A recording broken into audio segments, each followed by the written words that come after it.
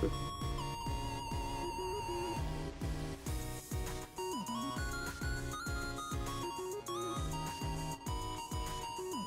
where you at? Are you muted? It's muted this way.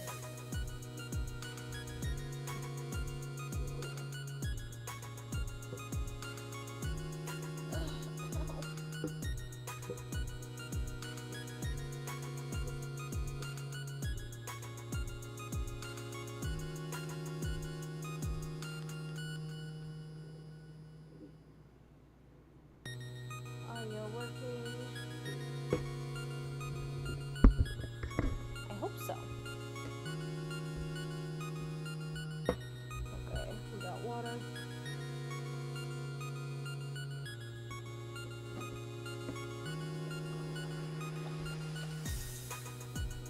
Okay, it is working just very slowly.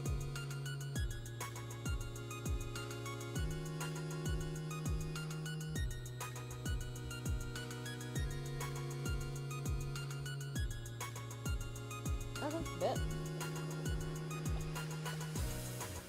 Let's see.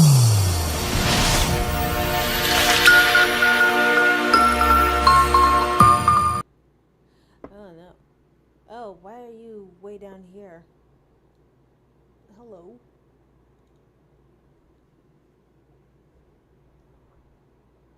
That way. Are you at an angle? Is it at an angle? I feel like it might be at an angle. Is that straight? You know, I'm sure it's fine. Okay, well, welcome. I took a break over the weekend because I had guests and I got food poisoning. So, that was fun. But we're back. And I don't think I have food poisoning anymore. I was able to eat, so that's good. And yeah, we're gonna try and see if some of these games work, or some of these demos work. Hopefully they do. And if not, we do have some other games that we're gonna play. So the first one I want to try out is Dead as Disco.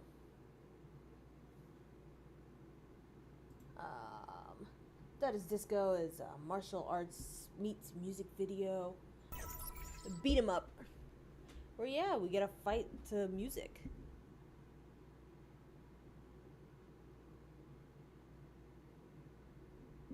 Can you not do that? Running benchmark to see initial video settings.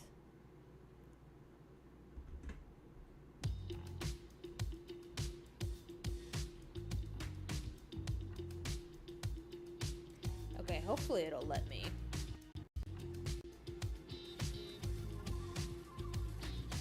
Looks like it's picking up the music, so hey.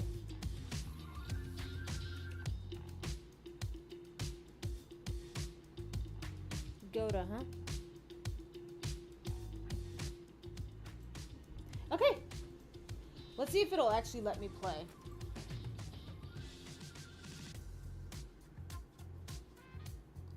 Okay.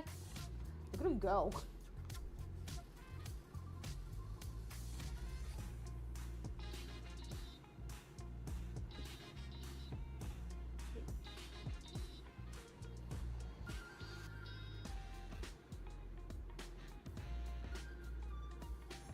Okay. I'm already excited for this.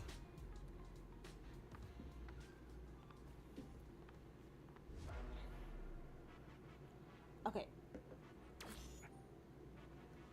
Why is the movement weird? Where are you going?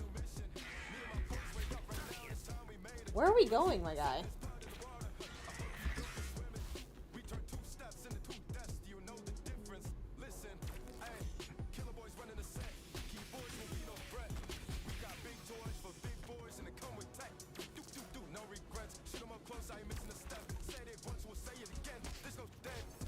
Oh shit, okay.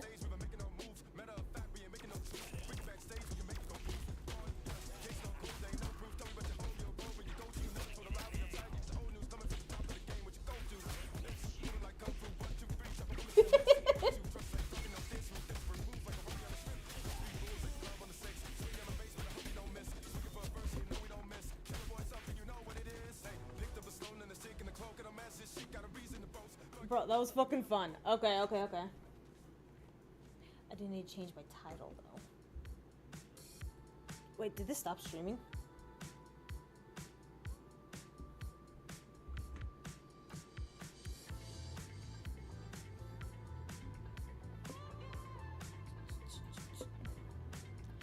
Okay, okay. So it's kind of giving me Hi-Fi Rush vibes.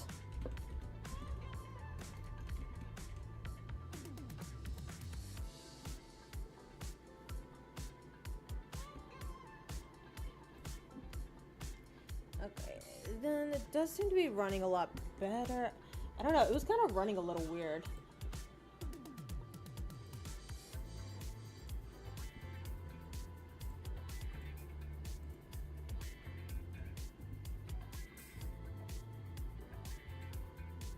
Okay,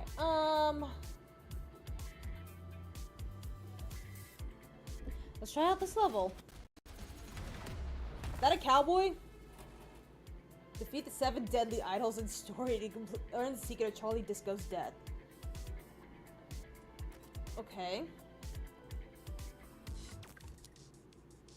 That did look to be like a cowboy, though. Subway Asylum. Is that old Charlie? Back from the dead? Yo, he's cool. We a bit late to the party, aren't ya, mate? I have pretty eyes. Oh, man.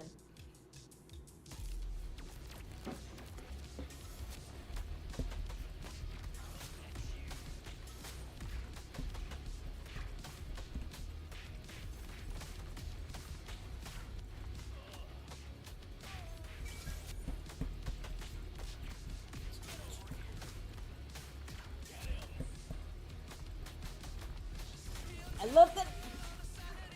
Oh, wait, hold on.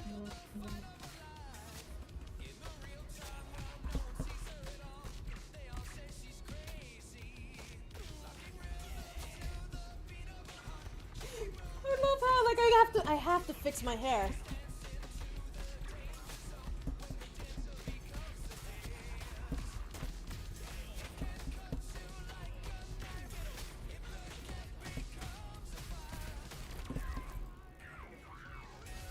No. Oh, this is that song. Well.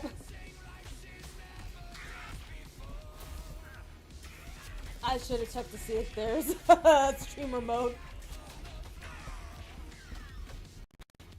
Oh, well.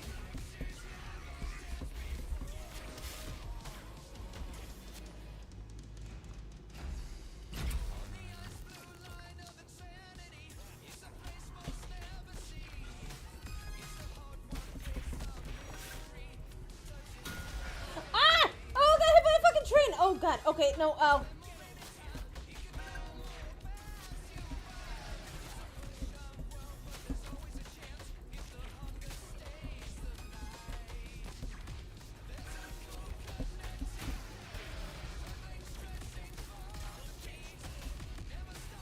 Sir, I'm a little busy, if you don't mind. Get out, get out, get out. Oh, God, my health. Okay, hey, I should probably check to see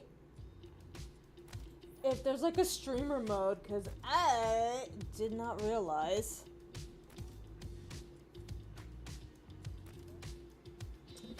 Well, so this video is gonna get muted for sure. Hey, it might show up on YouTube.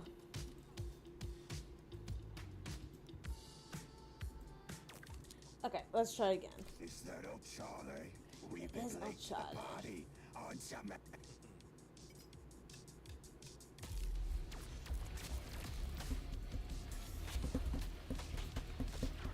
I have the song right there.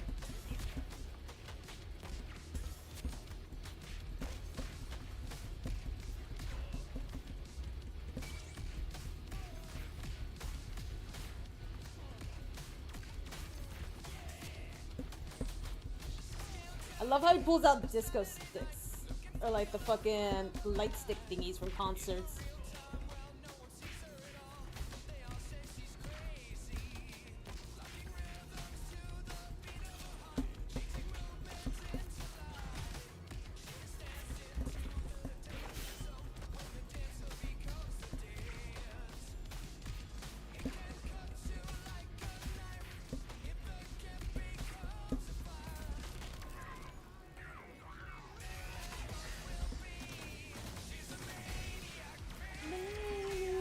on the floor.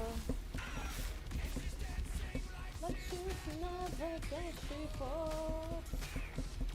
She's a maniac on the floor. I'm busy! Stop from jamming! Bitch! Okay, it just cut me off to the next level.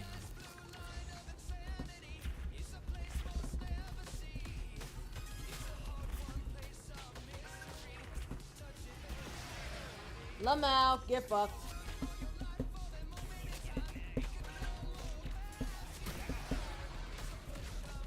I like how if I miss the counter, he just like talks shit and he's like, yo, come here. Woo!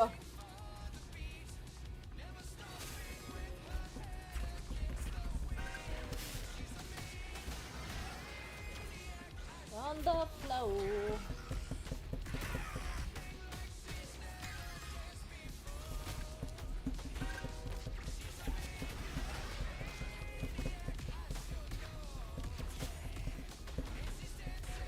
Like she's never danced before. Oh, did we die? Oh, okay.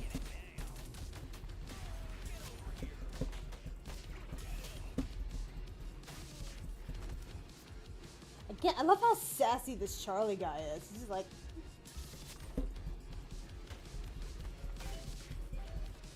full of attitude. I like it.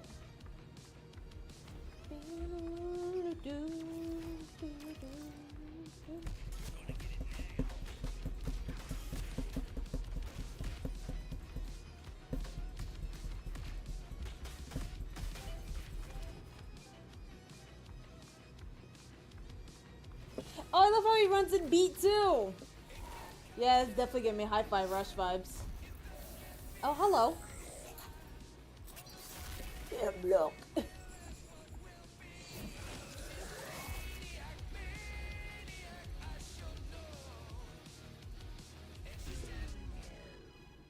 No, that's not the whole demo. That's the whole demo! He looks cool though. I wanna fight him. Oh, cool, it's gonna be controller compatible. Oh, this looks like this will be fun, like a nice fun afternoon.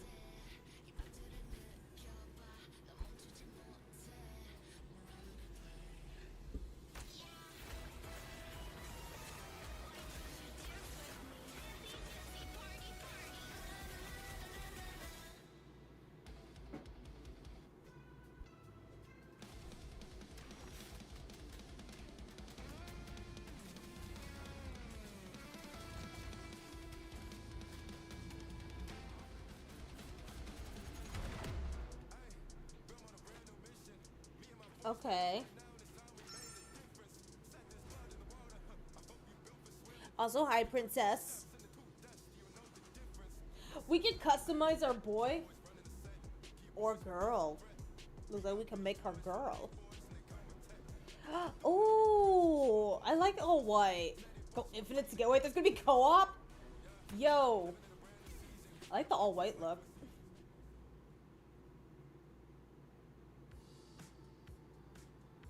Okay.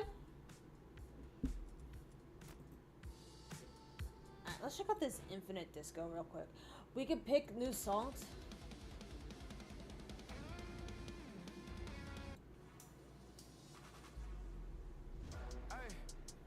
You can import songs.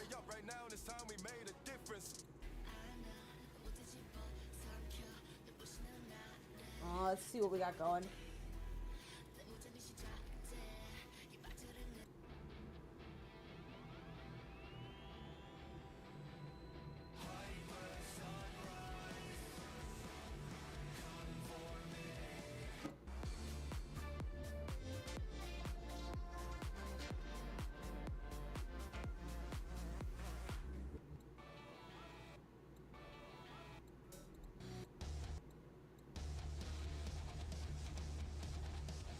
That sounds fun. Wait, so where did the songs get imported from? Please share your complete EULA sections. where do we import the songs from? Okay, so you have to like add them into the thing. Okay.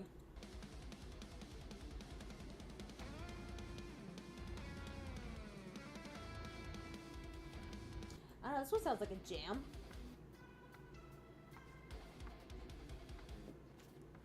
Alright. Round one.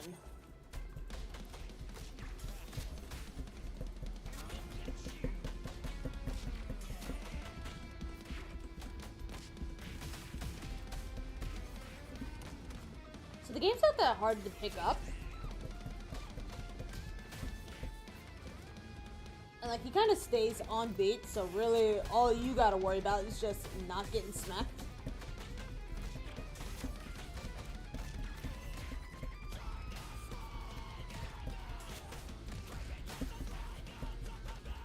Oh, okay.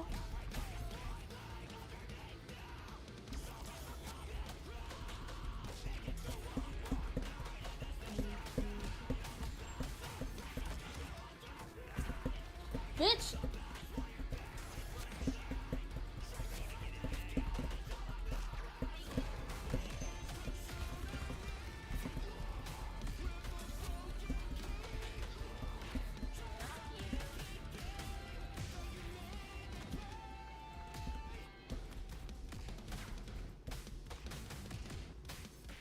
Ooh, cool.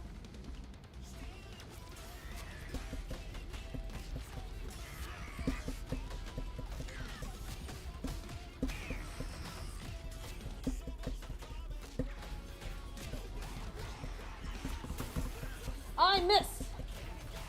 Oh, wait, that was cool.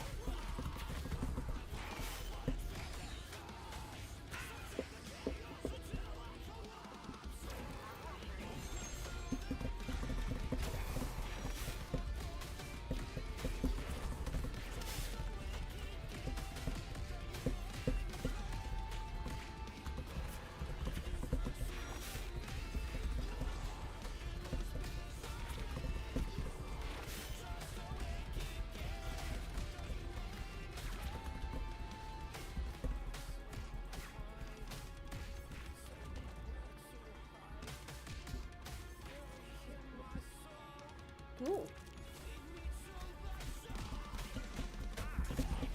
Motherfucker!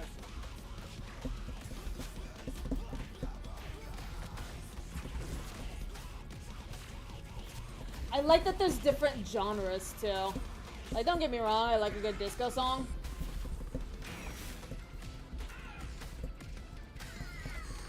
But I like when there's variety in my music rhythm thingy. Oh my god, I can speak.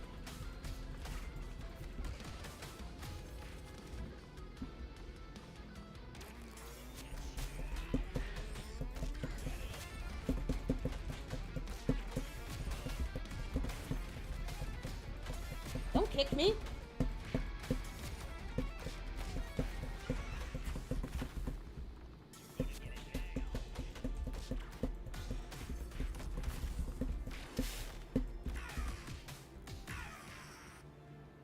Let's go.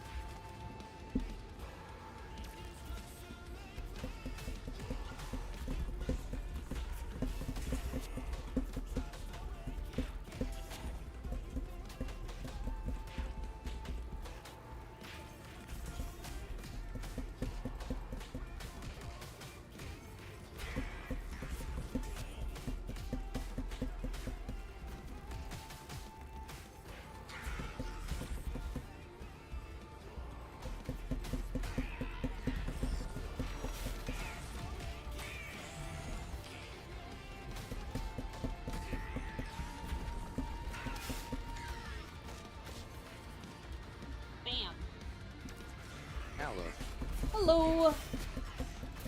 Is is Moo. How are you?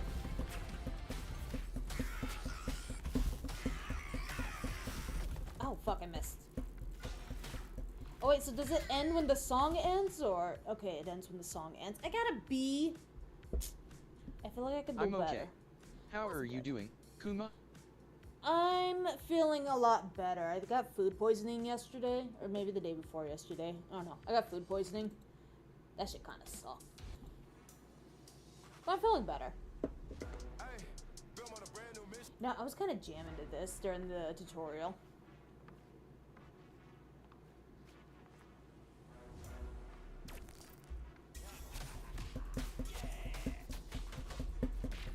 But yeah, we're gonna try and catch up on some of the demos that I missed.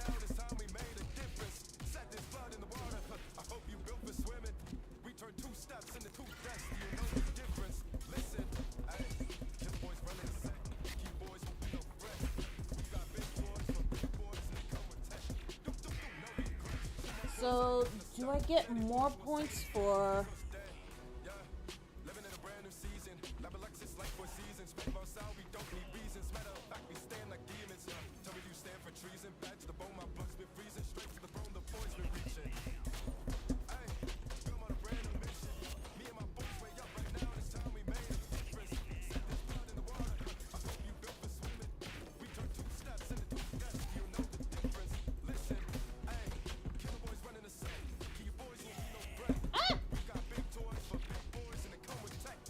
Trying to see how we can get more points.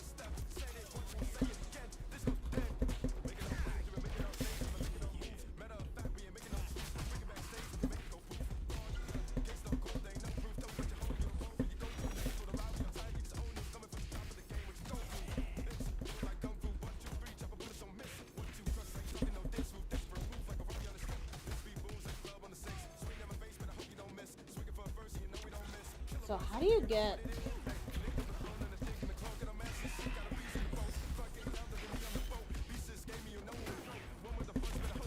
Oh, okay.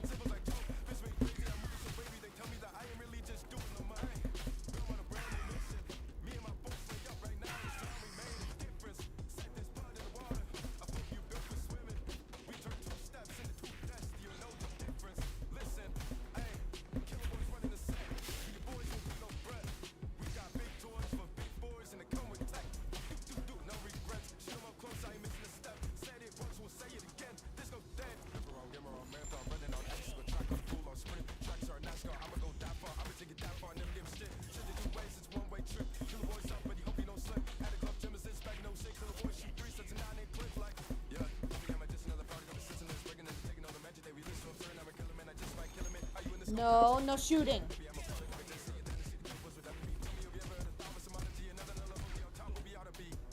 So do I need to actually hit him on time?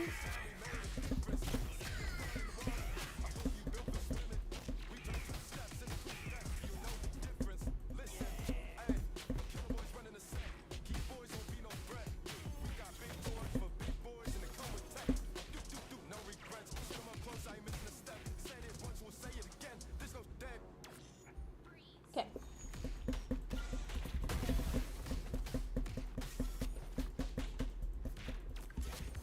Oh, the song ended. Okay. I got a B again. Eh.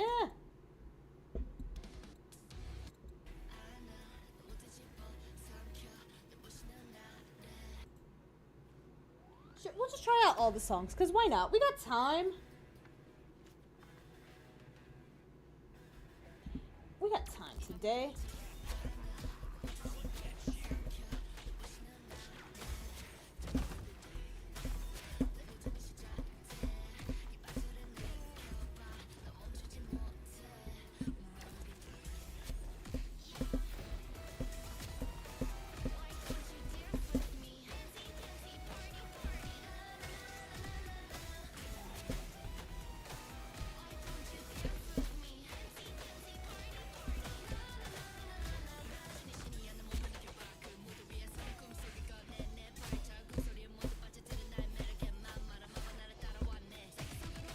Okay, so I think I actually do need to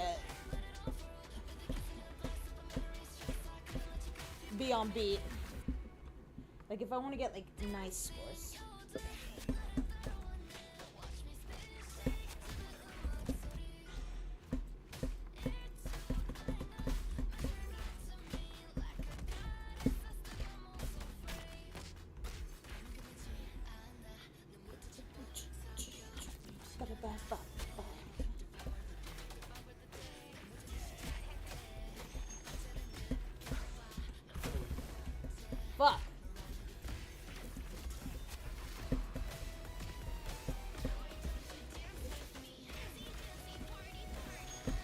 No.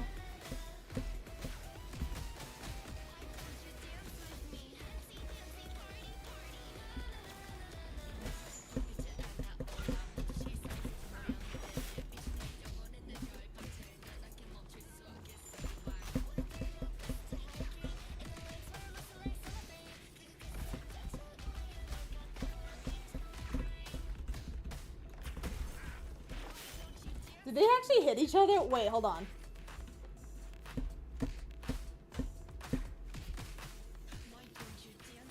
I don't think I'm on beat.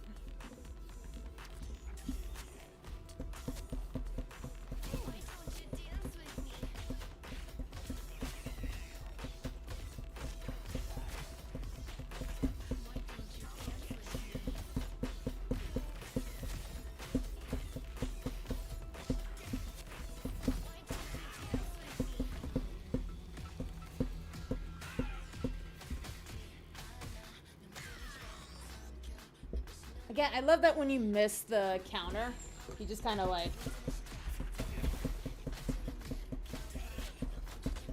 hair back.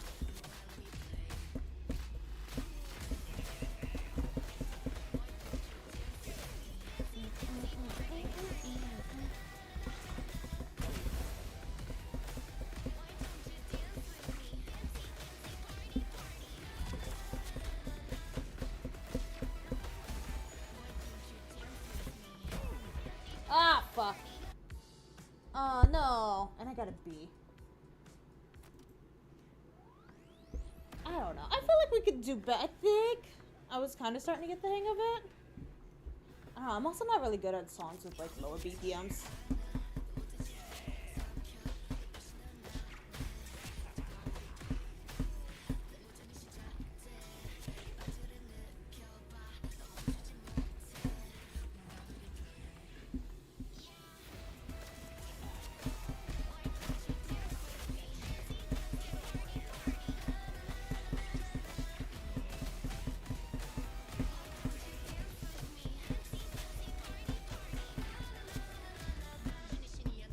Fuck.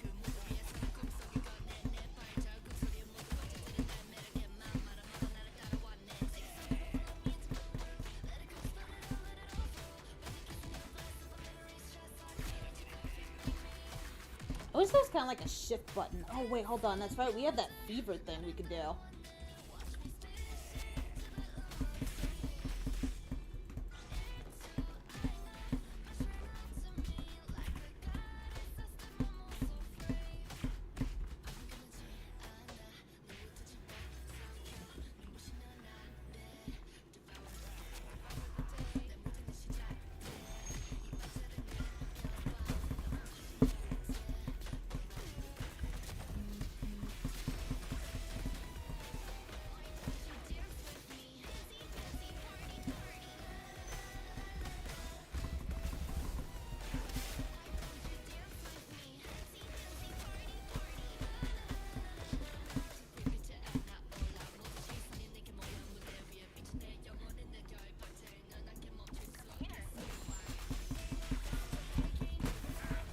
Haha.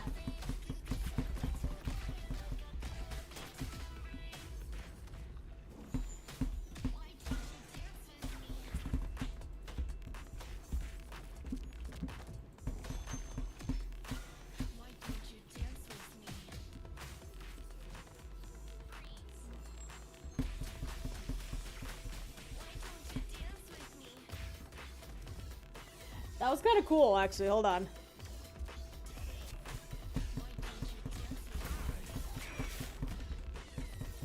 Ah, you ruined my combo.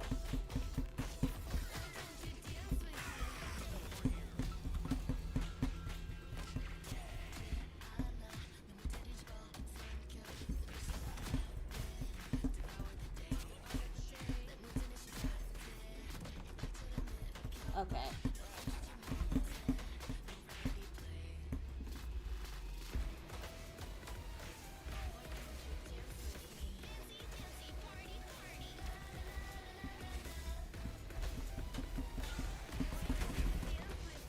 Whoops. No! Okay. Maybe this just isn't the song for me. Yeah, let's try this one.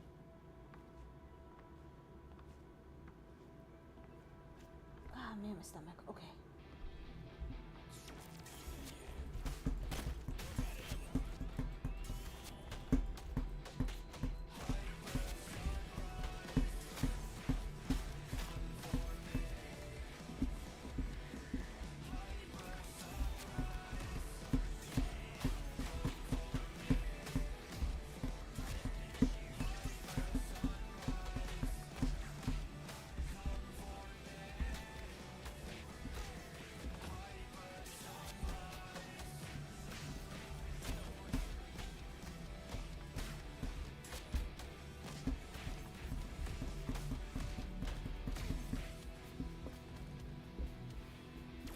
Okay.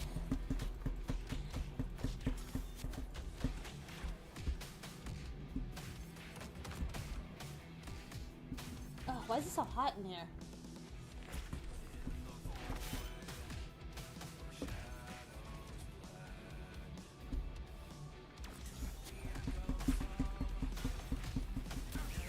Fuck.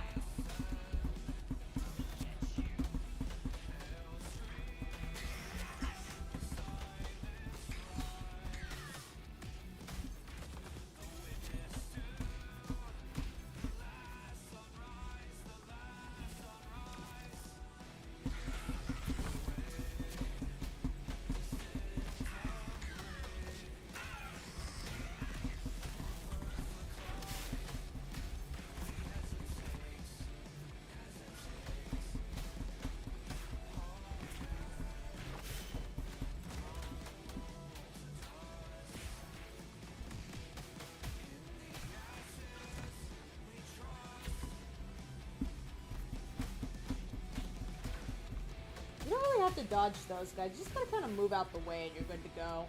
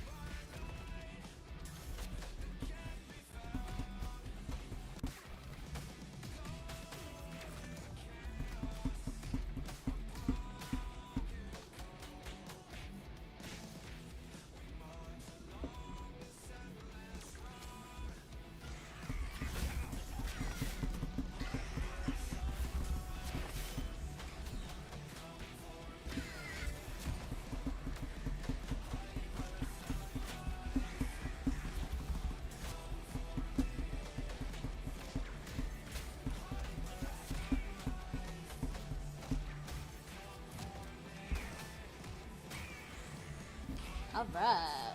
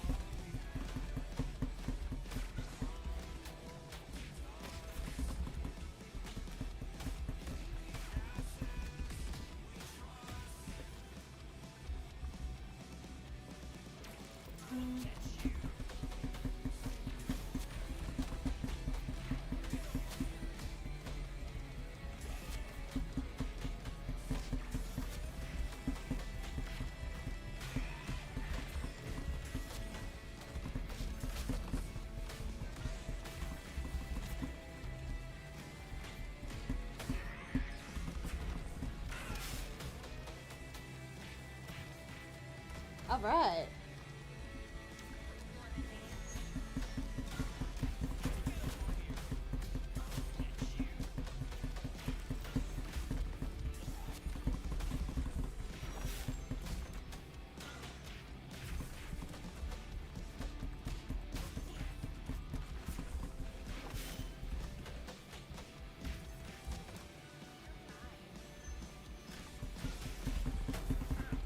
Damn it!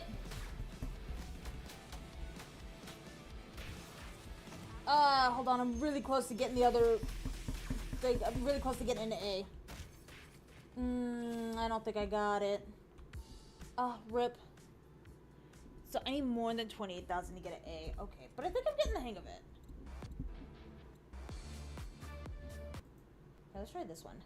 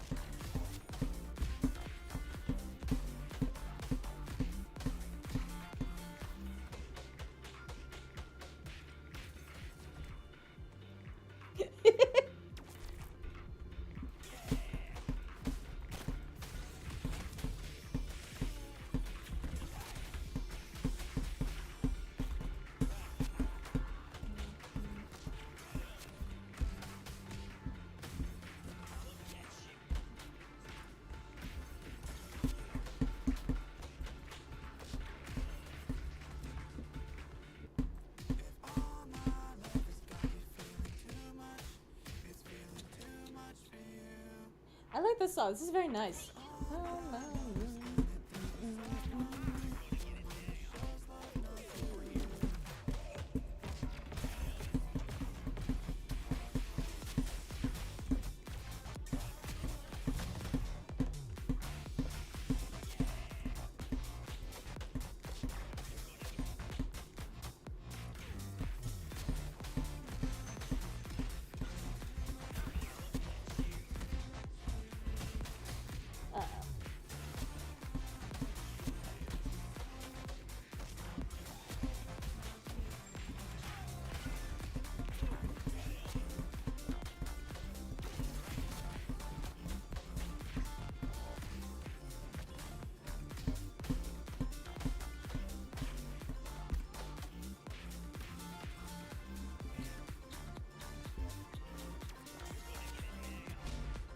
No!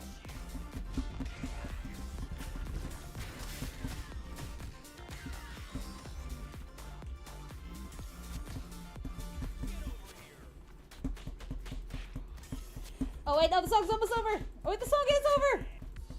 Damn! Oh, it's only 18K to do that? I think I could do it. I feel like I had the beat down. Granted, I got like really sloppy at the end, but I think I had it.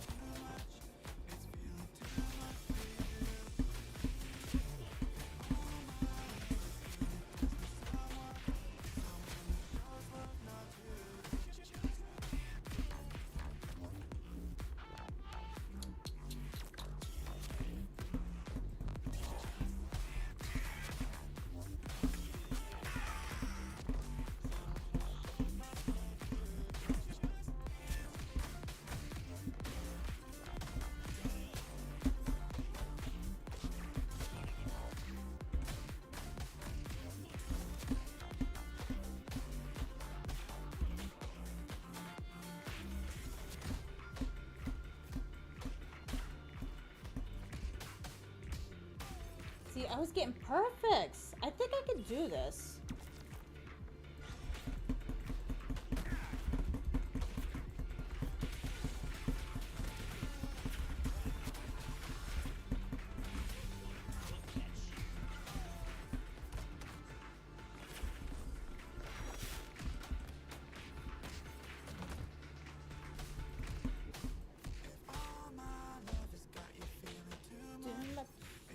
Feeling too much pain.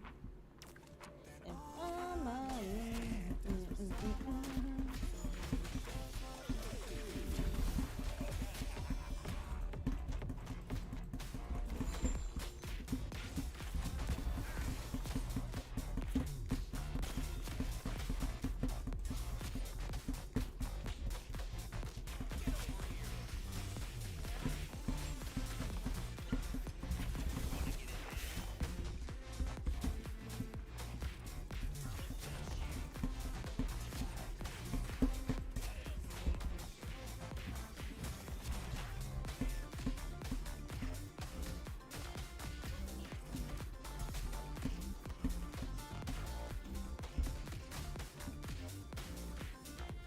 No, I might not did it.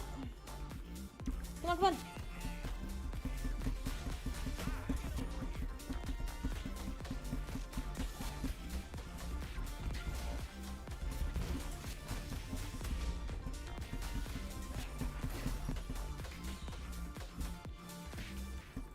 Ah! No, I'm like right there. Fuck, I was like right there. I can do it. I can do it. I was literally only like, what, 300 points away? I can do it. I can definitely do it.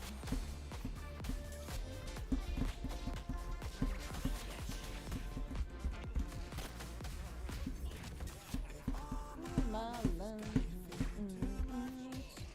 doing too much for you.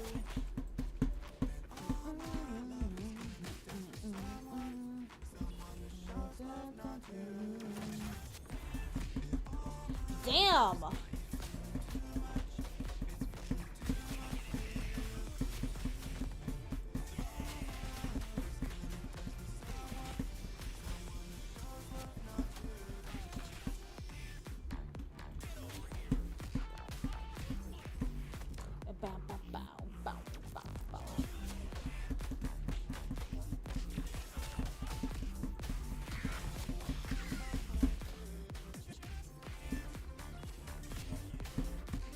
I like how that dude was getting down. I like how, like, when they're not fighting, they're like, yeah!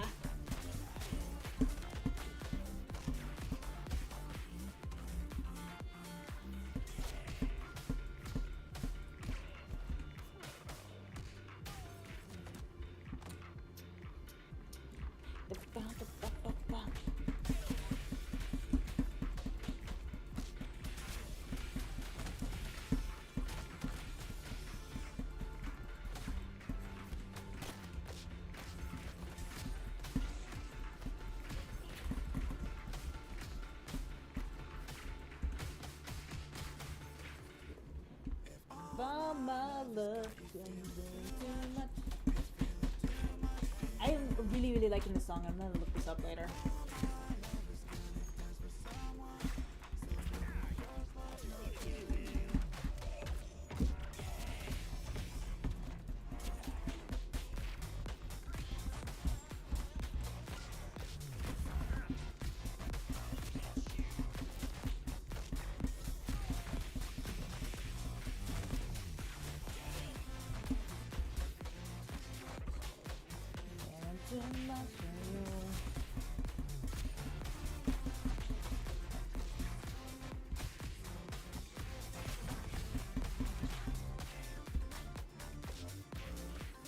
Come on.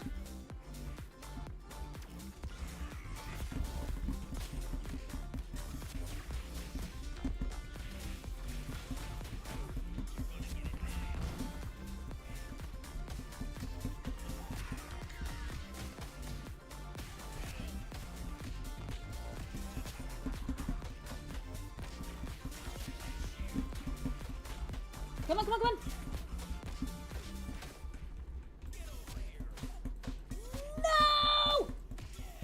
PSV wears on boostload.online Oh, at shut the C7 fuck up! LTGAFO. Shut up! Shut up! Shut up! Shut up! Shut up! Shut up!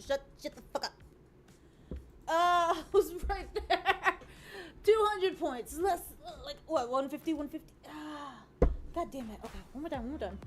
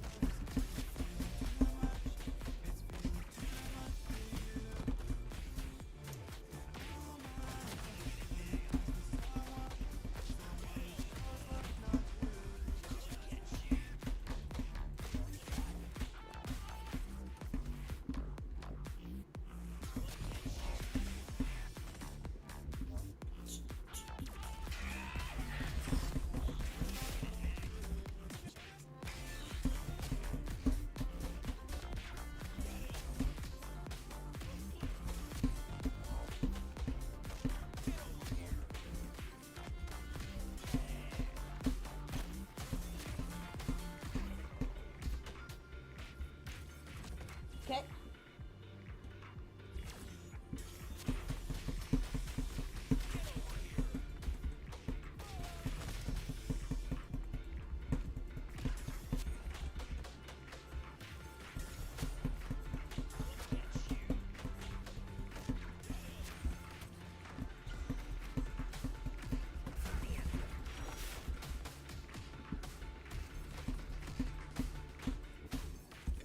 Oh my love, too much.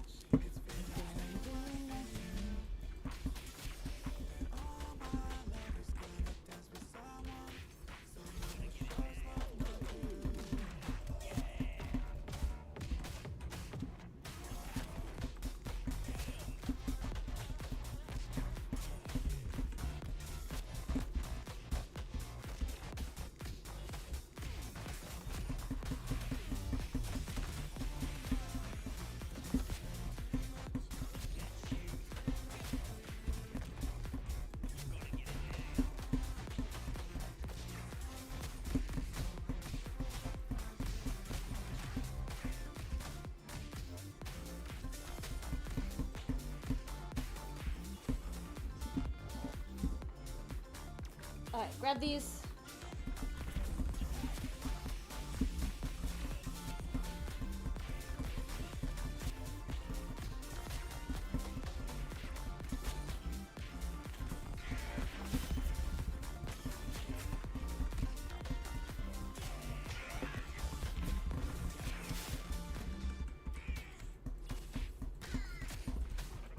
I did worse. Ah! Damn. That was pretty bad. Okay.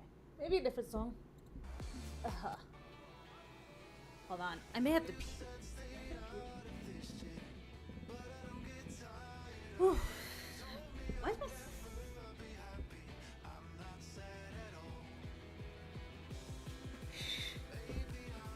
Oh, that didn't feel good.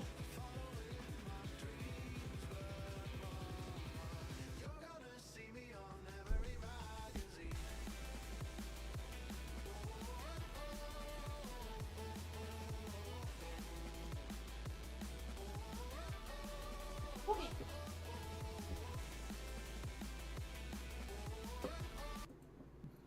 Okay, whew.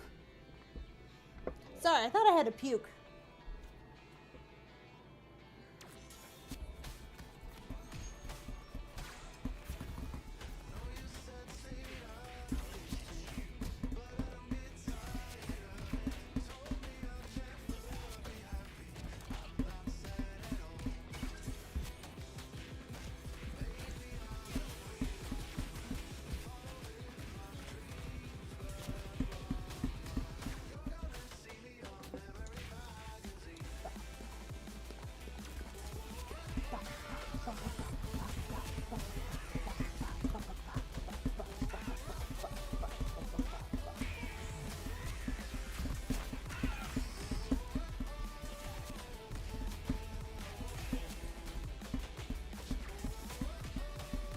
Saturday Night Fever.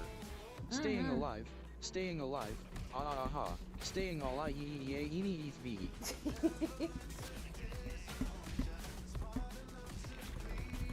They do actually have Maniac. I guess it's a remix. I don't know. I haven't heard that song in forever. It's copyrighted.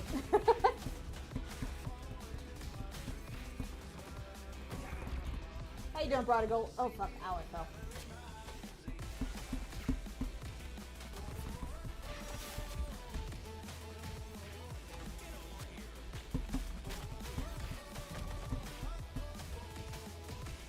Punchy punch punch, backward kick, shoryuken. Ow, shot me.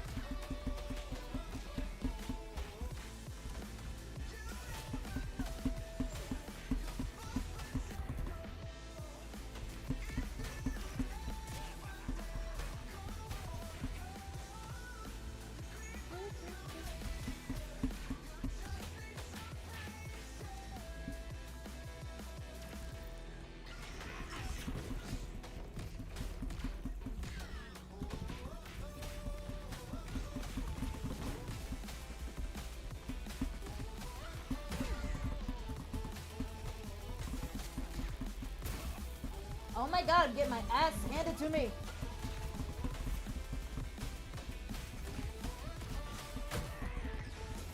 Am I dying?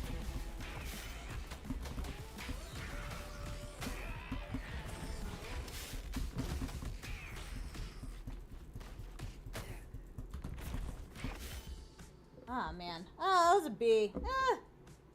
I wasn't really jamming with that song though. Like, it was nice, but you know, I wasn't like, yeah. Let's try this. Wish me luck, as we know I'm not good at low BPMs.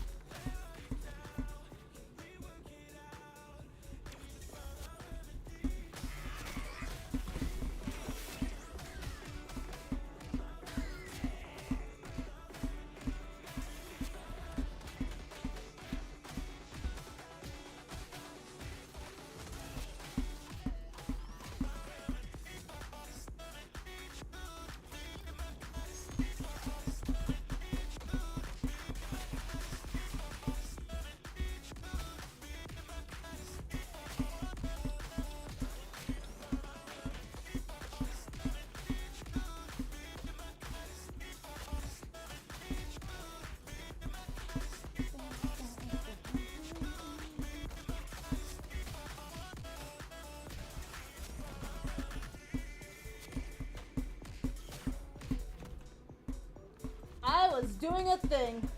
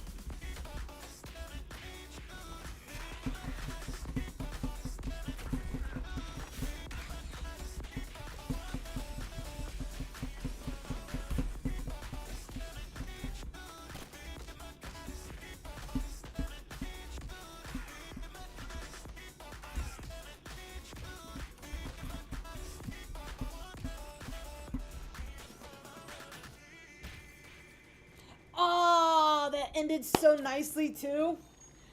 Hey, no wait. Oh, we got an A! Yay! Do you think we can get a S? S is only 1950. Wasn't bad. Comrade Potatoes is a sick name. We'll come back to that.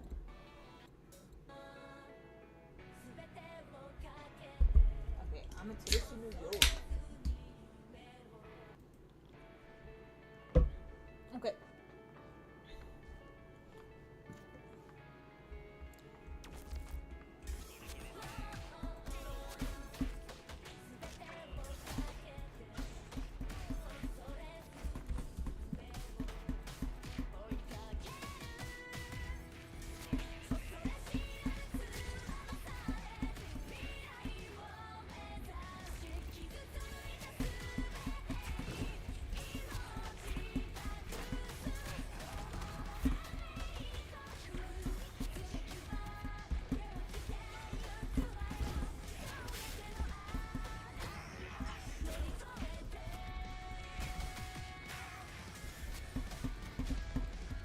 Damn!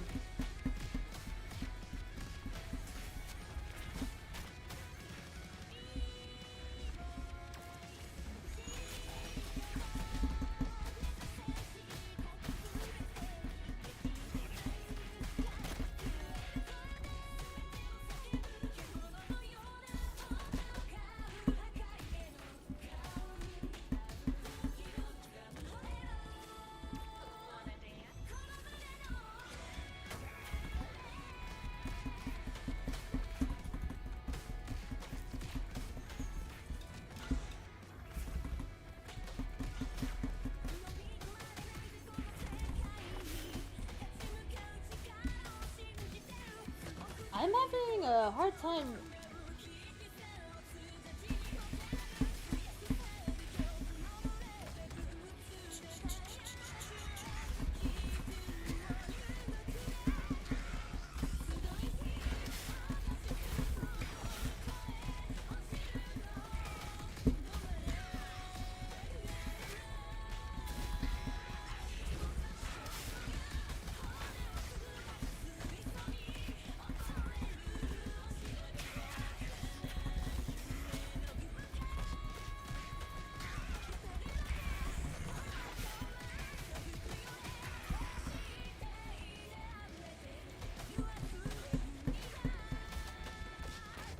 I'm kind of struggling with the beat here.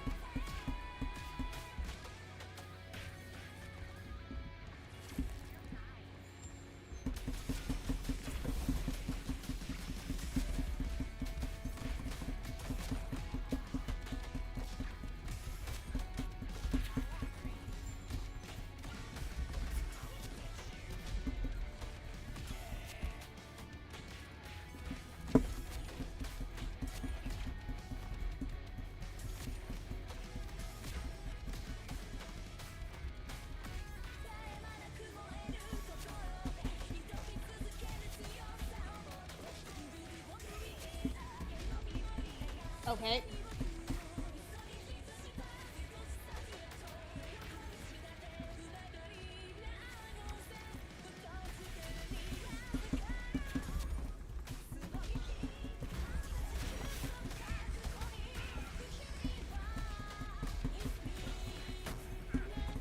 Ah, no, I died!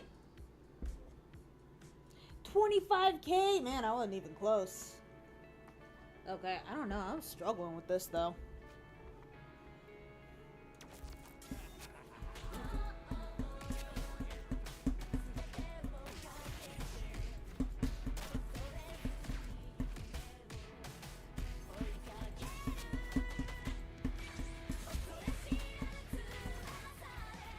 Excuse me.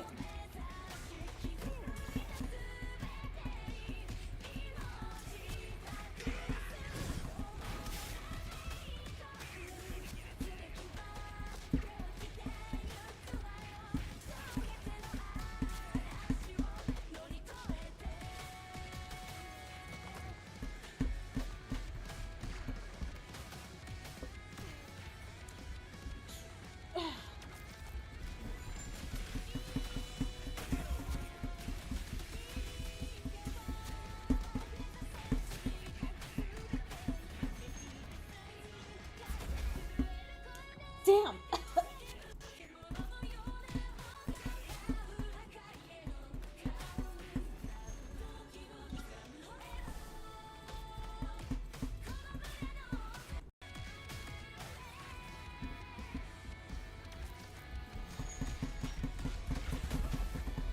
Fuck.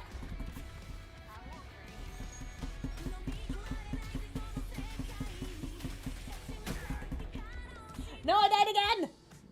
I didn't get anywhere near my last score. Holy fuck. What is it with the song?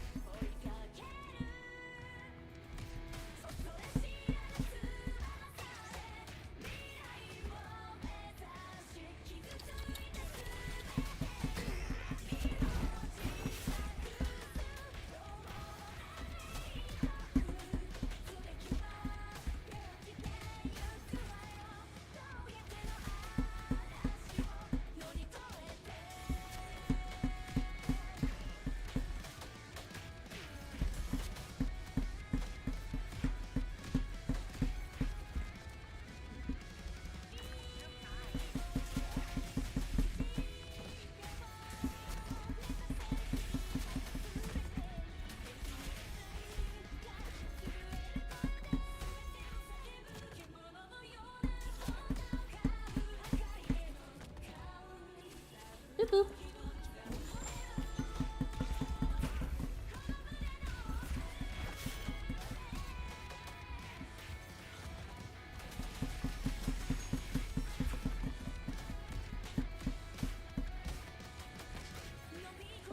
That looked cool as fuck.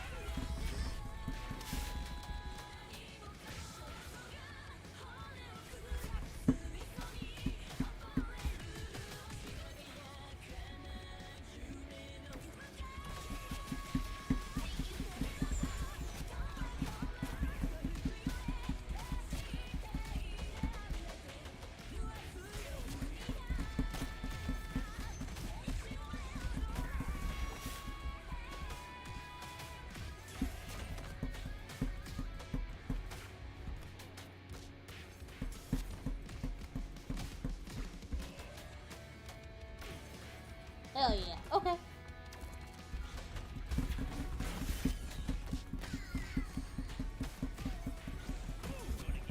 Oh no!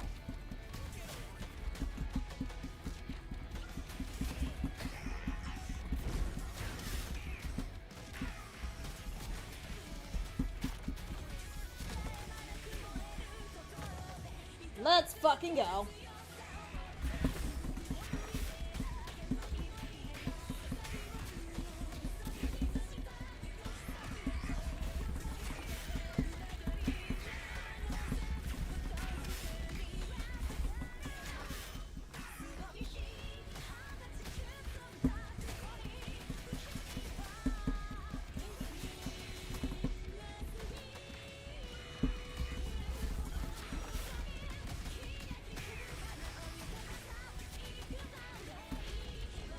No, not my combo!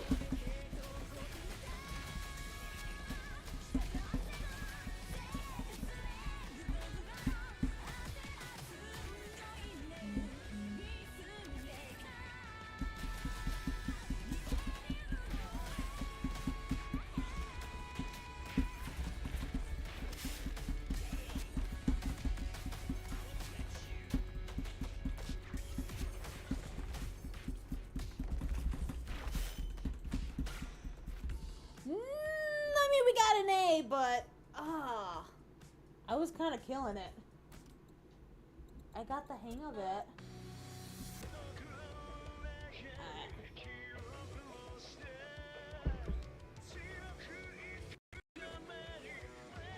More or less has the same beat.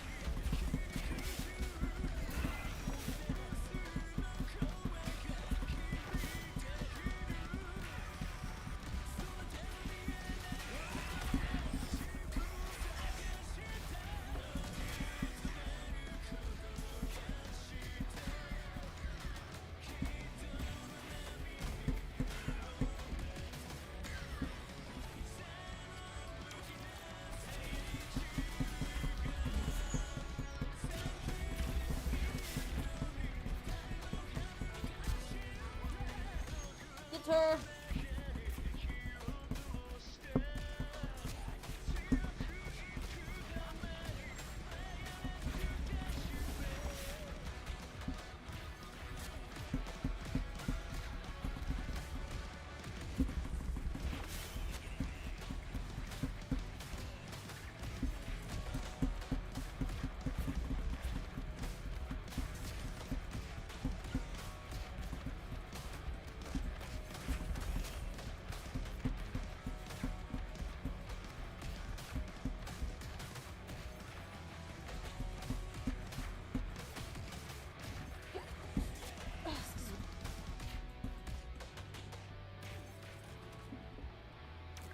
Okay.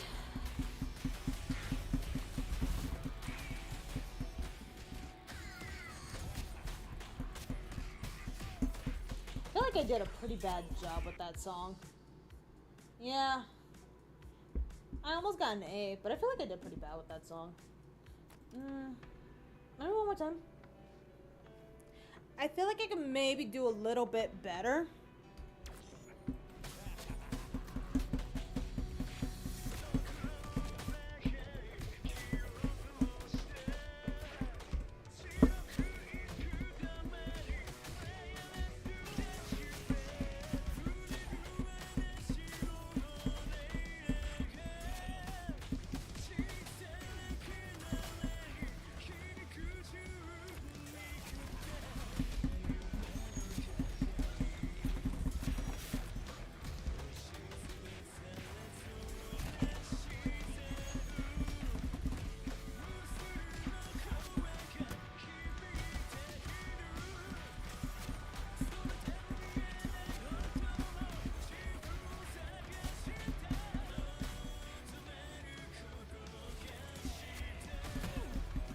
Ah, damn. Okay, wow, holy shit.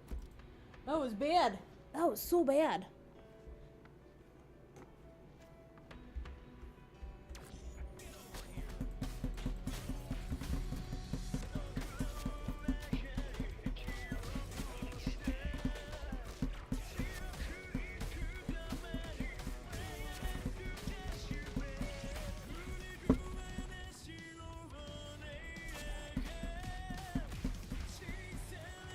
So what determines when I get a drop?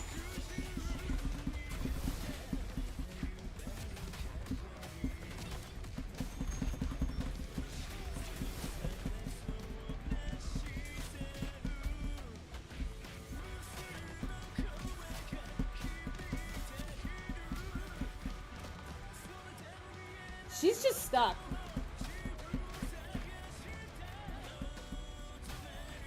Girl, you good?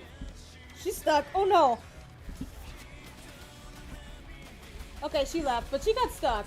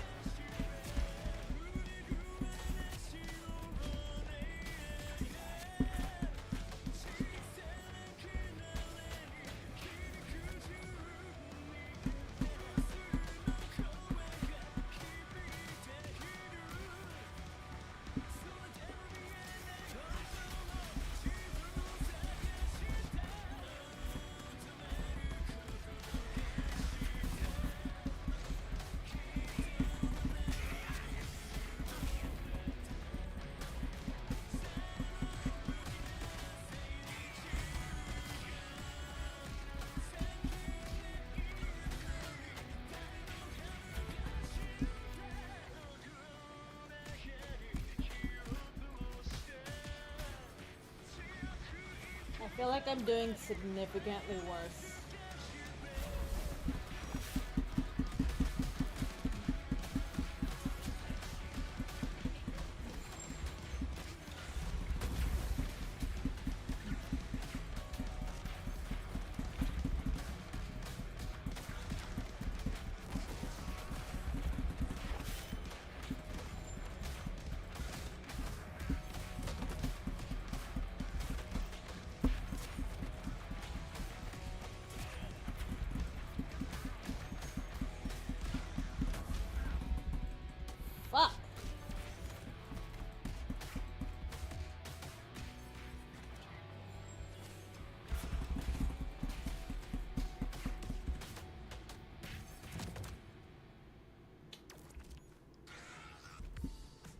That was almost a perfectly timed scream. Okay, I feel like I did so much worse during that. Let's try this guy.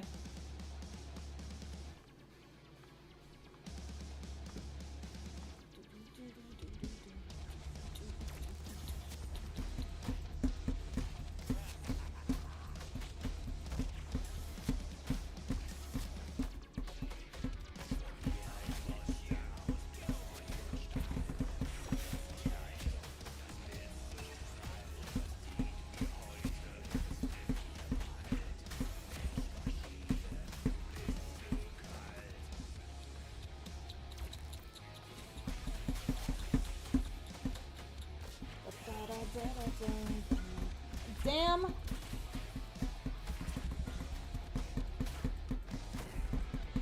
Oh shit, he tackled me.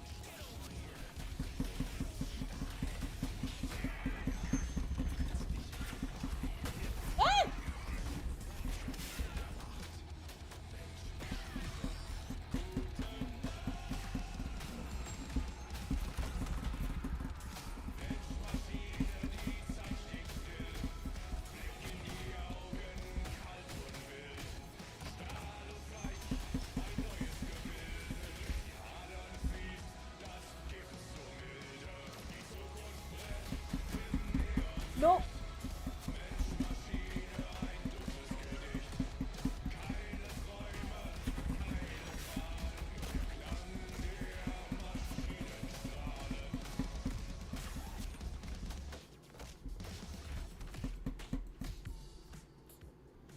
I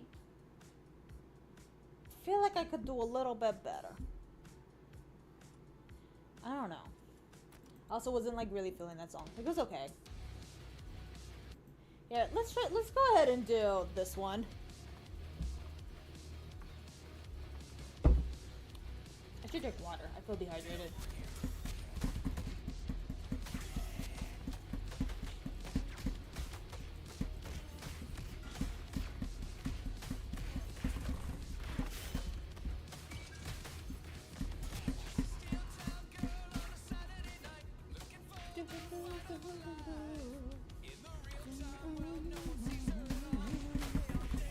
Ah!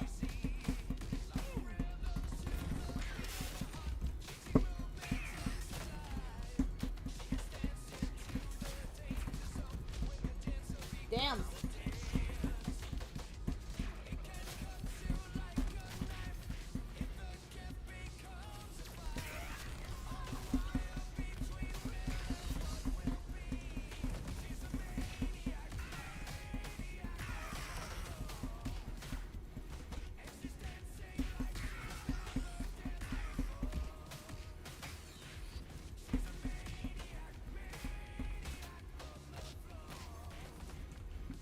I like the audio cuts in and out.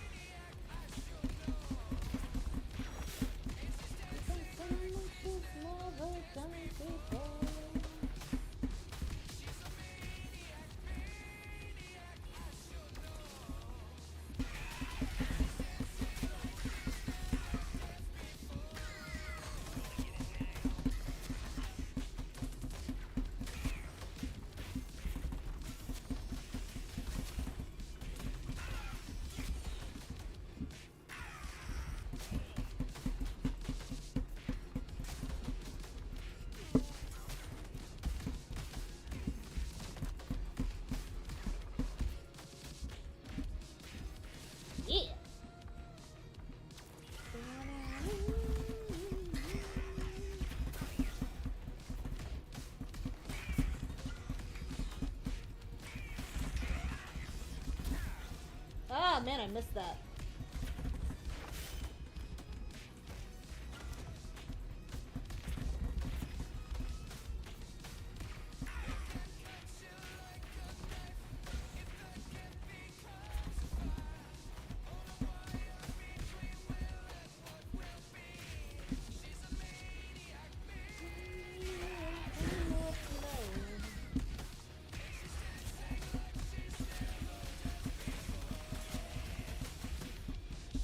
Ah, he broke my combo.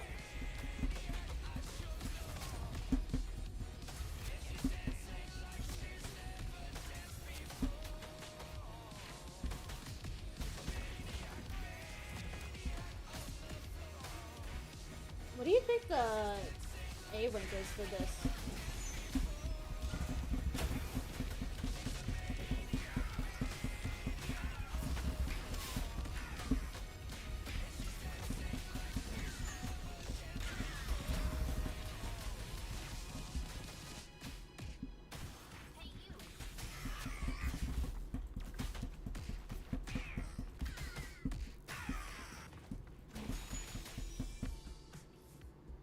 Ah, man. Ah, man, I was so close to getting an A. I think I could do an A.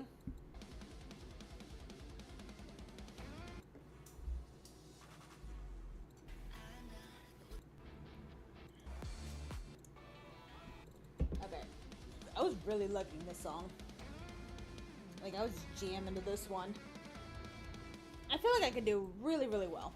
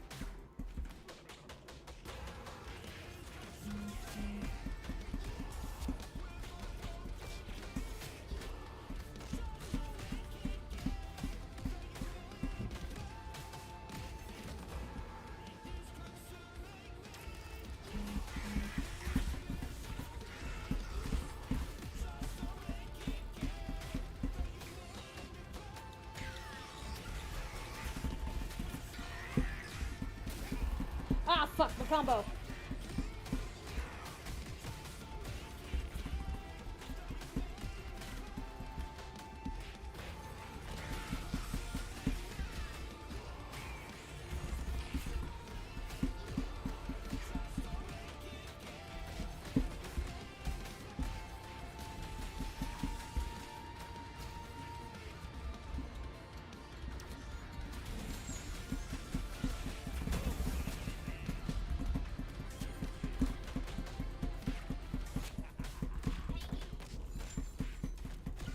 No! No, I died! I got an A though. Oh, but I died! Wait, who's got number 1? Wait, yeah, who's top 10? 156? How'd you do that? Oh, I'm curious. Like, I wonder how on beat you gotta be.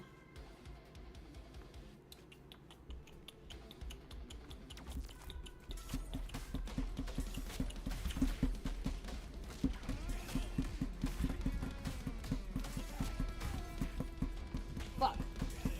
Probably have to, like, keep a consistent combo.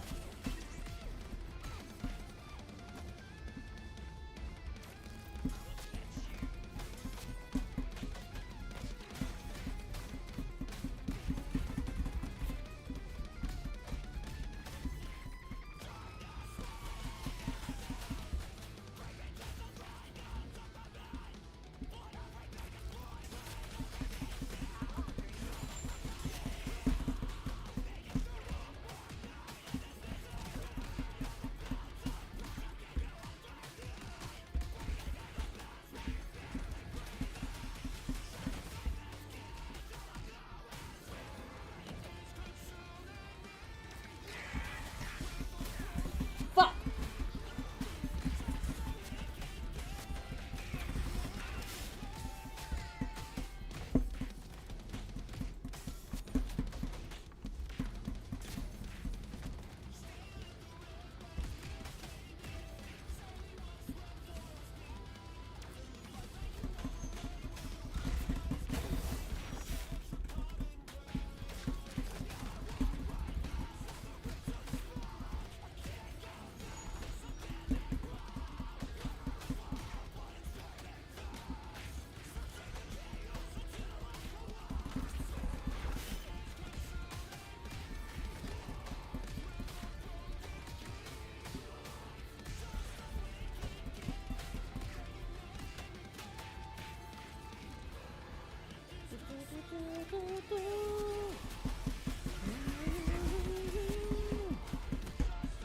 That was like the slowest punch ever, and I still ate that. Oh my god.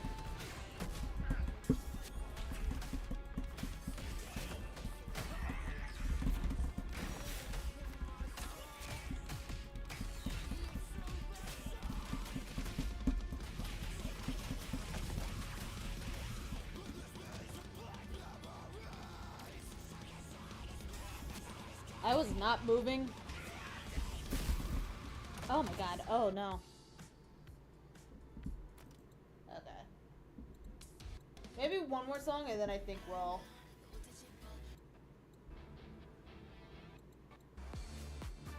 Which was the one that I was like really jammed to earlier? Was it this one? I think it was this one.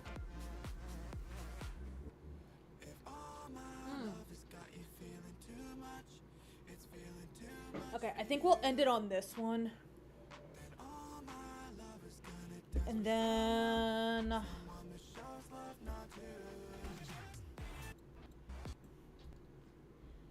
And then we will play a little bit, a couple hours of Bardic.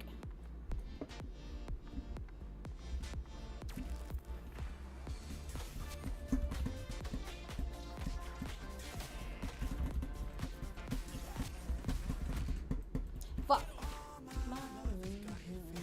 Too much. Too much.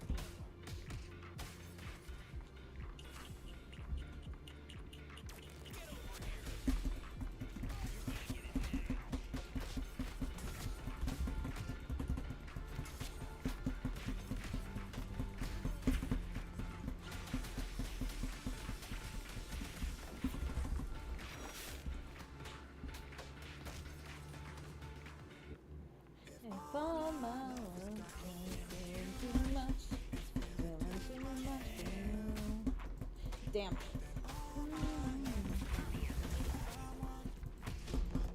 Ow.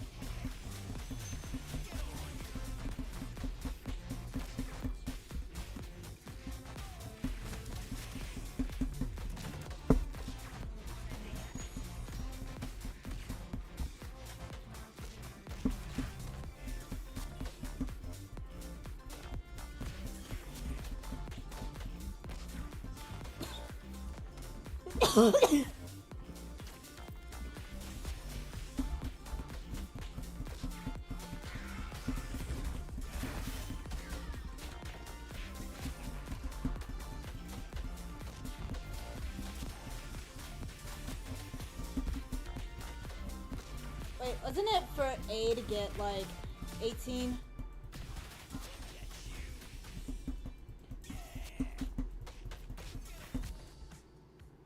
Hey, alright.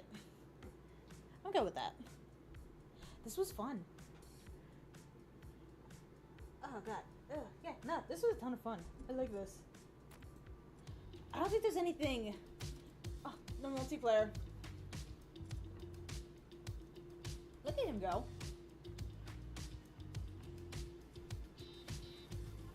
He looks so cool. I would love to join the beta for this.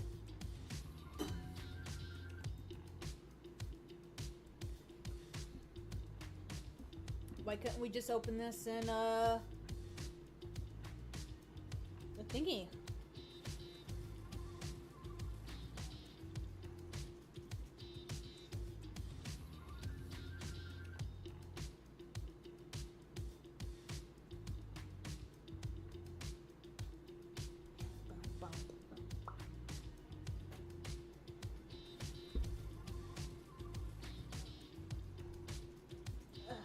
Okay, hold on.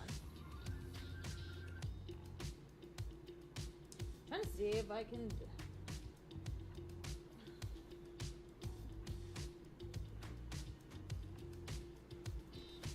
I do like that you can upload your own song, so I'm probably gonna fuck around with that later.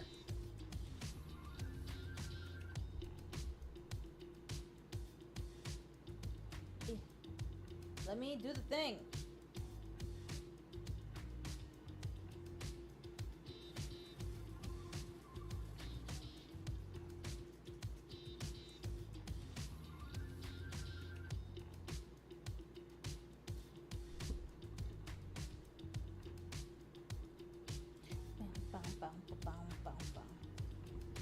Ugh, my stomach hurts.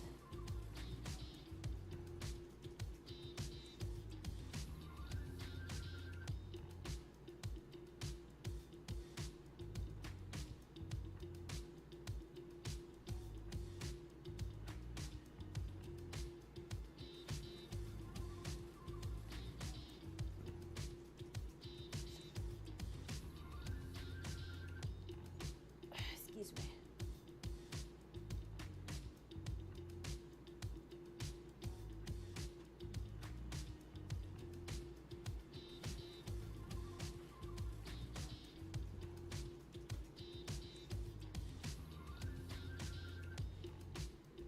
I was trying to do a thing.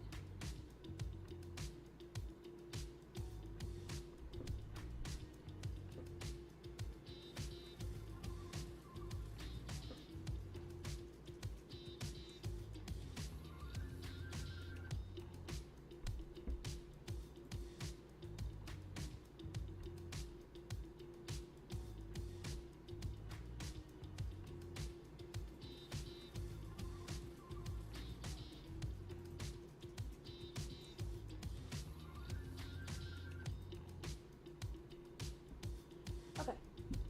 Dope. Cool. I have signed up for the playtest, I think. I hope. We'll find out. Because they looks like they have stuff coming down soon. This looks cool as fuck. But yeah, I had a ton of fun with this. I'm probably gonna play this later. But okay. Next, we are going to revisit. Actually, let me see if she's available right now.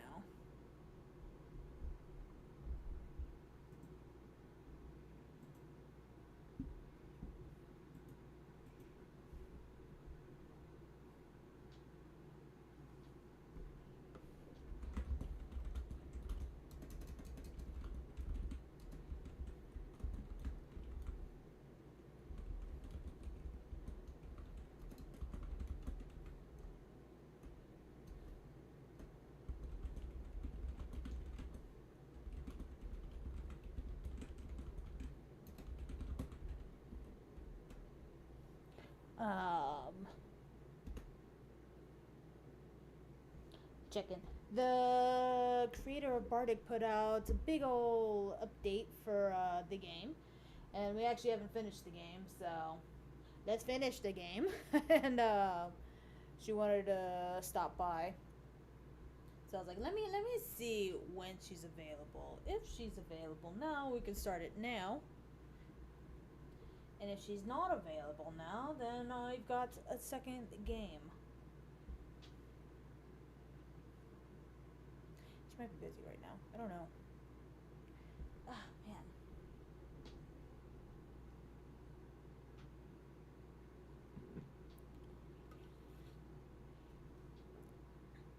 Oh, typing. In a bit. Okay. Shit, maybe we could do like another song.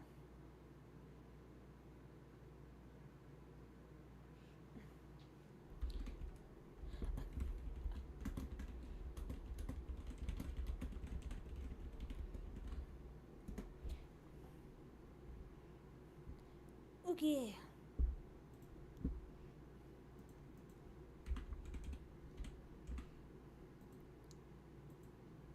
Oops. Alright. So yeah, we're gonna get into Bardic. Some of you guys might remember this. This was a really cute dating sim visual novel that we played a while ago that we didn't get around to finishing for reasons. It's because of who I am as a person. I'm just really bad at finishing games. I'm really, really bad at finishing games.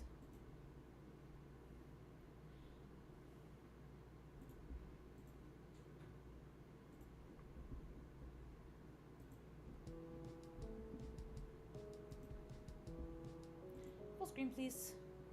Okay. There we go. That should fix things. Yay! Is autosave not a thing? Oh, that makes me concerned.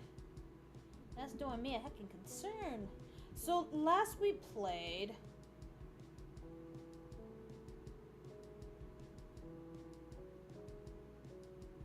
That says December 16th, but I don't think that's right, and that's making me very concerned, because it seems like autosave was not a thing. What were we doing? Wait, what were we doing last?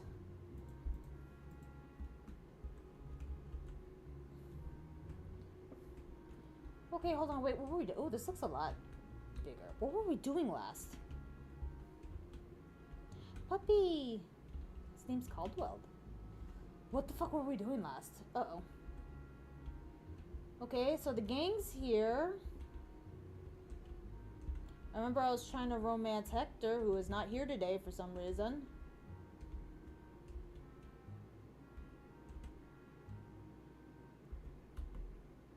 Termites.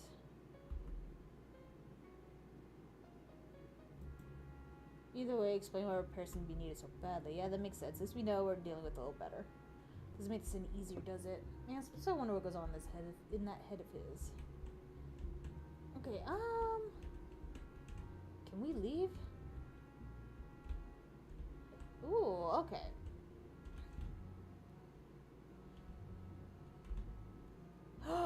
Ooh, okay, I like this. Oh, I like this even more. Hold on, we're gonna go and bother Hector. Excuse me, Lark. Oh, Hector. Ew. What were we doing last? Just give us the key already. Right, I'll just agree after you ask so politely the 7th time. Give it up. No one's getting that thing open. What's going on here? Yeah, okay, so last I remember... What do I remember last?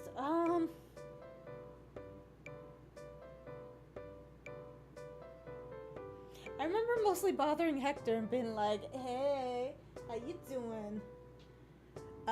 We just gotten past the part where he told us his secret job of being a pro wrestler.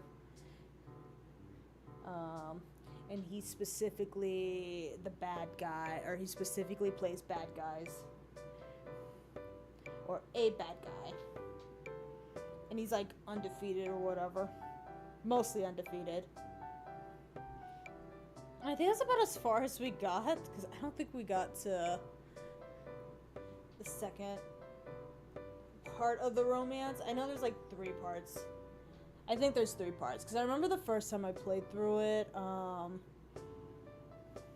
got to like a Christmassy thingy, and then, that was kind of it. What's going on here? This guy was caught hiding a bunch of stolen stuff in this lockbox, but we can't get the damn thing open. If you can't get it open by the end of the day, I walk. I don't think that's how that works. We're offering a prize to any citizen who can open it. Please, that's a state-of-the-art lock, protected by a magical ward by a top-dollar mage. No one in this crummy town could possibly... Not Hector, just... did it. Boop.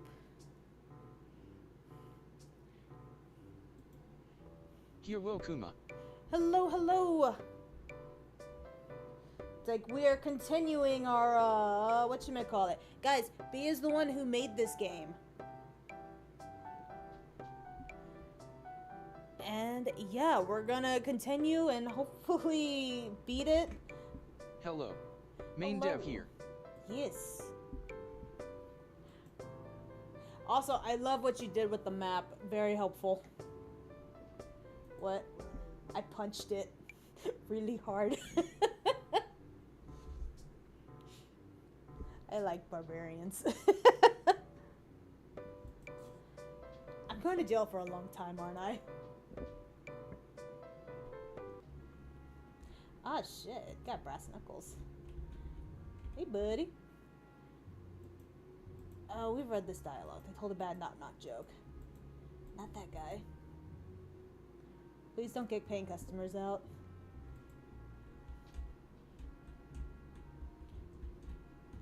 Yes, I like that this is a thing. Okay, so I do not remember what I was doing Yeah. last. Yeah. You've known Dad a long time, huh? Very long time ago back, and it's a funny story, actually. Oh? We first met back in. Oh, it's better when he tells it. Okay. Okay. So, let's see. What are the other controls? I know it's I for inventory. See, we got Hector all the way up here. Ooh, Nice. oh, there's action points now. Okay. Right, this is what I needed to do. This is what we were supposed to do last time. This is what I was supposed to do off stream, and I just did not. So, maybe we should go and do that. Maybe we should go and do tavern things. That might be an idea. Where is my tavern? It's here.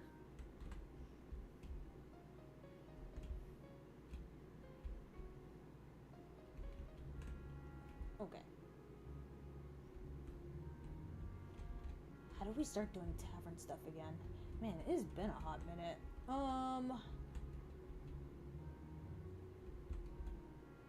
Bed. Bed. Go to the bed. Thank you.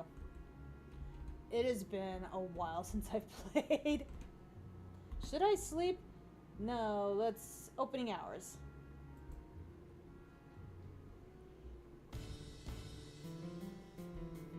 It's dramatic music.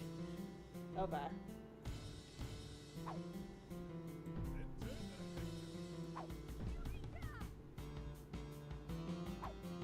What do I have going on with these guys?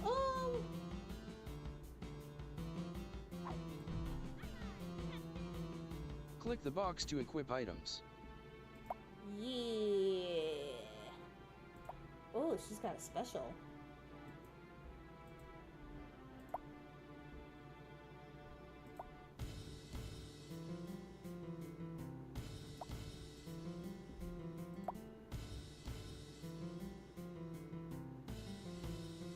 I love that the protein bar is a Slim Jim.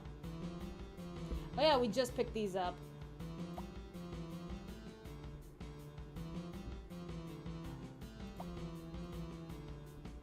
Bet. Okay, and then I think Junior's got a bunch of stuff. Yeah. Okay.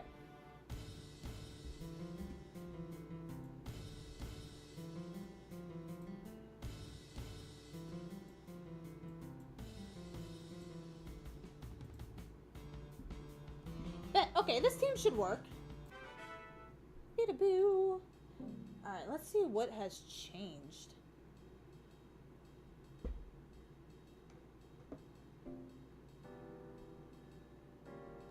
Alright. So I know I need to make stuff.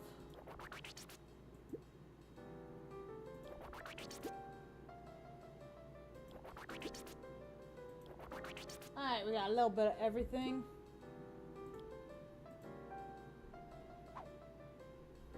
Yeah, boy.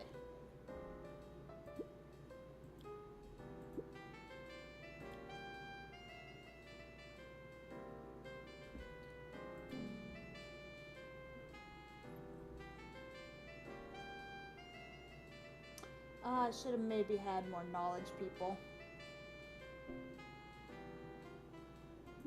Owen looks so concerned in that. Okay.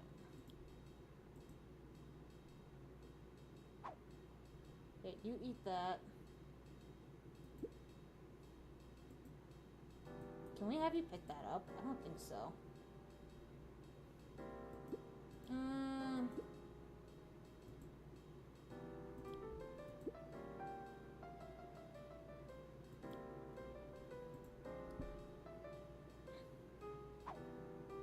Okay, well, I mean, he's still gonna eat it. Okay, that's alright.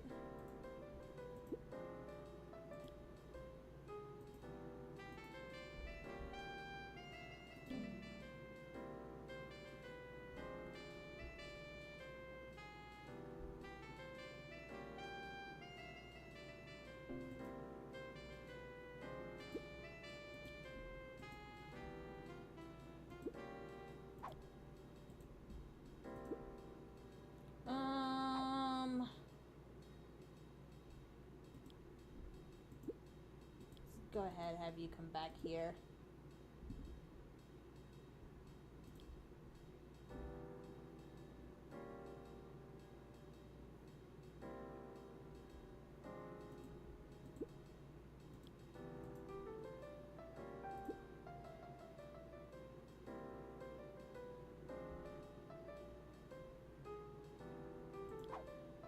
Sure.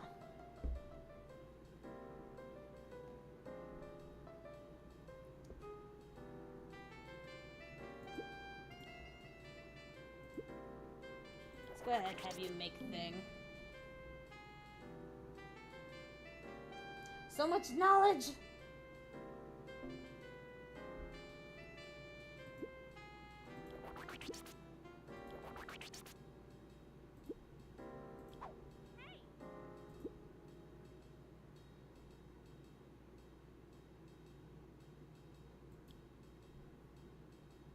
Oh, to get energy from, and then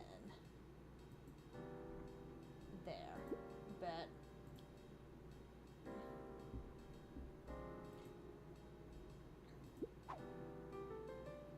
Oh, cool. You can still move. Bet. Alright, let's...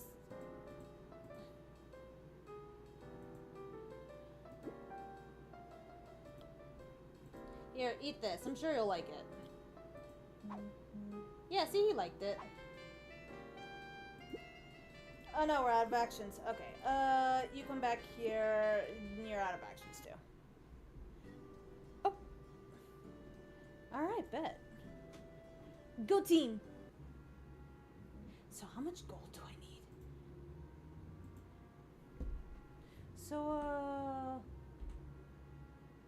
oh yikes, we're gonna be here for a hot minute. So how much is that?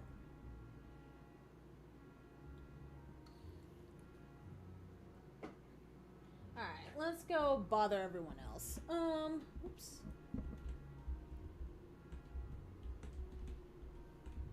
Go pet the puppy. Yeah, boy. It's a good puppy. First, we say hi to Hector, of course. I'm helping Junie and Dante behind the bar. Even though it's a slow night and they don't need the help. I'm also having a slow night and need something to do. The battle music's concerning. Though, as the door to the tavern opens, I feel as if my night's gonna get more interesting. A group of men walk in. Tough, rugged, covered in battle scars. They've seen real fights, real battles. They walk up to the bar and one of them speaks. Can I get a round of beers for all my men? We just fought a good real fight in the arena and won. Unlike those pansy wrestlers.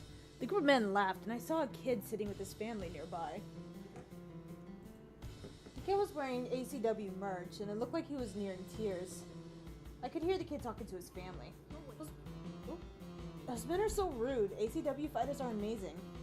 Seems like I wasn't the only person over here because the group of rugged men turned around to face the kid. What did you say? The kid stood up, looking at the man. He was trembling. The ACW fighters are amazing?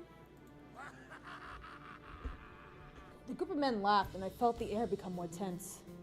Junie and Dante were both staring daggers at the men, and I felt that they were ready to move at any second. When you grow up, you'll realize they're nothing. I feel like...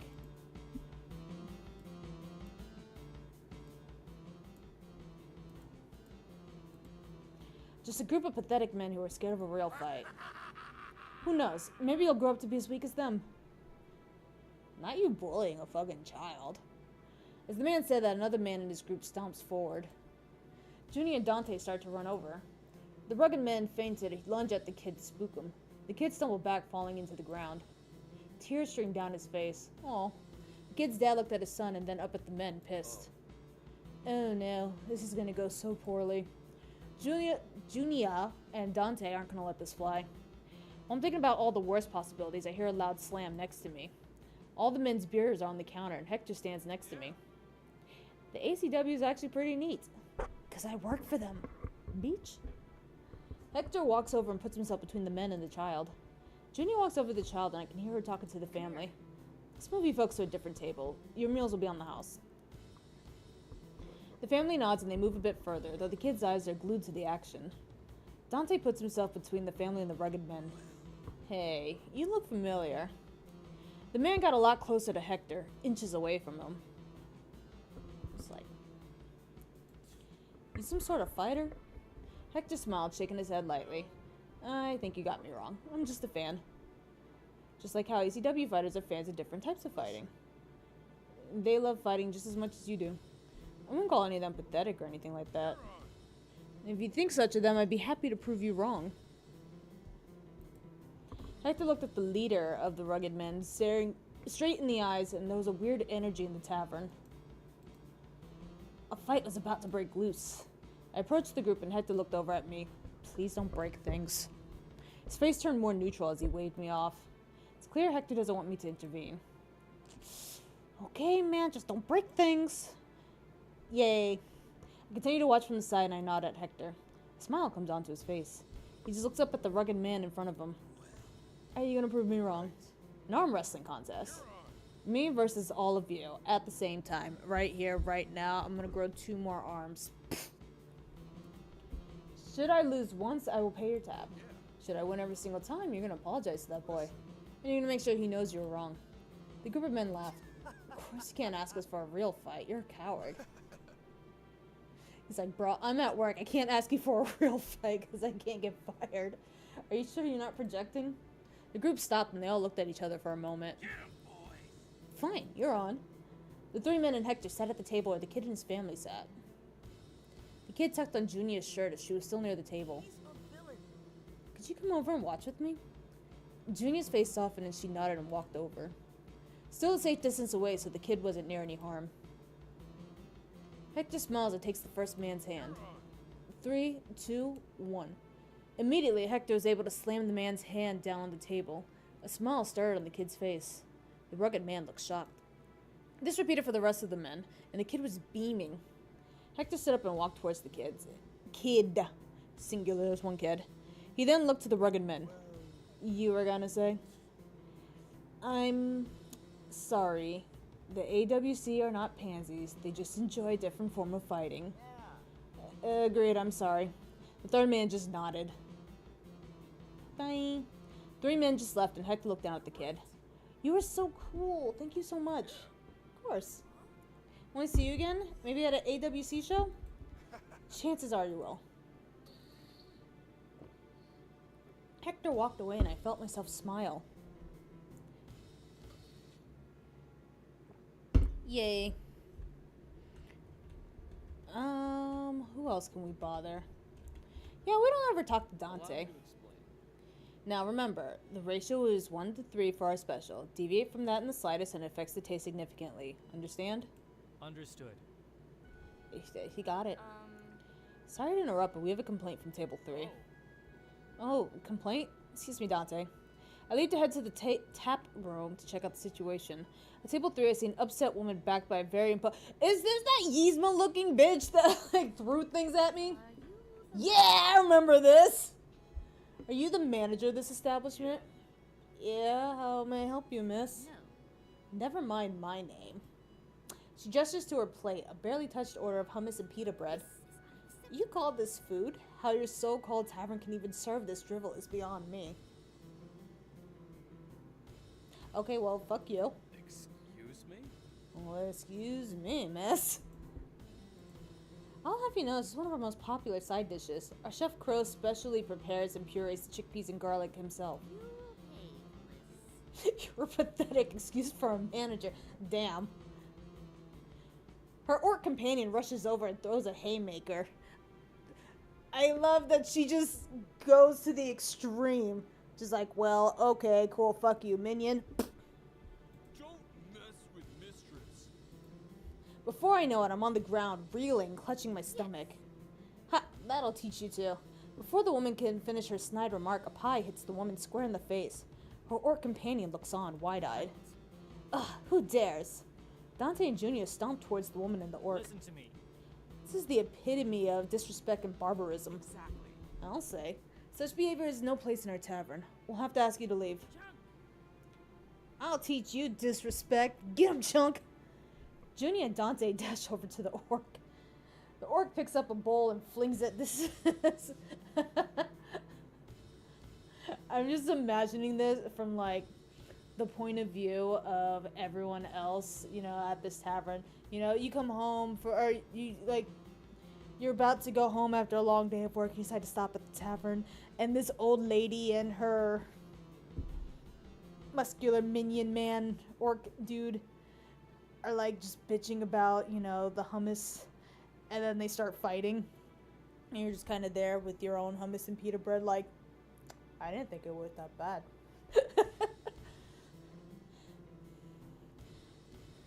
He flings it at Dante, but he grabs a tray and shields himself. Dante picks up the tray and shields himself with it. The bowl collides with the tray loudly before hitting the ground, shattering. Oh no. The three begin to tussle, trading blows and dodging fists. Wait, can I... What is... Can I look at my stats? I don't remember what my stats were. Hey, Ugly! I know I'm not much of a fighter, so I try to grab B. the... Oh, it was B? Well, too late. Ah, there it is. Oh, well, it would have been 4 either way. I know I'm not much of a fighter, so I try to grab the orc's attention. What's your problem? Hey, I got a dirty 20. Let's go. Hey, buddy, your mother's so ugly she can make an onion cry. How dare you? The orc turns his attention to me and begins barreling towards me. With an opening, Dante does a leaping kick right to the orc's stomach. The orc reels back and topples over a table. Oh shit. The orc is knocked out and the small crowd that's gathered cheers us on. The woman helps her beaten orc companion up and they both make their way towards the exit. You haven't heard the last of me, losers. You'll regret this, I swear. Okay, whatever. So what? If you're gonna cause trouble, make sure you can back your words up. No. Okay, you two, simmer down. Still, thanks for the assist. Junior, you haven't lost your touch, I see. But of course... Dante? And you, Dante.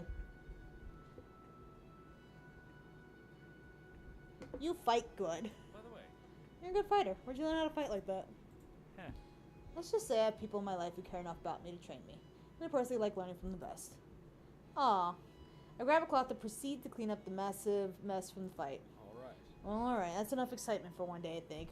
We'll continue with your training later. There are more customers coming in. Please attend to them. Right. On it. Yeah! Got this. Aw. Okay, who are we gonna... Who shall we bother next?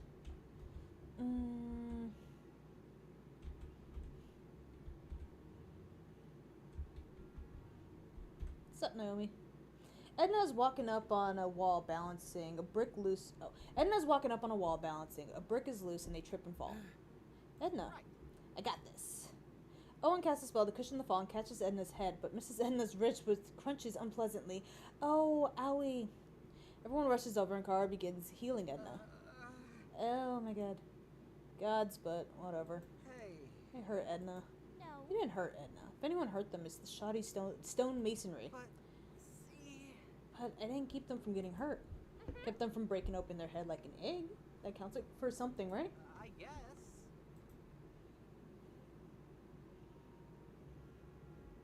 Vaguely encouraging. Who else? Oh, you know what? I never talked to Crow. And I like his sass. How many action points do I have for the day? It's 5.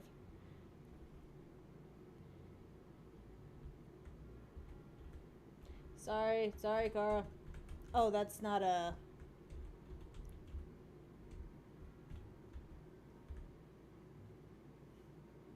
Hey, Crow. Yes. Mister, do your trick again, please. Please, please, please. Do it one more time. How do you guys keep getting in here? Lack of parental oversight. You know? I'll say. And a disregard for security and safety for common commuters. Absolutely not. I taught you what half those words meant. They have no sway over my decision. Meh. We can look sad again. And then? And follow you around. Fine. Ugh. Well, Little pinch of whimsy in years of magical schooling, grossly underutilized. I present to you the alls agitating adolescent duo, Force Cookies. The two kids cheer with glee, then rush Crow and snatch the cookies out of his hand. Wow, Crow, it's a mighty fine trick of yours. I know that look in your eye. You're gonna make me do that for the tavern, aren't you? right. I can see all that education's going to good use.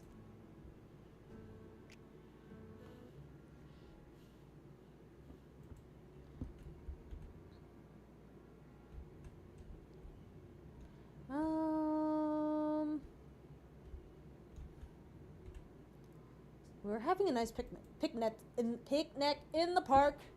Though after a bit, I noticed Frankie and Hector are food fighting. Oh boy. Face of my salted steel pencil whip! Back, fiend, lest you incur the wrath of my grapes of wrath. Yeah! Yeah!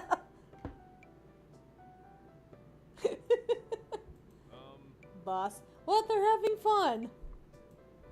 I'm not really sure what to say. Ah, he struck me down. Yield, I say, yield! It's kind of entertaining. It's kind of cute. Fascinating. It's something. It's loud. Alright. Alright, please stop playing with the pretzels, Frankie. And the grapes are not water bombs, Hector. Ugh, foiled by the big boss.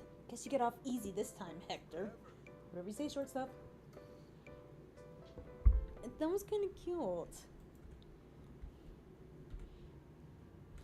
I got 3 more thingies. Who do I want to chat with?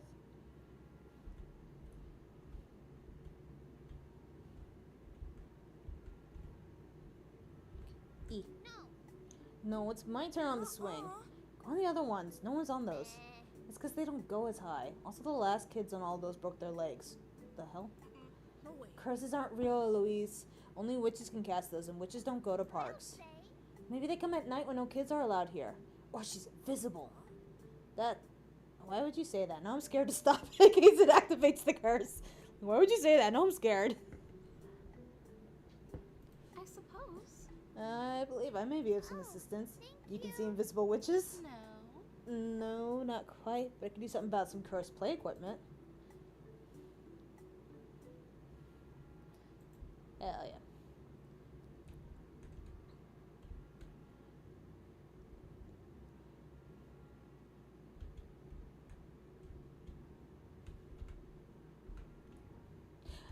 I remember this kid being sassy as fuck, so I was asking him, like, why he was out so late, and he was like, aren't you too old to be talking to me? And I was like, alright. I mean, you're not wrong, but... Now then. Okay, I suppose you're all wondering why I've gathered you. I suppose. Probably to show us what's under that sheet. I guess. You were also yelling at us that you finally solved the kitchen problem, so... Check it out. I finally found a way to keep the kitchen clean. All right. Go on. My latest creation. Introducing the maid drone. It will monitor the kitchen and clean up as the day goes on. Ooh, okay. Finally, no more tripping on dishes Frankie left out. Hey, Hey, listen. man, I love you, but you're a mess. In fact, you should probably get one for your apartment. Yeah. I could build one, but on the off chance it develops sentience and takes revenge for being a servant, you should probably be really considerate of it. I'm gonna go do some dishes, like, right now. Is that Hatsune Miku?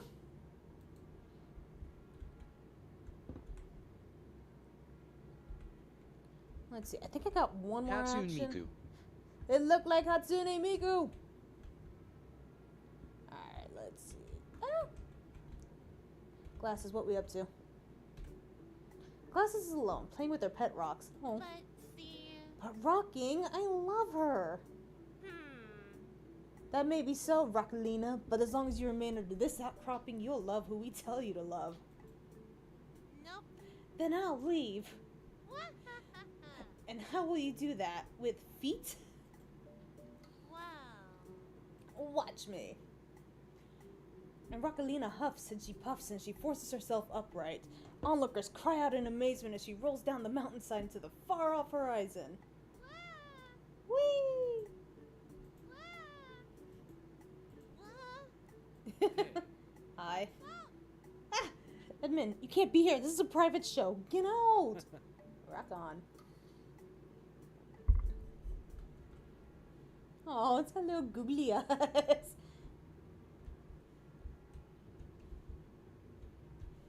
Is this a new guy? I don't remember this dude. Hello. You're Dante's uncle, right? How do I know that? No, I'm Dante's uncle Bossy. Huh. Ooh! Oh! I like that. So I don't have to go back. Okay, fun, knowledge, any type.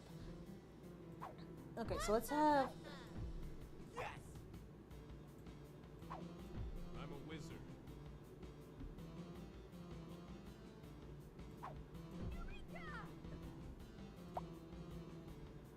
We did just pick this up. Share snacks, they regain 5 SP.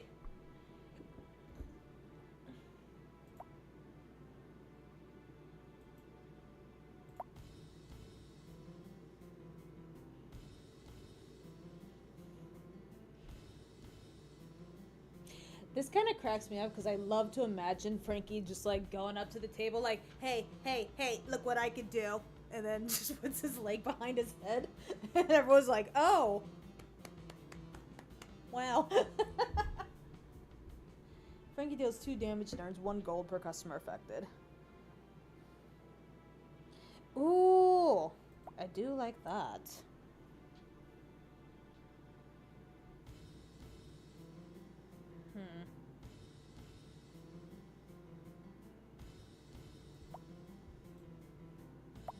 Crow, what you got? You got force cookies. Boomer humor.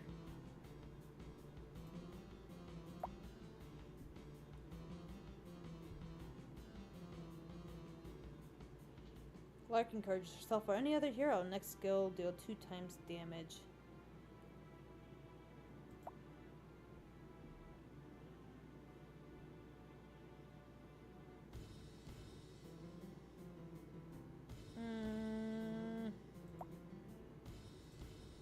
Bet. Alright, yeah, let's go team.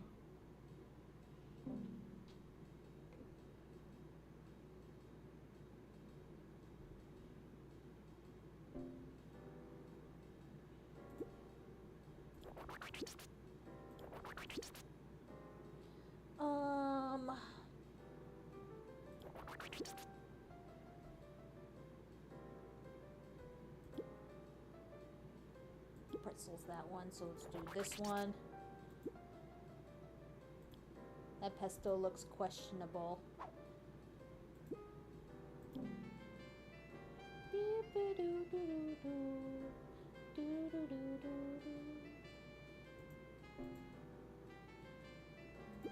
Alright, Crow, let's move you back here. Oh, wait. Aha.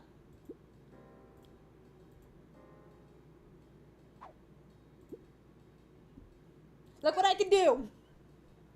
Just starts juggling. Could I still move you? Oh, I can.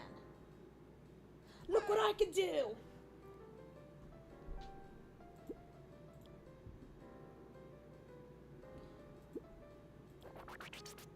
Okay, we can save that for later. Frankie may need to rest up.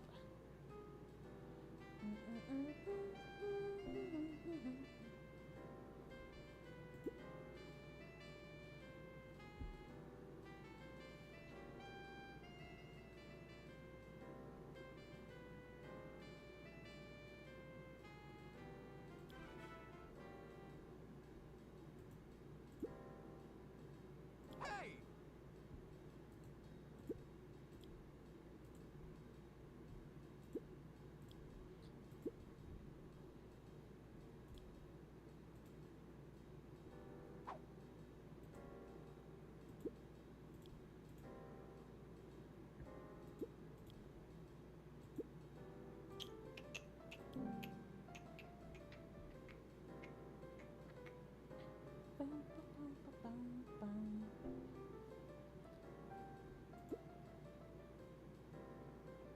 Hey! Oh. Here, we'll have you rest. You make the cheese sticks.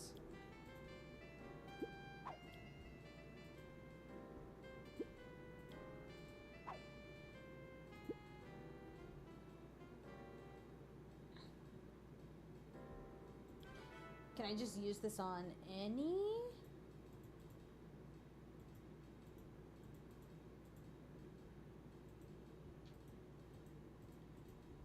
Oh, did I waste a thing? I may have wasted a thing. Okay, well, today I learned. Oh, hey! So we can try it on.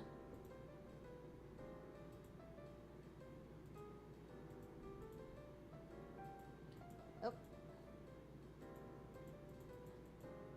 Frankie? Oh, uh-oh. Uh-oh. Oh no. Oh no! Something happened. Uh-oh.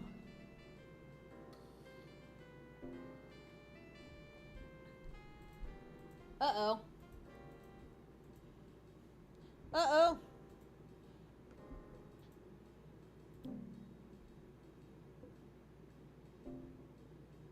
What skill did you last click?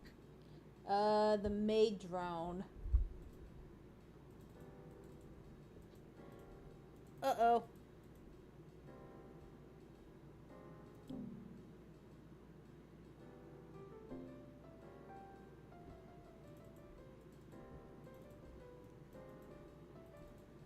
Okay. Made drone. Gotcha. Yeah. That's probably a bug. We'll Okay. fix ASAP. You can save and load for now.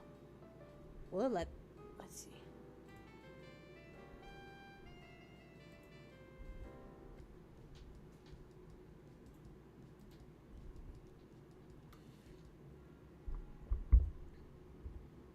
Oops.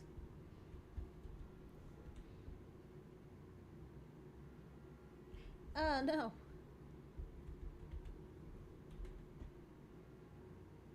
Wait, so do I still have all my things, or... Hi, Hector. Come on, come on, come on. Boom, right on the money. Ooh, 3 in a row. Can't believe your luck. This is my lucky day, I guess. Gotta keep striking while the iron's hot. Look at all these people around now. They can smell the luck pouring off me. Yes, quite lucky indeed. Oh, are you gonna kick us out? Are you kidding? Kick you out?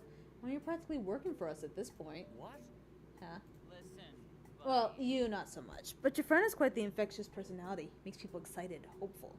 Easier to separate from their coin. Yeah. Oh.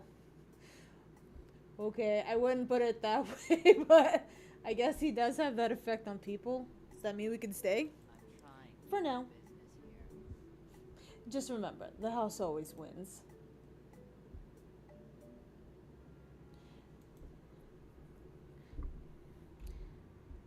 Okay, so do I still have like all my... Looks like I got everything for... Okay, yeah, and it does look like he still kept all the things. Alright, so we just won't use the Hatsune Miku drone. Who else is around? Kara? What you doing out here? Oh. Oh, hi, Edmund. I'm picking up a special order for the temple. Yep, some special ornaments need making. Been taking care of them ever since Kara was no taller than an anvil. Oh my god, I can Yeah. read. The blacksmith has always been a small but crucial part of the tradition, I How would you say. want?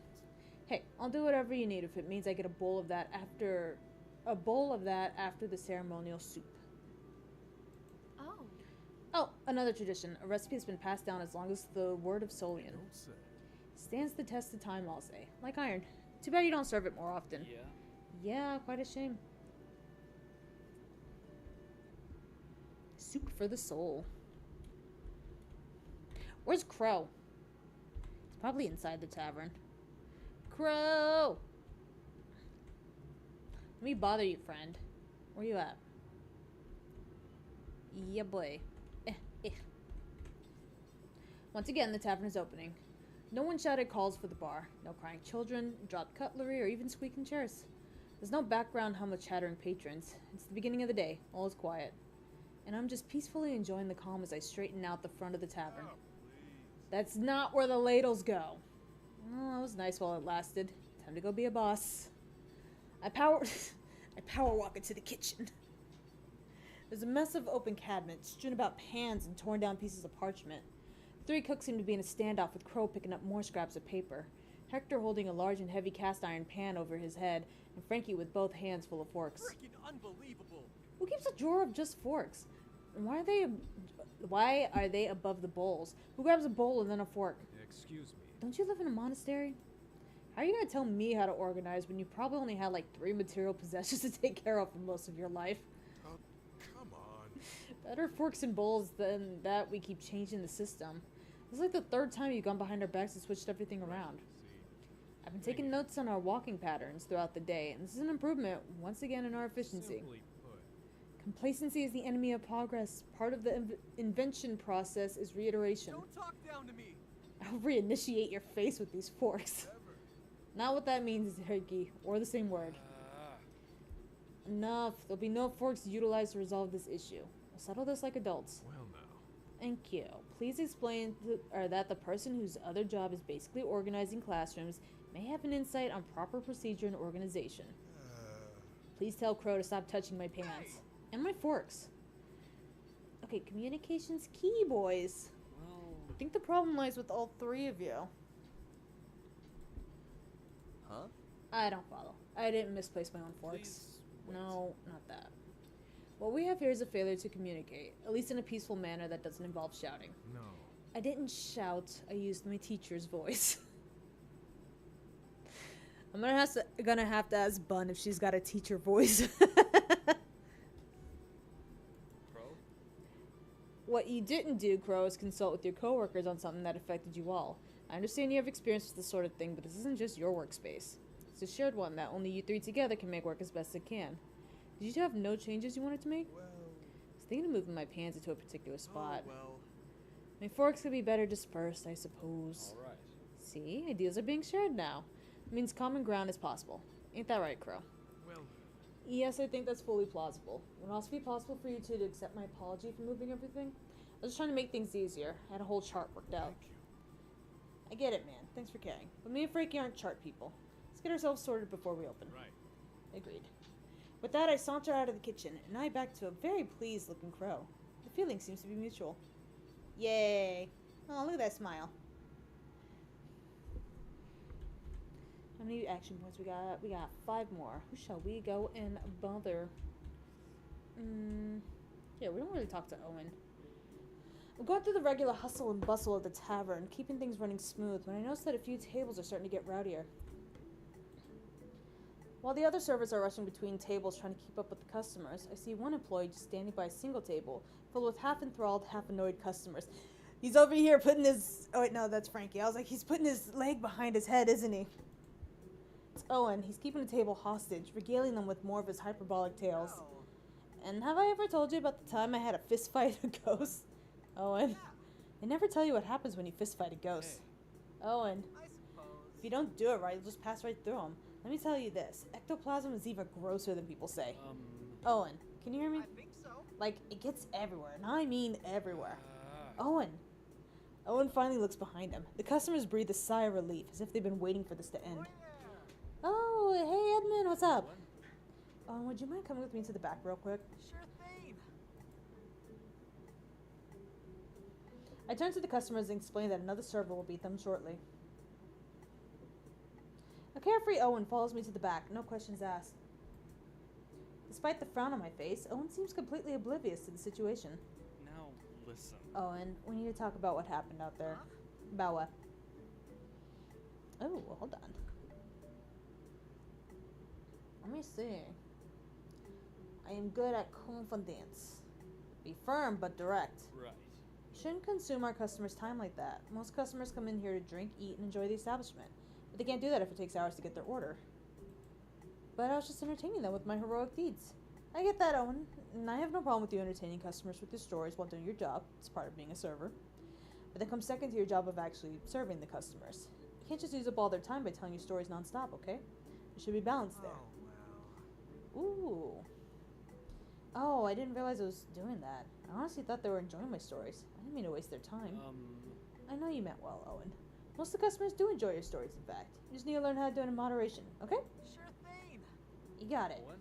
And Owen? Yeah? Yeet. By the way, Don't forget table 7 needs a salad. No kidding. Aw. Owen laughs as he goes outside with a big bowl of salad on hand. I just smile at him. Ow. Oops. Alright, who else shall we go and chat with? We got like 4 more points. You know, I don't think I've chatted with Vinny during this playthrough. Vinny! So, let me get this straight. You're trying to help Vinny with some sort of ritual to heal others. Yep. Well, it's our duty as clerics to help others. Vinny seems like a worthy candidate for some helping. What's this? So, I get to use a spirit of my own creation to heal people. Yes. If you so wish, it can be really any form. Maybe a vine, a bear, or even possibly a deity. Oh, I hope it's a bear. So many possibilities. Wait, say that again, Kara? Could be a vine? No. Bit further. A deity. It's gonna be a bear! In the middle. Oh. The bear? Vinny nods and gives a thumbs up. I guess that works. Sounds naturey enough.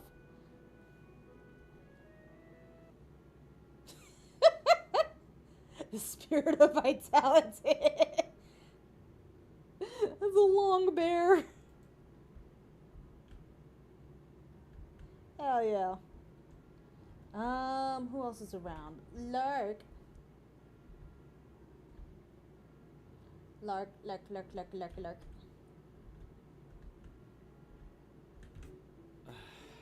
so hungry. Hi, so hungry. I'm Lark. Okay, don't start with the dad jokes. You sound just like my dad. No way. Lark puts on a fake mustache. Hello, my child. Have you rescued the business I ran into the ground yet? Lark takes off the mustache. That sounds like your dad. Whoa. That was uncanny and a little hurtful. Dad joke. Junia. I'm reviewing my notes while Junia trains when Glasses approaches her. Hey, Junia, can you help me with being more roguish? Oh, yeah? Oh? Haha, you come to the right place, Glasses. This catches my interest, so I casually listen in. Right. Alright, listen up. When it comes to being a rogue, it's all about sneaking, misdirection, and quick reflexes. You gotta use your environment, take advantage of your opponent's distraction, and strike when they least expect it. Edmund, come over here. Please don't punch me. I tilt my head, then close my book and walk over. Glasses. List some reasons why we all love Edmund. Oh, well, they're a great boss, they're caring, always checking in on us, they're smart, funny, clever. Oh, wow, I'm flustered. And modest, to a fault. By the way. Excellent. Well, you were buttering them up, Edmund. Would you kindly check your wallet? Huh?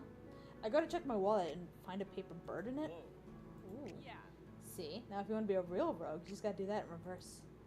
Junia chuckles and winks. Sneaky attack. Alright, we got one more. Shall we?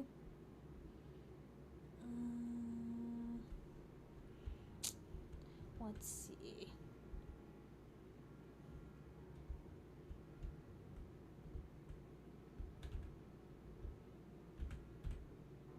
Just another day running the tavern, taking inventory of our bar supplies when a woman covered in soup storms up to me. Are you the manager? Uh-huh. Yes. How can I help This you? is unacceptable. I received my frog's soup and the frog was still alive. I was so alarmed I dropped the soup and it spilled all over me. Sorry. Oh, sorry, I don't know how that could have happened. We'll replace that right away. I don't suppose you have the frog, do you? What? No, that's not even why I'm up here. Huh? The frog in your soup isn't why you're talking to me? No. No, I'm here because when I dropped the soup, two of your servers laughed at me. Okay, which ones? The woman in the purple and the guy with the spiky hair and cape. Sorry. Alright, I'll speak with them. Your meal's on the house. I'm very sorry for the whole incident. The woman goes back to her table, glaring at Owen and Naomi, who are whispering conspiratorially by the kitchen. I walk over to the kitchen window to see Hector working. Hey, Hector, there weren't any living frogs in today's shipment, right? We only get the legs. That's what I thought, thanks. I walk up to Naomi and Owen. Better with the second course. Owen notices me and stops laughing. Hey guys. We're waiting for some orders from the kitchen. Owen nods. I heard something about a live frog in someone's soup. Owen's eyes grow wide, but Naomi is calm as ever. Yeah, I saw that. Poor lady spilled all over herself. Glasses brought her a new one a little bit ago. It wasn't born yesterday. I know one of you put the frog in the soup. Aye. So what if we did? Just a bit of harmless fun. Let's see. Better with negotiation. Okay, cool. I'm not trying to be a buzzkill, but if we keep upsetting customers and having to comp meals, we'll have to close before New Year's. I didn't think of it like that. I wasn't trying to cause problems. I just want to blow off some steam. I look between... What was that flip? I look between Naomi and Owen. Hey. Okay, I have a compromise. You guys can pull pranks, but only on each other. No customers, no other staff members. A prank war? You sure about this? Well, Do you not want to prank Owen? Oh, I totally do. I just want to make sure you're prepared for the chaos I will rain down on him. As long as it stays away from the customers, I'm fine. Speaking of which, we should probably check on the dessert special. huh? And the special is... What? a grasshopper tart? A grasshopper hops out of Owen's hair. My eyes widen. Fixing it right now, I promise. Naomi grabs Owen by the sleeve and pulls him into the kitchen. I sigh. Tavern, let's go. Alright, what's our forecast? Fun and charm.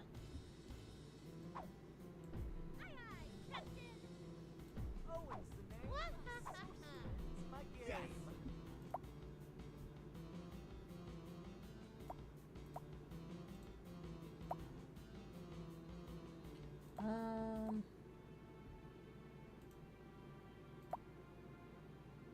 Lightning fried chicken.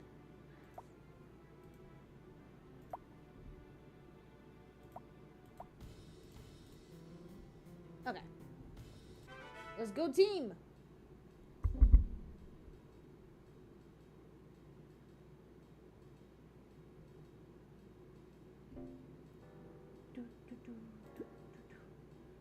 Alright.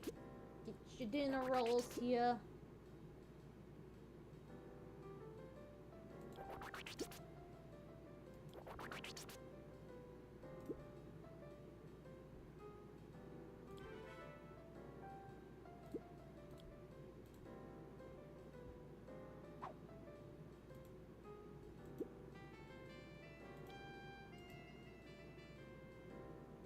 Hell yeah, we still got one more move. Look what I can do! Puts his head behind his leg. Or his leg behind his head. Okay, he's out of actions. What does this do again? Okay, the energy's not gonna really matter if he doesn't have.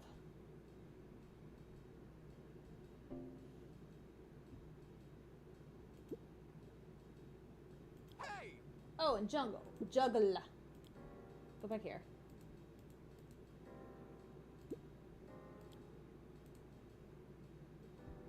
Here you go.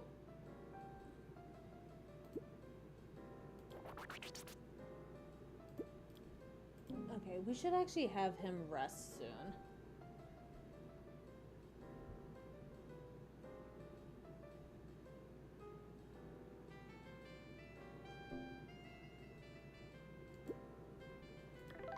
Let's have you rest up.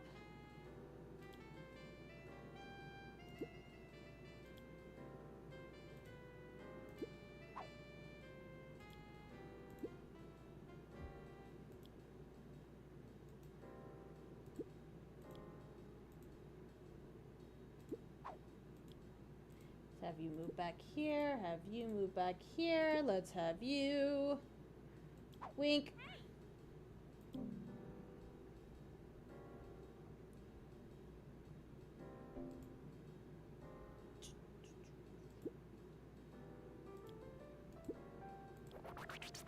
We're gonna have you rest again.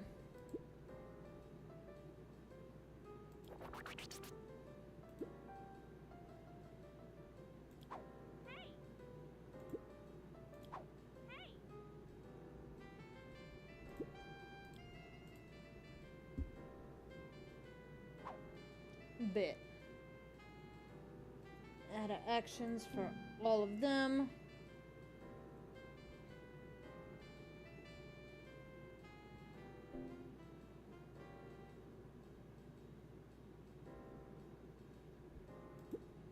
Okay, you should have enough energy. She looks cool.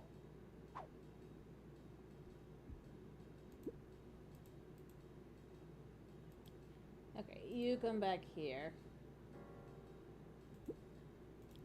Owen, drop this off.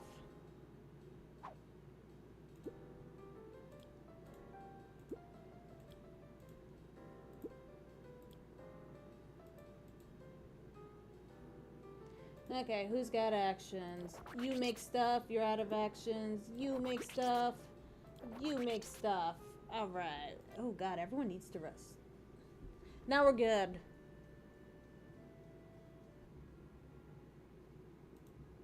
Hell yeah, okay.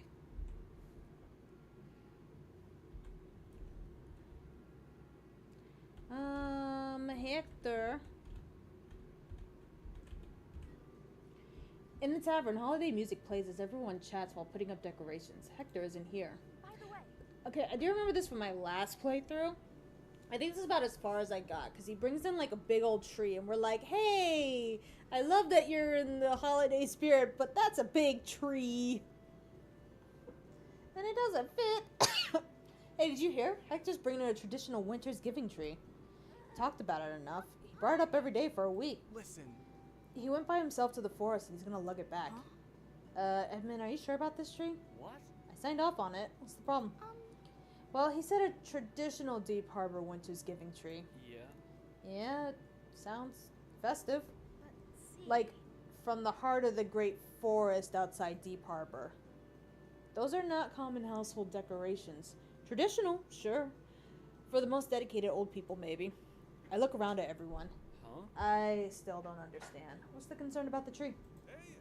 Lark, everyone, I'm back. Hector comes in beaming. He's lugging a gigantic tree. Just extremely big. Laughably big. It dwarfs the room. Like me to clarify. That, Edmund, is a traditional holiday tree from the heart of the Deep Harbor Forest. Wow. Only Hector could have managed to drag one of those to the city on his own. Hector moves the tree to the center of the room. It's clearly ridiculous. Branches cover every section of the bar. Uh-huh. Abigail sneezes because pine needles are everywhere. The top of the tree is crammed against the tavern ceiling. Chairs fall over, squeezed out by the tree. Well, let's inspect it. Bonk. I bounce off a piece of the tree when they try to move closer. How did Hector even get this monstrosity through our door?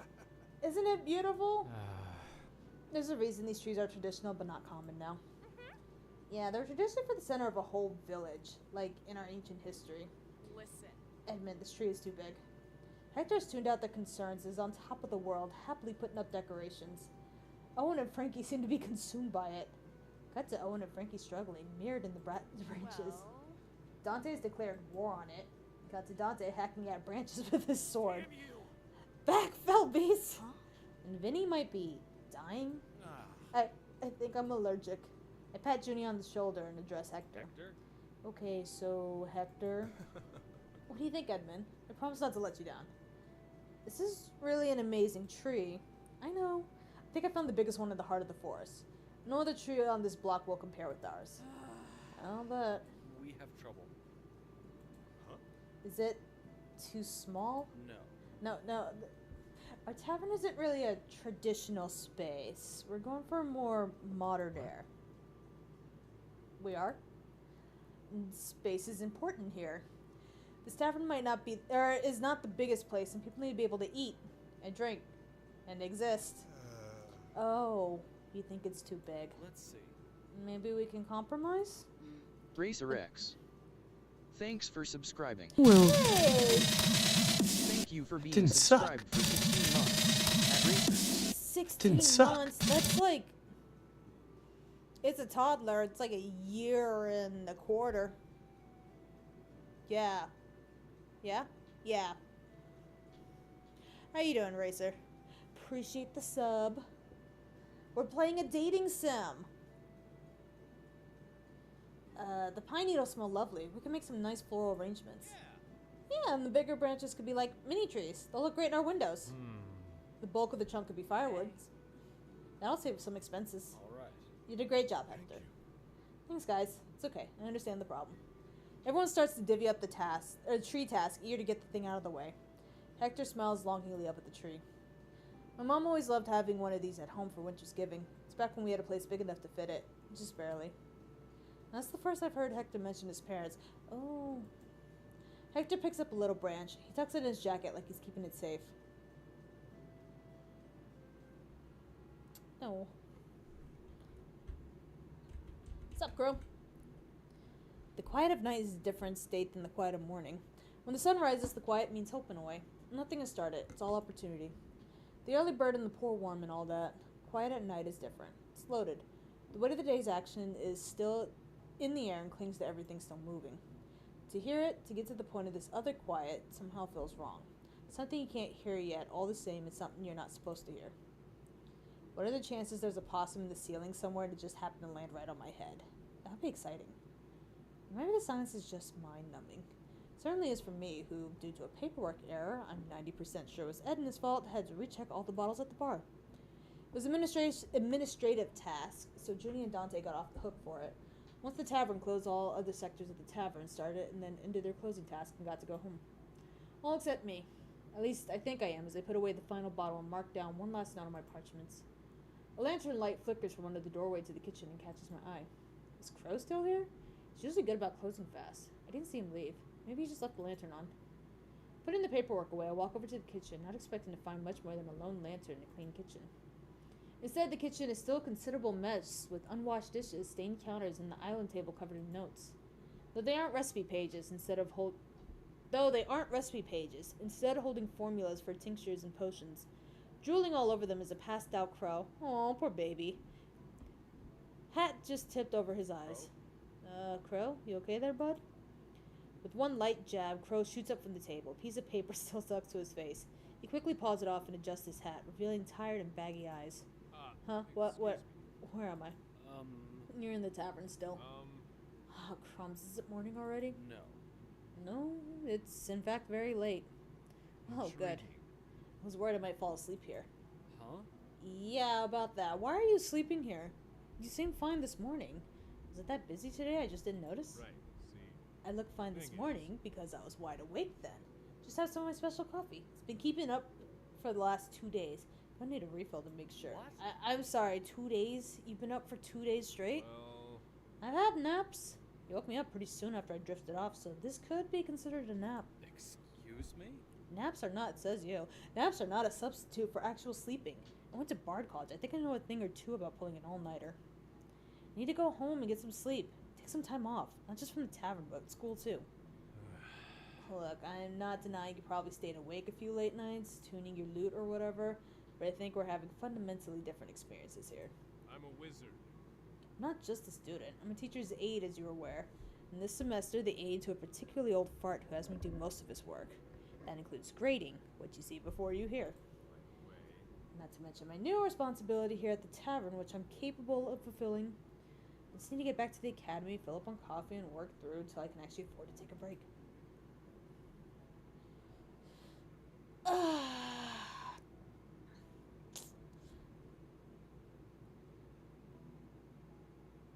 Why do you feel the need to work so hard?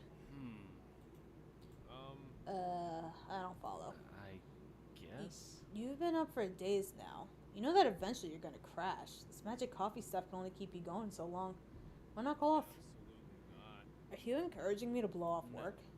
No, I'm encouraging you to take care of yourself. As an employee, I have a vested interest in your health. Continue at this rate, and soon enough you'll need a week to recover, much less one day I can plan around. Simply put, I know my limits. I can handle myself just fine. I can be lazy and just take it easy. I need to work. Please wait. No one's calling you lazy, Crow.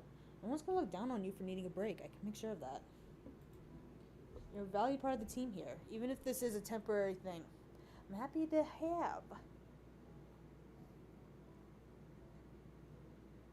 There we go. For however long you do stay, though, I want you to be healthy. So please, for me, go home and get some rest. I suppose. Yeah, I'll go do that. Thanks for looking out for me. That's what any good boss would do. Or should do, at least. Well, Seemed like a good one to me. Aww.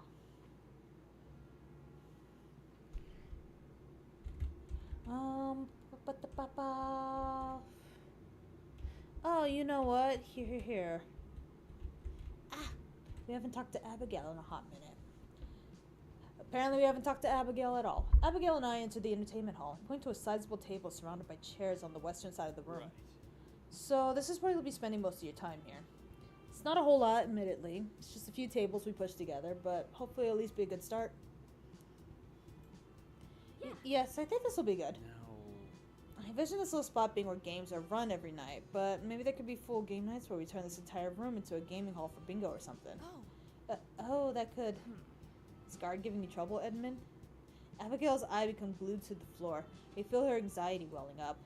I'm here to what? Get yourself some complimentary drinks? No. I don't drink. Well. What are you here for? Collecting protection money? Junia glares at Abigail. Anyway. I can tell you for certain we won't be paying it. I facepalm. Junia, this is Abigail. She's gonna run games and some events. Junia squints at me. Right. Yeah, I'm sure. What better way to find some nonsense way to revoke our liquor license? Kara enters the room with a bucket of silverware rolls, which she begins to distribute onto a table. Perhaps you're being too harsh. Am I? Olympus unfounded trust. You clearly haven't had too many dealings with the City Watch. You see? Perhaps not, but I do know that individuals have free will and should be judged by actions, not their own. right. I have to agree with Kara, because Abby seems pretty chill, honestly. It's far from fair to judge one guard because he had an unfortunate run-in with another. Well, Regardless. I extend my hand to Abigail. Welcome to the Ready Bready Tavern. Abigail accepts the handshake. Thank you so much. Thanks, I'll start tonight. I remember that she's like swole. I don't remember how far I got in, but like I was like chatting with her, like one of the guys, and they were having like a competition to see like who was the most built. And like Abigail's over here like, yeah, I mean you guys are all built, but look at this. Yeah. It was great. That would be excellent.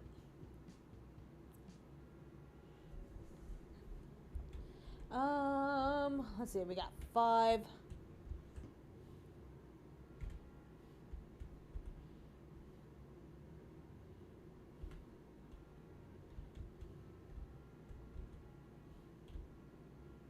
Excuse me. Naomi looks into my empty teacup. Okay, Edmund, it seems you're gonna make the tavern a massive success and become a world-renowned bard. All right. What the tea leaves say, it must be true. Alright, Owen, let me see yours. Did I get into the adventuring corps this time? Oh. No. In fact, I'm sorry to tell you, Owen, but you'll become a clown and your dreams of adventuring die with you. Oh, God, really? Naomi nods solemnly and Owen rushes off distraught. Kinda mean for a prank, don't you think? Don't worry about it. He'll I get see. over it. So you made all of it up. You know. Wouldn't you like to know?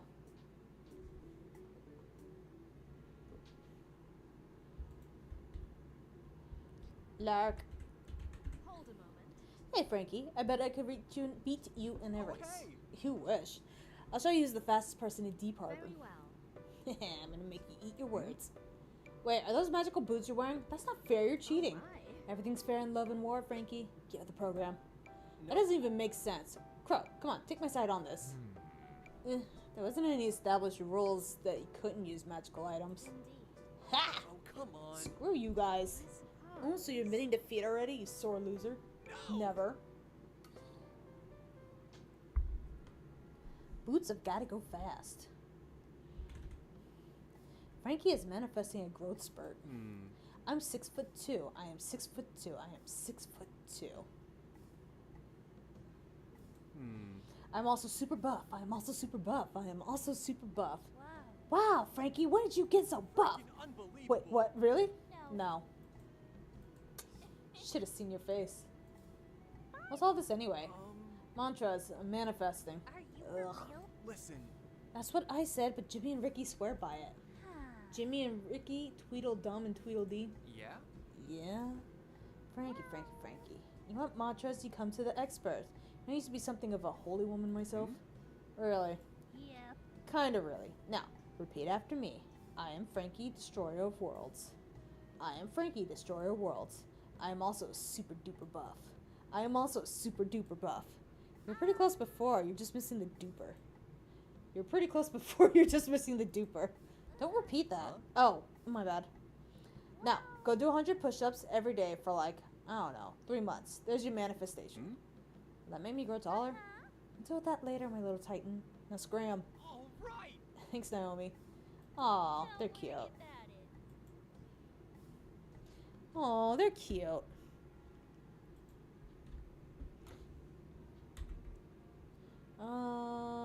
Let's see.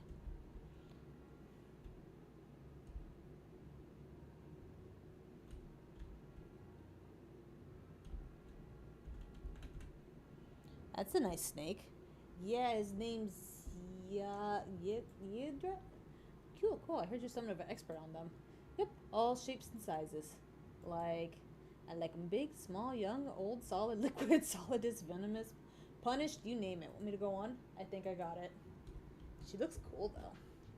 Hey, Vinny. Come on, give me all you got. Roar. Nope. I won't do anything. A roar needs strength, not just volume. Excuse me, what's going on here? Oh, hey, Edmund. I'm just learning how to better use my voice to channel some animal instincts.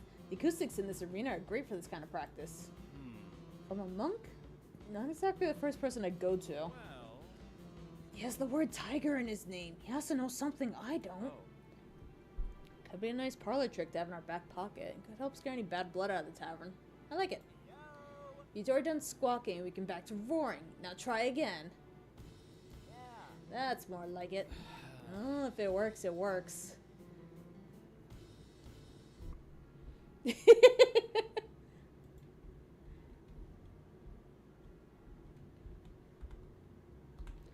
Junior's right over here. How do you expect us to make a living with the tax this big? I don't care how you do your Bear. business. It is a bear. Unskilled laborers need to pull their weight for the good of the many. Unskilled laborers, huh?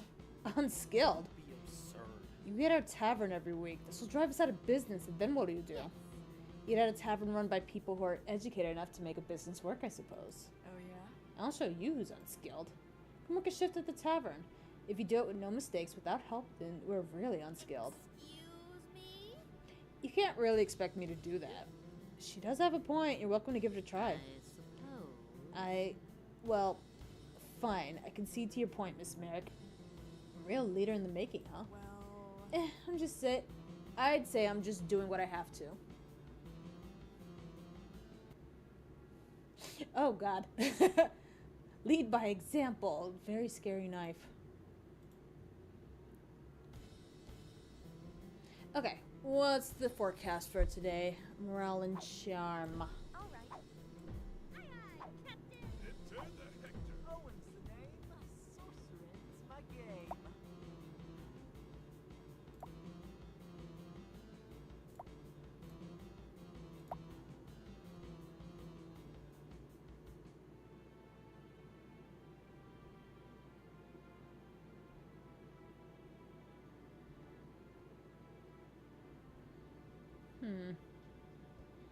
Oh, this affects all customers.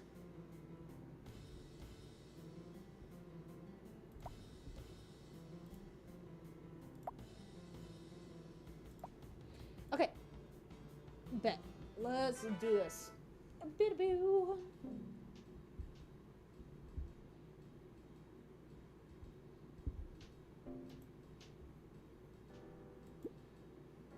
Unintimidating sub.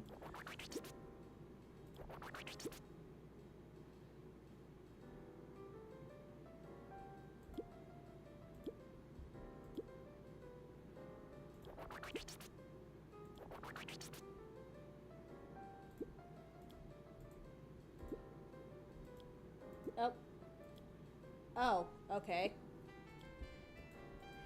Uh-oh. Oh no, it did the thing again!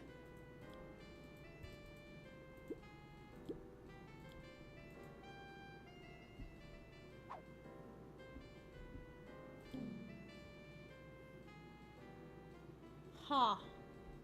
Okay, so when I click on the customer...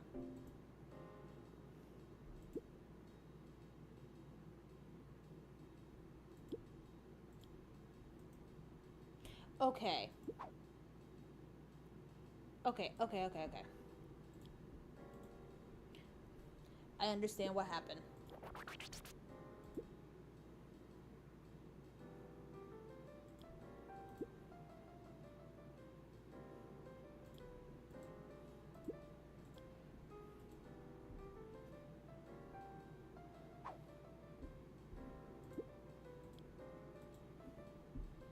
So I can't be clicking on customers.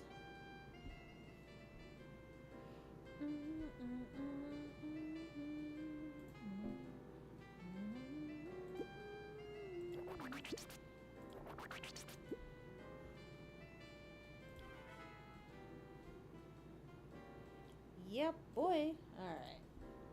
Move this out here. Move this here.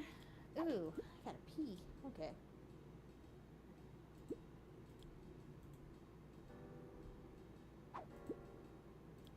Weird compliment.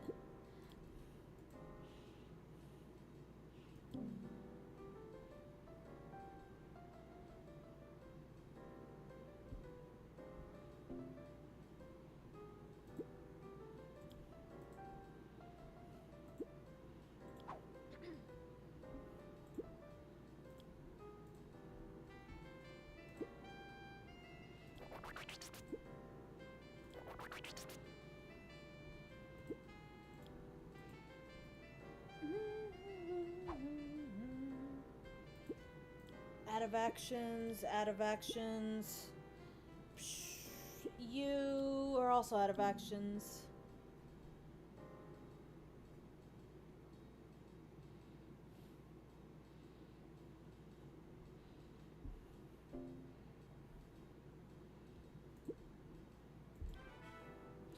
that extra money.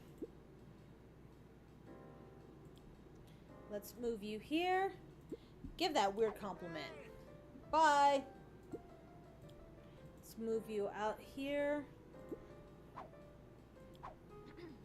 Ah, okay.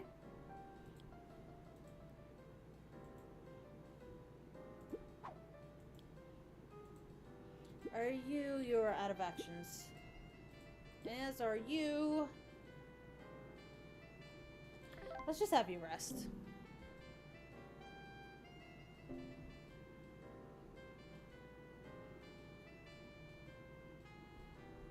Oh, is it just you left?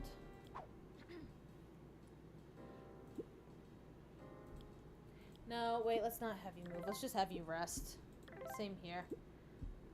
Brilliant. Brilliant. Bye.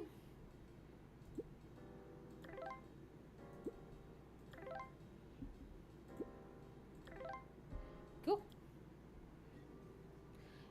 Excellent. I've got to go to the bathroom. So guys, I will be right back. Jam to this music. The menu music's really nice. I will be right back though.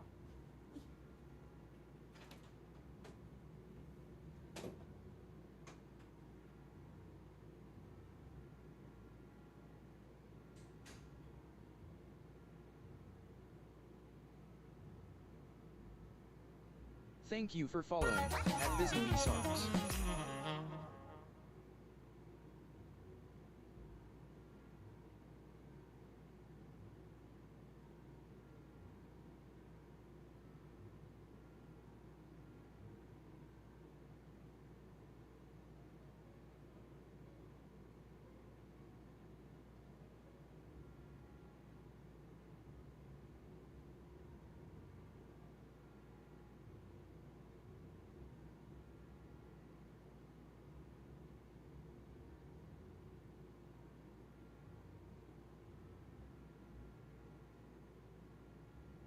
Busy Bee Songs.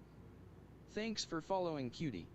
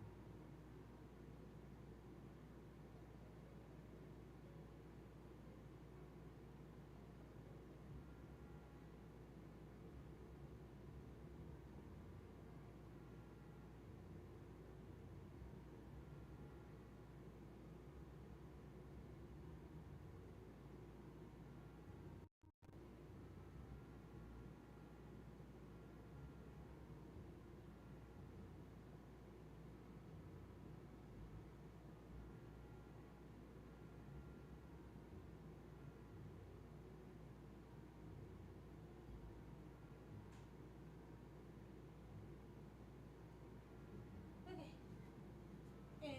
And back. Oh, I appreciate the follow, B. Is the music like... Is the music playing? Yeah, it's just really quiet for some reason.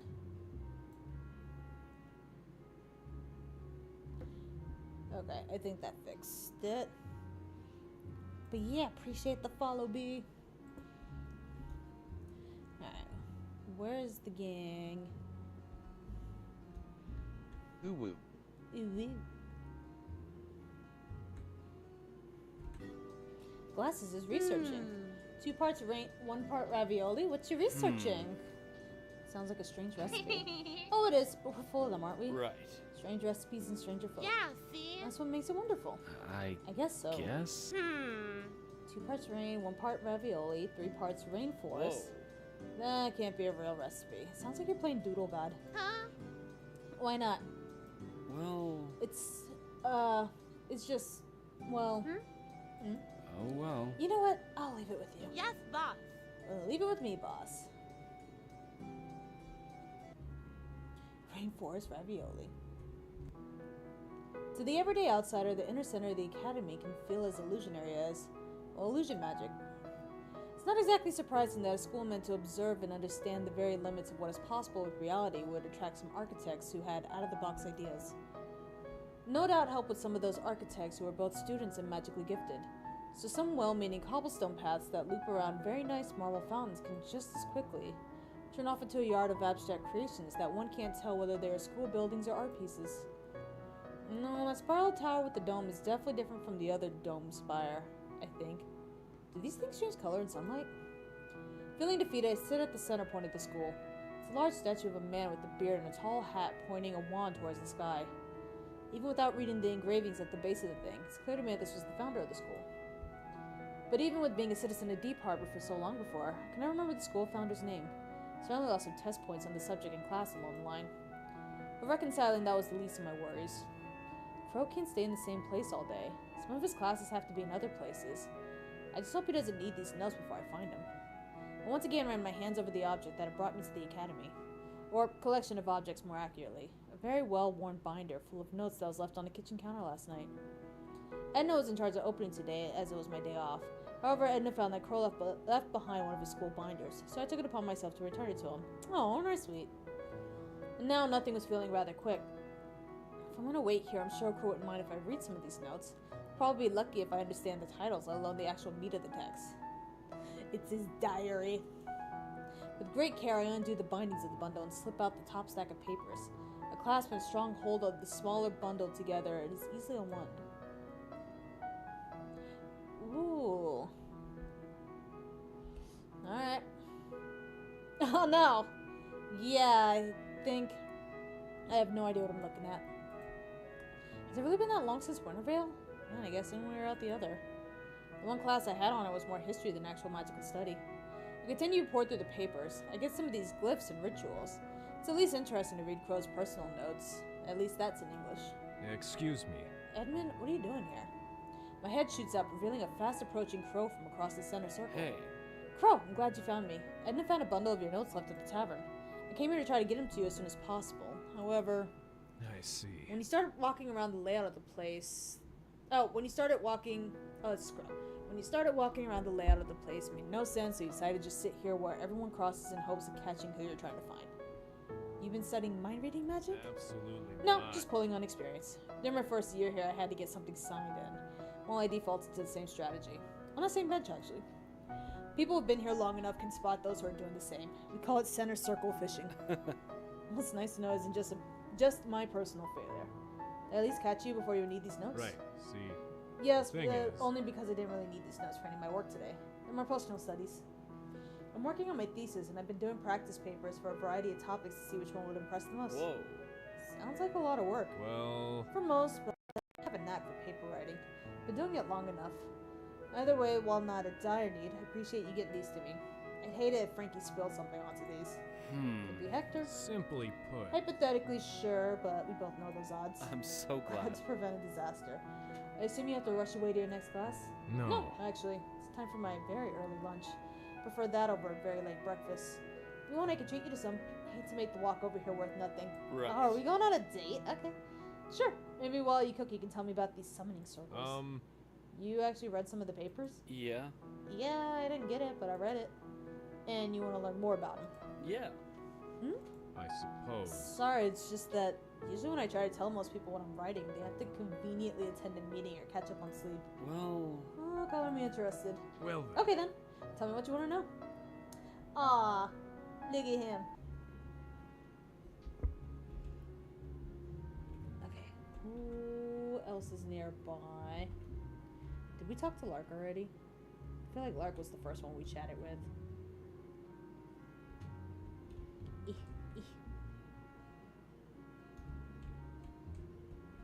Listen. Sorry, Naomi. I just can't let you keep living here. I suppose. Oh, come on, Davy. I promise to stop doing strange spell experimentation after 10 p.m. on weeknights. Or you can just stop doing it altogether. No. No, can't do. Besides, where are you gonna find another tenant who scares away missionaries? Well, You make a good point. Alright, fine, 6 more months. Yes, You're the sir. best. um, Why'd you ask me to be here? In case I had to move my stuff out. Guess you're lucky I'm charming. Renew contract. Oh, Hector. I feel like I already talked to Lark.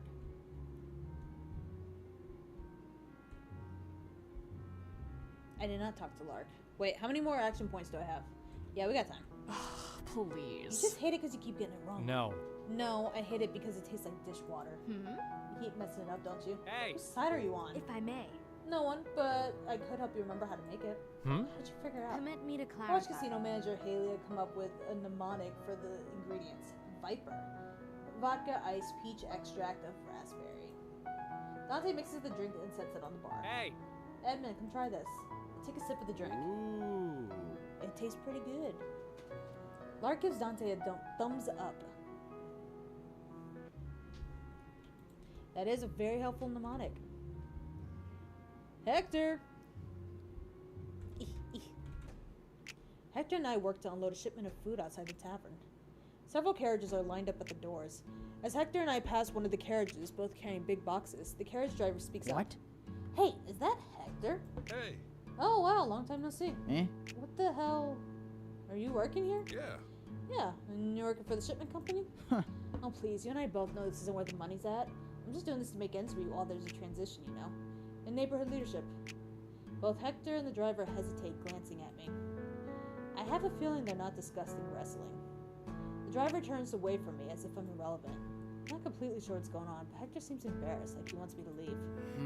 I'm gonna start working on the other shipment. Yes. Yeah, right behind you.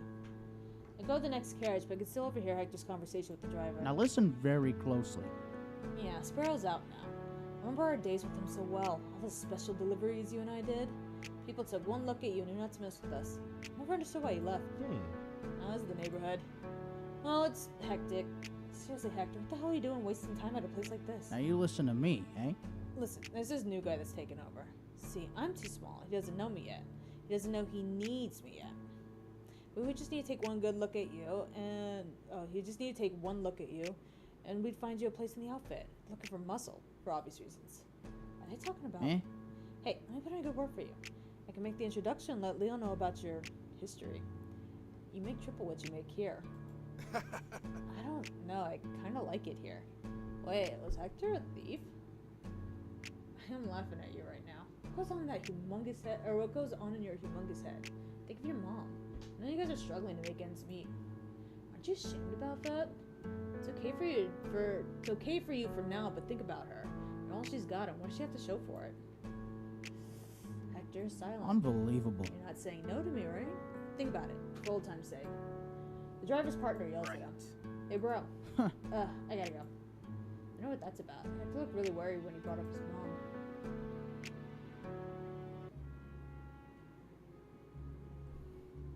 I want to find out more.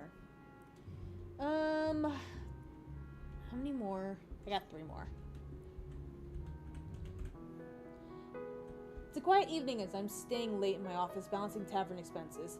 I'm looking to invest in brewing equipment so we can make our ale in-house, but the setup cost is quite hefty. I could save up some funding for it. Suddenly I heard a knock on the door. Huh? Who is it? Listen. It is I, Dante. It is I, Dante. I apologize. I know it's late, but this is important. May I come in? Yeah, buddy, what's up? Oh, come on Yeah.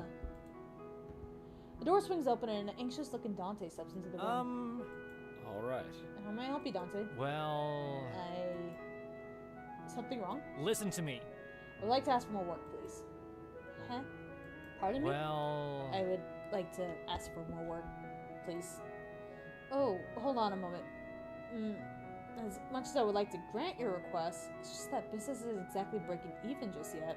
Still. I'll work hard, I promise. I'll do double shifts. Make it worth everyone's while here. I don't doubt you can do that. It's just I'll have to train you some more, find out where to place you. As it is, I'm still learning how to manage whatever resources we have. That'll take time.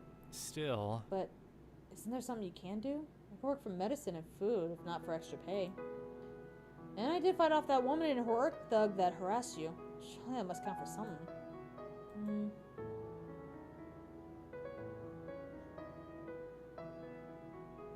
What is my insight?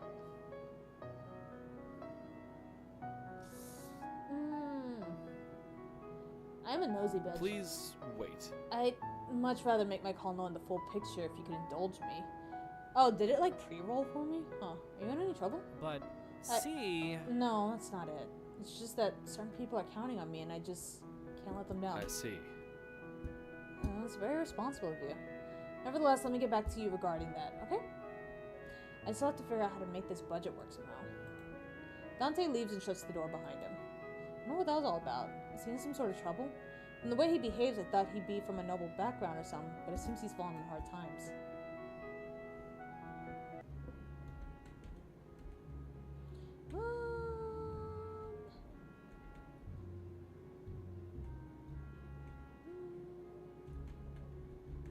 I'm gonna go bug Vinny.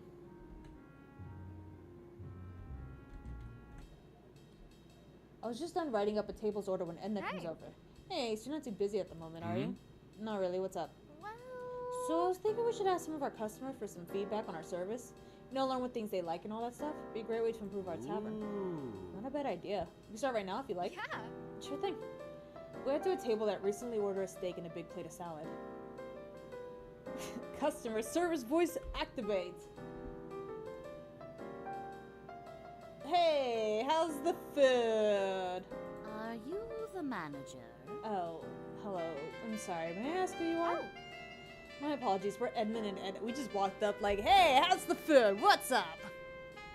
Streamer voice activated. We're Edmund and Edna, owners of this establishment. Nice to meet you, ma'am. Oh, good day, you two. Yes.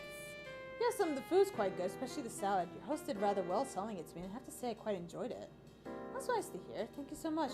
We'll share your compliments with our cooks. Hope you have a good day. The customer nods and I bow and thank them. I look over to Edna and notice her with a rather disappointed look. Edmund, you need to work on your customer service voice. You can't just open up with a, hey, how's the food? No context of who we are. It sounds kind of weird. I know. I'm sorry. I honestly got a little flustered. We'll do better next time. By the way, No worries. Regardless, I guess he's doing quite a good job hyping up our food. Yeah. Oh, I kind of remember this part. Seems like it. Let's keep going. We come to another table who ordered the salad too. Well, we ordered the salad and it tasted great, but to be honest, we wanted to order some steak as well, but the host made it sound so unappetizing by comparison. Seems the other customers who did get it seemed to enjoy it, so I'm a little regretful not ordering it. Oh, that's rather unfortunate. I'm sorry to hear that. Do you want us to get a different meat-based meal then, by any chance?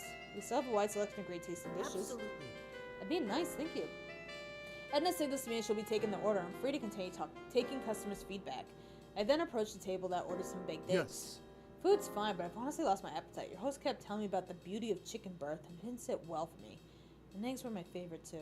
I'm so sorry. Oh, I'm terribly sorry to hear that, sir. If you like, we can serve you something else on the menu. And let's have a word with our host, see if we can resolve this issue. I take the customer's new order to the counter and plate to the kitchen before approaching Vinny, who's in the middle of explaining things about pigs to a customer. But yeah. But pigs are just so adorable. They have such cute snouts and everything. It'd be a shame for them to become pork chops. Vinny? Vinny, can I talk to you? Oh, sure thing, Edmund. Just getting the customer's orders at the moment. It's alright. Someone else will take it in a bit. It's very important. Oh, okay then. I apologize to the customer for the inconvenience and ask Edna to take their order instead. I then take Vinny somewhere private. Vinny? Vinny, what's all this I've been hearing about the customers about you telling them all things about the food? It's putting them off their appetite. Well, I've just been telling them about animals, Edmund. Animals are just so precious, and I wanted the customers to relate. Let's see. I don't disagree with you, Vinny, but...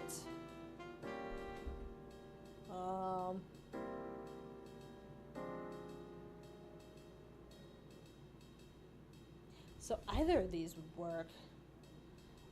Buddy, it's the circle of life. Well, It's just the circle of life, Vinny. The sun grows the plants, the animals eat the plants, we eat the animals.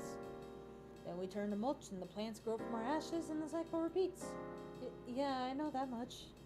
But our animal friends, it's different for me. I can actually hear their voices. Well, Yes, ooh, lucky me. But it's still the circle of life. Even though it's sad when they die, even other animals eat other animals. I believe it's our job to enjoy life and go with the cycle. Life wouldn't have much meaning if we were all mortal now, would it? I see. I I suppose. suppose you're right. Might not be wise to try to disrupt the status of things. Yeah, that makes me feel better. Thanks, Evan. Yeah. No problem, Vinny. Yay.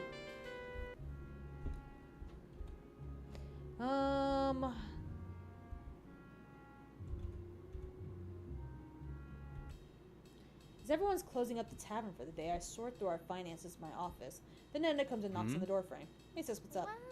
I've been asked to summon you. Huh? Just kinda go to the bar. Okay. Okay. I go over to the bar, which is completely empty. I look around confused when suddenly a puff of smoke appears out of thin air. Lark and Owen emerge from the plume. Yeah. Owen, Lark, what's going on? Oh yeah. We have a proposal for you. That's vaguely ominous. Permit me to clarify. I was able to develop a cocktail shaker that taps into Owen's magic. Right. When I use it, I can mix drinks that have crazy cool effects. We thought we can use these crazy cocktails to set us apart from our competition. Can I try one of these drinks? Sure thing. Of course. Lark, pass me a bottle. Lark passes Owen a bottle and some ingredients. Owen begins shaking the shaker violently and then pours out a seemingly normal cocktail. I pick up the drink and glance at both of them before taking a sip. It tastes normal. Hey. Seems normal. Oh, I feel something. Whoa. As I say that, fire escapes between my lips. Wow. Oh, impressive. But yeah. So, what do you think? Indeed. We could revolutionize mixology and be the hottest bar in Deep Harbor with these drinks. Images of the tavern burning to the ground flashed in my head. Can you make it less destructive? Is there a chance you can make this with some less destructive effects? Lark nods furiously. Yeah. Been experimenting with a bunch of ideas. Here, try this one. Owen mixes a new drink and slides it to me. Hesitantly, I take a sip. When I open my mouth to speak, tiny bubbles flow out. Alright. Bubbles. Okay, I can work with bubbles. How's that? I have some recipes you want to try, but I think we make drinks that have mini fireworks displays, lights, smoke. I think so. And that's just what we have right now. There's so many drink recipes, the possibilities are endless. Alright. Okay, I'm willing to do a test run for these crazy cocktails. Oh, Owen and Lark high-five each other. Please wait. Hold on, don't celebrate just yet. I have a couple stipulations. Indeed. I can work with this. What are your conditions? Right. Nothing destructive, and everything has to be tested outside the tavern just in case. Alright? Sure thing. Oogie. But yeah. And maybe this could be your specialty within our tavern, Owen. Yeah. Think so? Yeah. I think it'd be pretty entertaining to watch you perform these cocktail mixes. I'm sure our clientele will pay a pretty copper to gain some of your talent. Share my talent with the world. Yeah, that'd be pretty cool.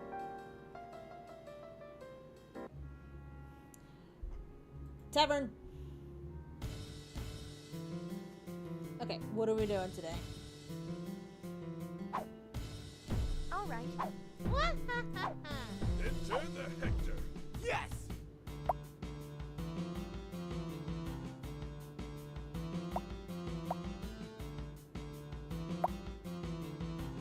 We gotta get stuff for girly here.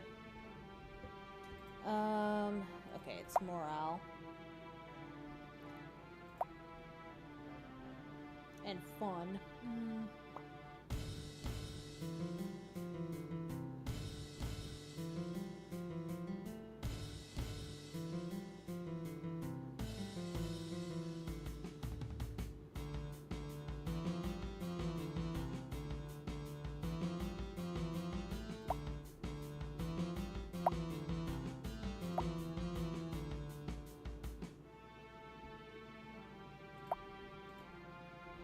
Okay.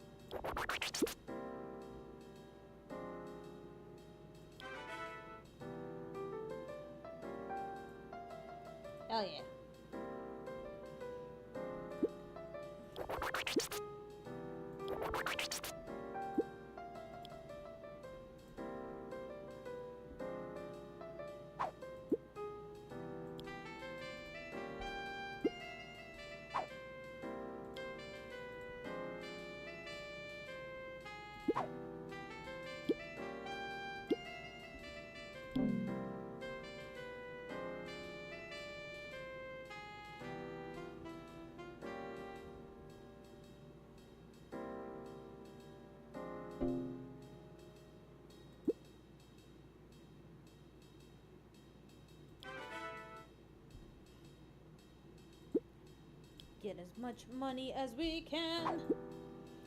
Look what I can do.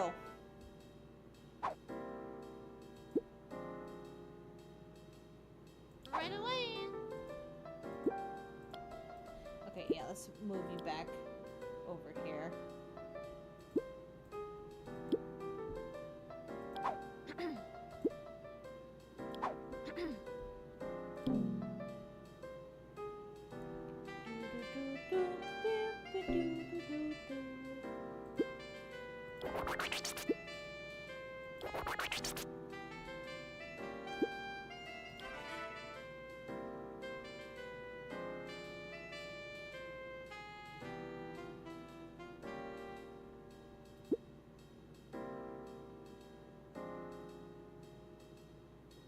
Brilliant.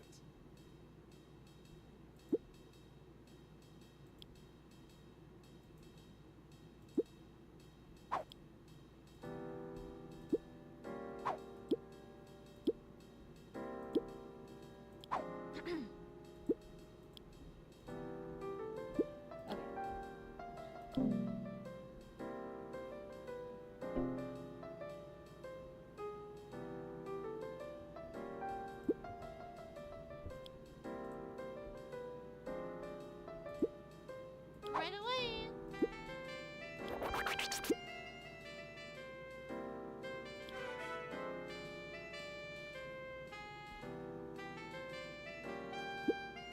Brilliant. Hey!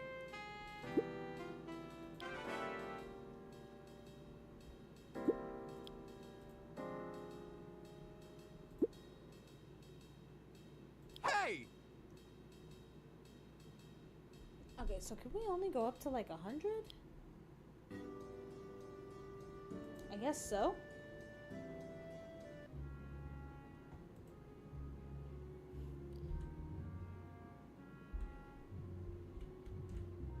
Hector, you in here? Hector's not in here. Hector, where you at? Where is my mans? He's somewhere down here. Hi, Kara. Bye, Kara. I'm out in the marketplace, walking around the stalls and absent-mindedly perusing the many goods on sale. I wonder if I should get Hector something. Oh, he seems so distant ever since that friend of his came to visit. For one mention now, he's very quiet while working. Not even Frankie's usual playful jabs get acknowledged anymore. There's gotta be something here among the stalls that'll make him feel better. As I moved along the many stalls and booths hawking their goods, in the center of it all was a commotion. Hector was standing in front of a stall, face twisted in anger and his hands tightly gripping a necklace. The man behind the stall was much shorter, but was standing firm with his arms crossed at him. Oh, come on. You said it was real silver. Real silver. Oi! Yeah, and? What? And real silver doesn't flake off when you blow on it. You ripped me off. I want my money back. What? And why should I give it to you? You were standing here all day yesterday asking every little detail about every little piece, trying to haggle down every price. Freaking You heroes. waste so much of my time to take me away from other paying customers. You picked the cheapest thing I have, and you haggle me on that front. You're a reseller, not a jeweler. We both know the game you play. I played fairly, you didn't. All I want is my money back. No fair. Played fairly? I run a business here. I played to make it to the next day. You asked if the necklace was silver. I said yes. You never asked how much of it was silver. It's a rough life, kid. Get over it. Now leave. You're scaring away even more customers. I'm not leaving without my money. It's supposed to be a gift from my mother, you bastard. I need my money back. You were a better son. Ooh. You wouldn't be such a cheapskate over your own mommy. Hector's eyes go wide at the man, teeth clenching and muscles tensing. I'm about to leap out and try to help when Hector seems to end it by slamming the necklace down to the stall counter. This sends the stall owner back a bit, but he seems pleased with himself as Hector relented. Just when the owner is about to open his mouth again, Hector brings his fist down to the wooden counter, having it and causing everything to slide down to the ground. Hector says nothing as he towers over the owner, eyes filled with rage. The owner quickly ducks down and grabs a coin purse. Ah, Here, crap. take it. I won't call the guards, I swear. Just please leave me alone. Hector looks down at the coin purse, then back at the owner. He then quickly takes out only a few Oh, coins. please. Thank you for following, at Aoba111. Hey, appreciate the follow, Dee. My mother raised a man of his word. I'm sure your mother intended the same. With that, Hector storms off, but not for long as I rush past the still and shocked owner. Following Hector's path leads to the edge of the marketplace to an alley where Hector is both looking out for City Watch and catching his breath. Hector? What? Edmund, what are you? I saw the whole thing, so don't even bother trying to lie this time. Whatever. Look, just forget. No. I'm not letting this go, Hector. You looked miserable the last few days, and now you're destroying people's stalls in public. Listen. It's none of your business. You realize that not just the kitchen, but Hello. almost... Hi. You realize that not just the kitchen, but almost everyone at the tavern has been worried about you. You all shouldn't concern yourself with... No. If you needed money to buy your mom a present, I would have. I'm not a charity case. Hector snaps, standing up straight and using his size to tower over them. What's up, guys? Like he did with the stall owner. Ever since my father passed, I've been the man of my house. I've scratched, clawed, fought, and everything I could to provide for my family. For my mother. I haven't needed anyone to help me before, and I sure as shit don't need my nosy boss sticking their nose in on something that doesn't know a thing about my life. Okay. A moment passes as we stare at each other. I can barely keep in place as the anger in Hector slowly subsides. I didn't mean... Look, just forget what I said. I can't explain things, not like this. Just trust me on this one.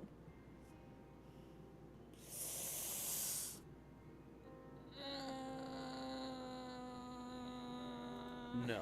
No, I need you to trust me for once. Hector recoils slightly at this, standing up straight. How can I trust you when you won't tell me anything, Hector? You're the one who doesn't trust me. Who doesn't trust anyone in the tavern when we just want to help? I know you're supposed to be the big, strong, bad guy everyone's afraid of, but you're not that to me. I'm not scared, I just want to help you. I care about you. Let me trust you, please. Let yourself trust me. Tell me what's going on. Hector stares back at me for a few moments, not giving any clear emotion in his face. Soon, however, both he and his face drops. He has this deep, sad look in his eyes, and he sits back against the alleyway. Oh. Where do I even start, Edmund? How can I even start to justify Let's anything? see. How about starting with the man making those deliveries? The one you talked to I before. suppose. Oh, yeah, him. Friend, I guess. Back in the day, at least. He was one of the few I trusted to look over my mom when I was out working. He still thinks we're boys, but I don't live that life anymore. But he helped look after your mom. Why? My mother is not well. She used to be much more healthy before I was born, apparently. At least according to her. So I have no problem keeping up with my dad. But after I was born, something made her sick, and she never really got better. But see, But it was fine. Just meant she got to stay home and look after me while my father worked longer days at the dock. It was fine until... At this point, I sit beside Hector, offering out a hand for him to hold. Understood. Take your time. I'm here. My father died in a work accident. Oh. Some pulley system snapped and he pushed his coworker out of the way. I'm still so young at the time, I don't even really remember much about that day. All I can recall is hearing my mother cry when she held me. She just kept saying it would be okay. And it was for a while, at least. Excuse me. A lot of the other workers pitched in to help up with either money or food since my mom couldn't really work. Kept us warm and fed for a while. But it got tougher. Eventually, that shipping company went under. A lot of those coworkers left to find new jobs who were struggling to make their own ends meet. But by that point, I was old enough to feel responsible. To feel like I needed to do something. So I looked for work. But being young, now out of school early, and the only real qualification being that I was big, meant that what I could get didn't pay much, and what did was crime related. That's how you and the driver know each other. We were part of the same gang, joined up around the same time. I did simple work, lookout, debt collecting, muscle, intimidation, during shakedowns. Just the kind of work where I could stand in the back and look tough. I didn't. I could take it a step further. I knew I would make more money getting my hands dirty, but I was already hiding all this from my mom. listen. If I got any deeper like that driver did, there was no turning back, no hiding. So I managed to make ends meet somehow. All this changed, however, when I got a job here at the arena. I was just a guard for the backstage area when a manager saw my look and offered me a job. And there my whole life changed. I found my passion and I was making good money and it feels like another past life. Oh, Hector, thank you for trusting me with all this. I stand up first and offer Hector a hand, even though he really doesn't need Thank it. you. Thanks. You know, I just realized I never actually answered your question about the merchant stand. I think I could figure the rest out. You're not a charity case. You're your own man who's done all he can to provide for a mother he loves. You've done everything. Everything except asking for a little help. Especially not from anyone standing in front of him ready to make his mother happy for the holidays. Such a ludicrous request can never be made by such a big, strong man. Alright, point taken. Okay, I'll let you help me. Good, because now I'll be taking point. I saw some other stands while walking around that were selling some jewelry, and I think they were out of earshot of all the yelling. Let me do the talking this time, though. Lead the way, Edmund. Aww. Aww. Just wanted to just... Okay, who else is around? Let me go bother Dante and Crow. I forgot that we can run. Dante is frustrated, on the hunt for the bird that pooped on him, I inquire. Why is bird and pooped in quotations? Hey. You seem broody. No. I'm not. Oh. Oh, you are broody. Well. What are you looking for? Well. Justice? Ooh. Edgy. Well. A bird pooped on me. Hmm. That's rough, buddy. Come on. Time for condolences, Edmund. I'm on the hunt. Oh. For the bird? No. The fiend. Well. It's just a little bird poop. Wash it out. No. Wash later. Vengeance now. Whoa. Ew. Is that it right there? A mark of valor? Yes. That's mayonnaise. Oh. Yeah. Yeah. Dante exits. Where are you going? To find the source. It's probably you during breakfast. And if so, I shall have vengeance upon myself. But first I shall have the truth. I dropped...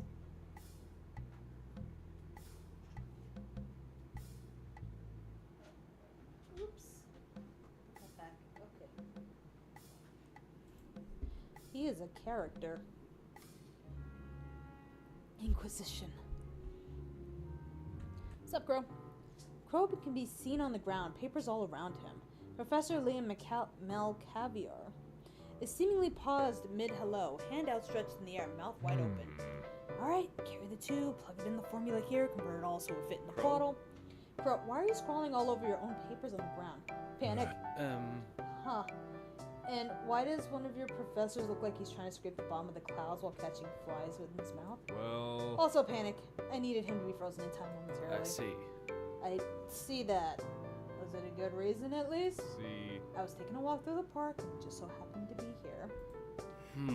Yet to see a justification you can give in court.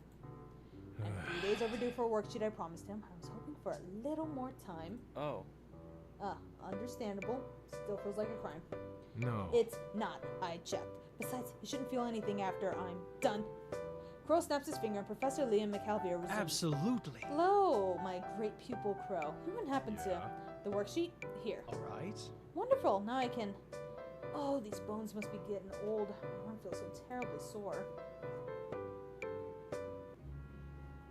So Waldo. Alright. Let's go chat with Junia. What's up, girl? Hell no. You're telling me I climbed all the way up here for these? What? Hey, I'm just as mad as you are. I really wanted to make some soup with these. They aren't even the right color. Well... Blue is at least an interesting color for a food. Right. Even blue cheese is more white than blue. We at least have to try it. Are we sure they aren't spoiled? Mindy cuts into the gourd and tentatively puts it on her tongue. Well, Well, if Edmund spook, I'm totally eating it. Mindy passes Junie a piece, making it frown. absolutely. It's actually edible. Good even. That's fantastic, Edmund. We gotta come up with a recipe for this. I We're creative. We guess... could really punch up the story and make it seem really exotic. You both survive the trip back down, that is. Exactly. Now you're thinking like a business owner. Come on, try a bite. I hesitantly take a bite. What have I got? Dodgy squash. That's a color. That's a color. Who else is nearby? Glasses is over here. Let's go say hi to her. Glasses? Hey, Glasses, what's up? Shh! Hey. Tracking down a bear. A bear? Yup. Yep. Someone's been eating from my squirrel feeders, and my sources tell me it's a bear. I see. How do you plan on catching it? Right. A bear trap. Perhaps we could try something less violent? Well. Let's have a road trap, but we need to lure it out somehow. All right. Oh, I got that covered. Glasses then begins to sing a sweet melody. It's enchanting and sweet, and several small critters come out to listen. But then we hear some loud rustling, and a bigger creature. Is that Vinny? Right. Gotcha. Nera lassos the creature and gets caught by her rope. Wait a second. Oh. Vinny? With peanut butter stuck in his mustache. Hello? Vinny, have you been eating from my squirrel feeders? Vinny makes a pensive look. Vinny! Buddy! We can get you peanut butter! Maybe. I suppose. Drat. Guess no bear jerky. Vinny! Princess song. Alright, let's go and bug Owen. I'm starving, but the circus food is crazy expensive. Is anything here not gonna cost me a day's wage? What's up? Chaos fries! Get your chaos fries! The fries are many things. Owen? Oh, hey, boss! Chaos fries. Hmm. What's in them? Chaos and a little paprika. Ooh. That's a unique selling point. I'm a unique selling point. Right. Also true. But what's actually in them? They're like jelly beans, but fries. You never know what flavor a fry is gonna be. Cotton candy, broccoli, candy corn, take you to another dimension. What? What? Let's see. Whatever, I'm starving. I'll take What? food. Your funeral. Don't be absurd. Don't say that. Yeah. Yes, boss.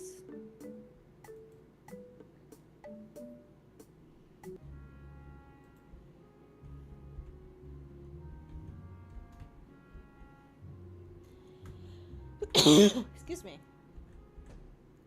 Look at this aquarium. We should totally buy it. I think it'll really boost our staff's morale. Wanna I die? don't like how that fish is looking at me. Don't be ridiculous. It's just a normal fish, right, Edmund? Actually, that fish looks kind of sinister. Yep. Exactly. I can't let this slight go unanswered. The slight of looking at you in a way you don't like? Yeah. Obviously. Let it be a warning for everyone. Naomi reaches in the tank and pulls out the unfortunate fish. Ma'am! Now, if you excuse me, I'm gonna take my break and make a snack. Ma'am! Unholy mackerel. Hey, Kara. Oi. You think the sandwich is still good? Why Nah. would it be? You found it in the trash. Nah. I mean, you don't know why the person threw it away. Maybe they were having a snack, but they remember they had dinner at home. Nah. Then why is it green? Nah. That's lettuce. It's Nah. fuzzy. Nah. That's pessimistic. Listen. Please, child, let me bless the snacks before you make yourself sick. Or at least let me buy you some non-spoiled food. I don't eat food.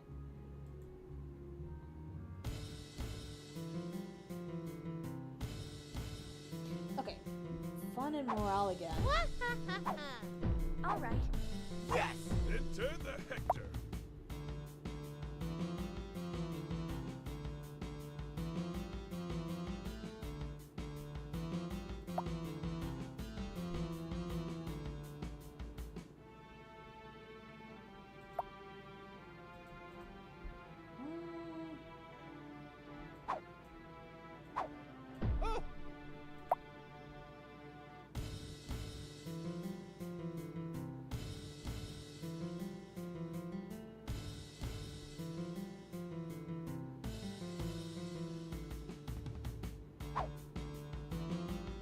Come on.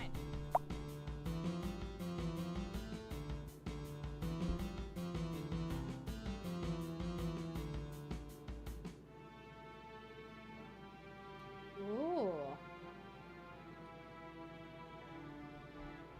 That's kind of nice.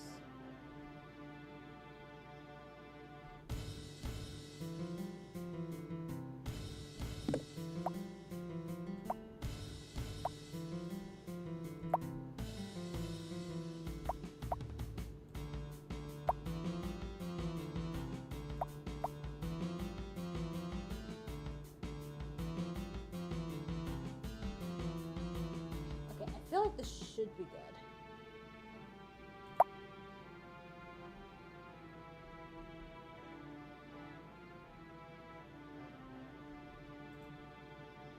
Okay, yeah, I feel like this should work out.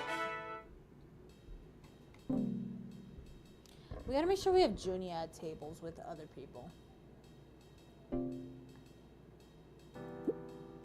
Alright, let's do this.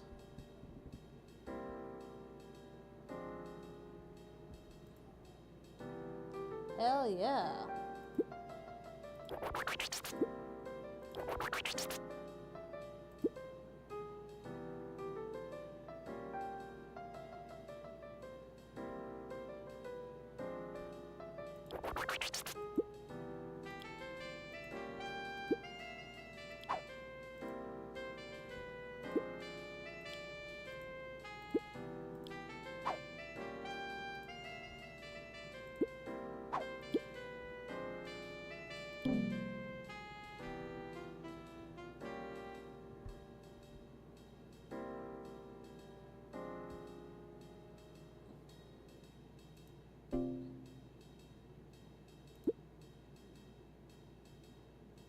Brilliant.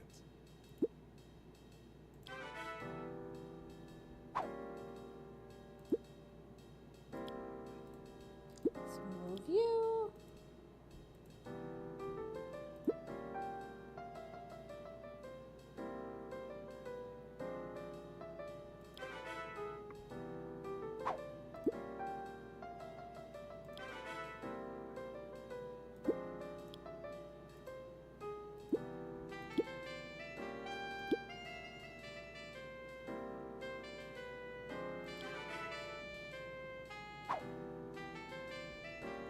Cool.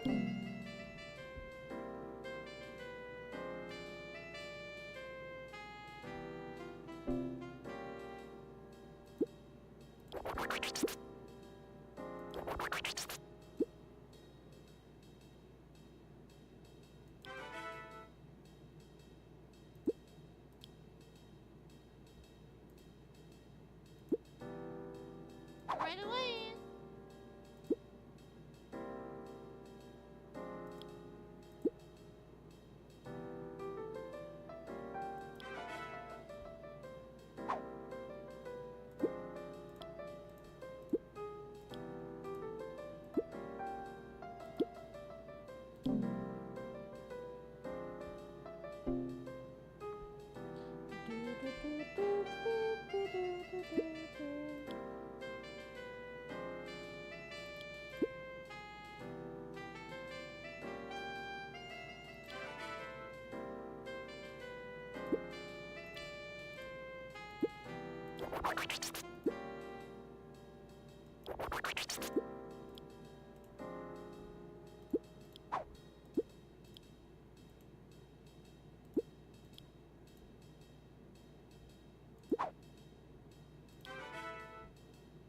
Money.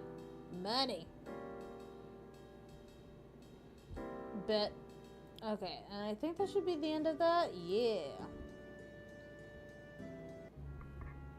So how much closer are we getting to... Still not there. Hi, Owen. Owen has turned himself invisible. Problem is, he doesn't know how to turn himself back. Oh boy. Hey! Psst. Oi there! Ed! Huh? Owen, where are you? I'm right here.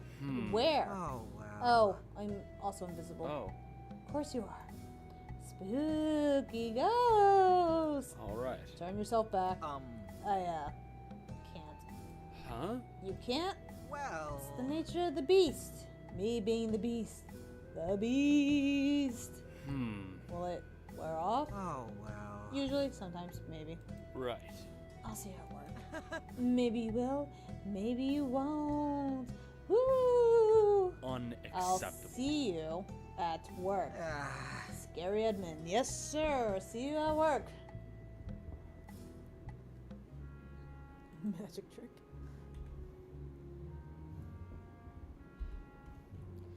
Where's Hector? I must learn more about his lore. Hector. Excuse me. It's a bustling day at the tavern. Abigail, Kara, and Owen are hosting a community art event. Oh! Amplifying his voice via spell. Step right up, ladies and gentlemen. Welcome to our first ever community art event. I'm your MC and crafts guy, Owen. Hosting the event is Abigail over there. Should you have any questions, Kara over there will be more than happy to assist you. Registration here. Please sign up here. We have plenty of materials for you to choose from. You can get paintbrushes and paint over there. Prepare to work with clay. Owen over there. Looks like... Excuse me. It looks like Abigail's luck for drawing crowds is holding up. That reminds me. I better check on the food flow. I head to the kitchen to find an unusually distracted Hector lurking about. Hector? Hi. Where are Crow and Frankie? Doing other stuff? I don't know. Are you alright? Your shift isn't until later. Yeah, just doing some food preparations for tomorrow. Why wouldn't I be? Hey! Well, your body is pointing towards the door and your eyes are looking at the event outside. I guess I can't really hide anything from you, huh? I guess not. I was hoping I could join everyone with the event too. You want to do arts and crafts? We could do arts and crafts, man. Though I don't do too well with big crowds without my mask.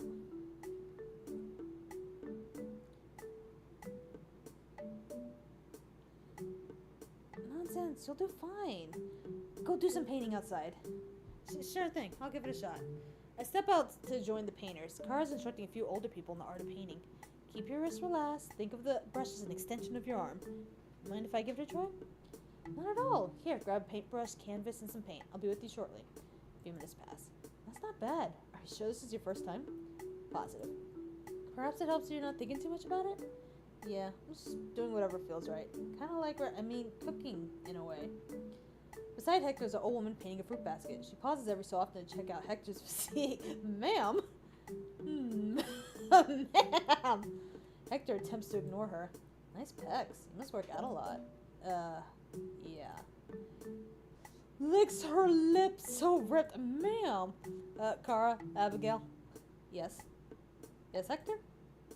You should come work for me. I'm sure I have plenty of jobs just for you, sweetie. Oh, God. Okay, I think that's enough painting. Thank you. I gotta go back to the kitchen now. Abigail and Kara exchange glances. What was that about? I have no idea. Hector rushes back inside. Man, that was creepy. What was it? The old... You know what? Never mind. I'll just go back to cooking. Maybe I should have had him hang out at the kids' table. I'm sorry. Seems like a slow, peaceful day at the tavern. No incidents this morning shift. So far, so good. I stare at the tap room. Most tables filled with happy customers. Yep, everything seems to be going quite smooth. Ah! Wood splintering. Things going wrong in the kitchen. Right on schedule. I scoot my way past the tables, assuring the customers that everything is fine, and make my way into the kitchen. Freaking unbelievable! Too much cheese, he says. It's freaking mac and cheese. There's only like 2 ingredients. Well, There's such a thing as messing up the cheese to macaroni ratio. no! But the cheese is the best part. Next, he's gonna say there's too much lettuce in his salad.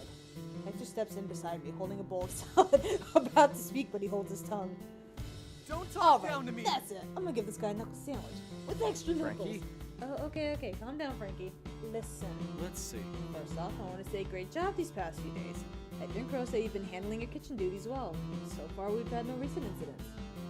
Frankie heaves deep breaths, gritting his teeth. See. That being said, I'm sure we can work out this mac and cheese Well- and salad. Yes, and salad situation with this customer. But see, But that's the thing. Every time he comes in, he orders our most expensive special, complains that there's something wrong with it, then Vinny apologizes and gives him the meal free of charge. Last week he even said there was a lock of hair in his soup. A long lock, he said. Have you seen my haircut? I'm practically bald. Yeah, fuck Frankie? that guy. Okay, Frankie. Here, wait. Yeah. Okay, wait. No, yeah. You did make a good point. You're not beating up our customer. No. I wasn't suggesting that necessarily. Here, I'll talk to him, okay? Frankie and I walk over to the complaining customer. A half-eaten plate of food is on the table in front of him. Ah, splendid. Now I gotta talk to someone with clout. Unbelievable. Have a look at this. You call this a special? The chicken's undercooked. And take a look at the vegetables. When they still have a dirt on them. I'm so sorry. I'm sorry to hear that. I was told you ordered more than one dish. May I politely ask what was wrong with those dishes? Well, the 4-cheese pie was moldy. Excuse me? Pardon me, sir. We don't serve that kind of pie here. What? Are you calling me a liar? Oh, yeah? I'm calling you a liar and a fraud. Word has it there's been a mysterious customer frequenting the taverns in Deep Harbor, complaining about the dishes just so he can eat for free. Now listen very closely. You have no proof. Abigail steps in. Eh? You can't be serious. Unbelievable. Why, little? The customer attempts to strike at me. Why is everyone so ready to throw hands? The customer attempts to strike at me, but Frankie interposes himself and catches the man's fist. It's gotta be the energy inside the fucking tavern. He catches the man's fist right before it hits. He squeezes the man's hand, crushing the bones. Ah! hey! Not so arrogant now, are you? A swift kick to the customer's knees knocked him off his feet. Frankie subdues him with a wrist lock. Frankie looks at me for instructions. Well then. I'll take care of this. Part of my job after all. Come along, sir. Abigail hauls the kicking, screaming customer out of the tavern. Now you listen to me, eh? I'll get this. Or I'll get you for this. All of you. Mark my words. So if you threaten the people in this establishment, I will be forced to press charges. I feel like we should already be pressing charges. Do you remember the city watch to press charges against you? The others watch as Abigail takes him away. Thanks. Thank you, boss. See. For what?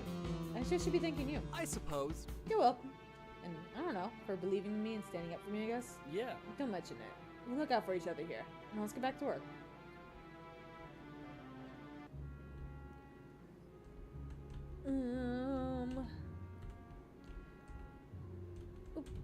up, Glasses. Glasses is practicing her wiles. Glasses. Mm-hmm. I'm trying to run a business here. What are you doing? Right. I'm practicing my feminine wiles. You're what? Wow. Junior told me to get better at my people skills, my social acumen, how to manipulate people. Are you kidding? She told you to get better at manipulating people. Yep. To what end? You know. To get what I want. And she said that you're good practice. That she practices on you all the time. She's giving the big sad eyes and a sob story. Wonderful. Interesting. By the way, My hamster died when I was 6, by the way. Listen, buddy. Fascinating. Why don't you join me and tell me all about those lessons Junior's been teaching you? Drinks on me.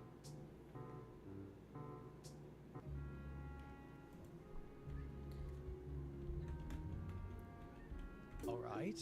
And here we have our new exhibit. Yeah! Yes. It's of a recently purchased piece of the alchemist set from a famous scientist. Woo! Abu Bimiza. Absolutely. That's why he's the goat! The goat! Bro. Girl, I think you need to calm down. The group mothers are covering their children's ears. Oh. Sorry, I just really like science history. Yeah. Yeah, I've never seen you so amped up.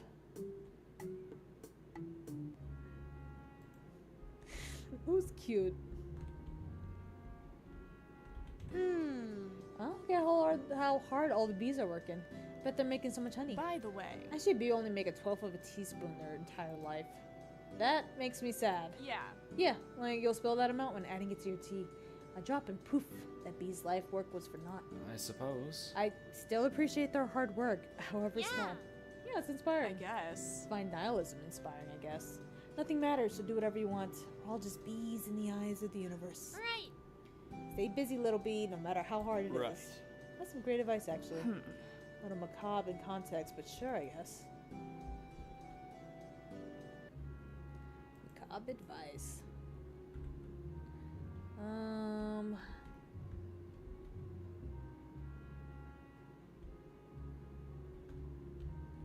Yeah. Wait, how many more thingies do I have? I got 2. Kind of wanted to go and chat with Dante, but... I'm walking through the circus, minding my own business, when Naomi pops out from behind a corner and pulls me back around with her. Huh? Hello? Hi, you're just the person I was hoping to find. Um, What do you need me for? We're off the clock, which means you're totally in the clear to help me prank Owen. what? Why do you need my help? Aren't you some sort of prank goddess? Even goddesses need disciples. Besides, he trusts you, so he won't suspect a thing. Please wait. I'm not sure I should take advantage of the fact my employee trusts me. He won't even know you were involved. What do you need me to do? Just go over to him and challenge him to a game and lose. That's it? Yep. That's it. I peek around the corner and see Owen watching a performance. I shrug and walk up to him. Naomi shoots me a thumbs up from her hiding spot. Owen? Hey, Owen. Oi there! Hey, Edmund. I never see you at the tavern. We met outside the tavern. Okay. I thought I could use a break. You want to play? I pointed a strongman game where you swing a hammer to get a weight to hit a bell. Well... I bet I can win. No. No way. He walks over to the game. I follow. I take a swing and get a measly rise from the weight. Owen laughs. Let me show you how a pro does it. He flexes his muzzle and I roll my eyes. Owen swings and hits the bell with the weight. We have a winner. The attendant hands Owen a small stuffed bear. That's how you do it. Whoa. Very impressive. What are you gonna name it? I suppose. Professor Cuddle Bear. I suppose. Really? Owen shrugs. That is not my name. Owen screams and throws the bear. Do not abandon me, Owen! Owen runs away in a panic. Naomi comes from the corner laughing. Even I have to laugh a little. Naomi picks up the bear and brushes it off. Well done. We may make a prince of you yet, Edmund. What? I didn't do anything. Naomi shrugs. So what are you gonna actually name your new friend? I'm not sure. What do you think? Professor Xavier Cuddle Bear. Naomi laughs. Is that a no? Naomi hands me the bear. I think you should have him, for your much appreciated help. She winks and disappears into the crowd.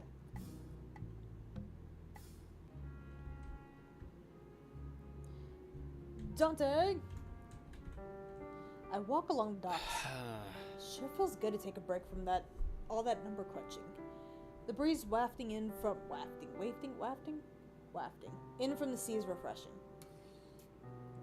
I pause, taking in the beautiful melancholy scene laid out before me. A path between warehouses overlooks the ocean. The view is lovely. I go down the path and stand at the overlook. Moonlight shines over the ocean and the silent docks. I hear a sudden thunk from the right. It comes from inside that warehouse. I peer into the abandoned warehouse. Dante is inside and appears to be training. He doesn't notice my presence. What's he doing training here at this ungodly hour? 1, 2, 3. It's an amazing feat of strength right there. Dante sets the crates down and sprints laps around the warehouse. Whoa, he's fast. Is he even human? Dante slows to a brisk walk after a while. Okay, let's try that again. Dante unsheathes both longsword and short sword and begins practicing a dual wielding technique that involves a series of slashes. Whoa, I knew he was a capable fighter, but I didn't know he could do that. Almost looks like a dance. It makes it look so easy. Damn. Ugh, no good. I'm still a millisecond off. It would probably be good against most common enemies, but not a skilled swordsman. Only Amelia knew this technique like the back of her hand. Who's Amelia? Oh boy. Right. Oh shit. Hell yeah. Never mind. I'll keep practicing until I master it, no matter how long it takes. If she can do it, I can do it. Dante practices the technique a few more times before pausing, clearly worn out. I guess. Might as well take a break. Dante pauses for a moment, breathes deeply, and begins singing to himself. Once was a wandering prince, a handsome man with wit.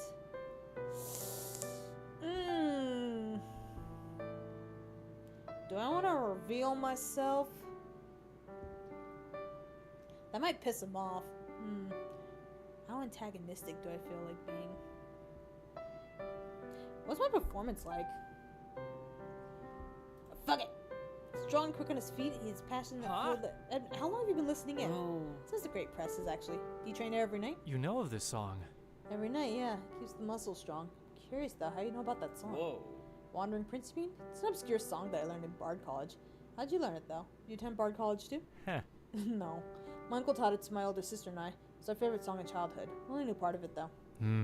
Tell me, do you know the whole song? Yep. Yee! Can you teach it to me sometime? Yeah. Sure. Whenever you're free, let me know. I'll be more than happy to teach you it. Really? Thank you so much, Edmund. You're very Hey. kind. Between the Wandering Prince, your fighting moves, you're full of surprises, Dante. Heh. Again, it's all due to my uncle and sister. Ooh. They sound like talented people. Yeah. I suppose. Getting late. I should be getting back. You should too. All right. Yeah, it's nice talking to you, Dante. See you at the tavern tomorrow. Thank you. Thank you for talking with me. See ya. At home, but Dante remains in place, sulking. Why he's sulking?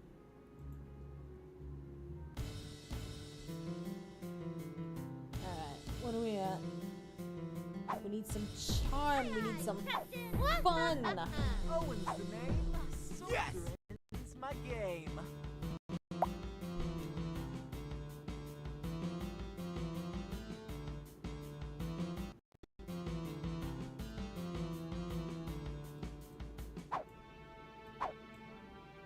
I like that I can have Hector come in and showboat. Oh wait, hold on. I actually might be able to switch out one of these. We need some charm. Wait. There we go.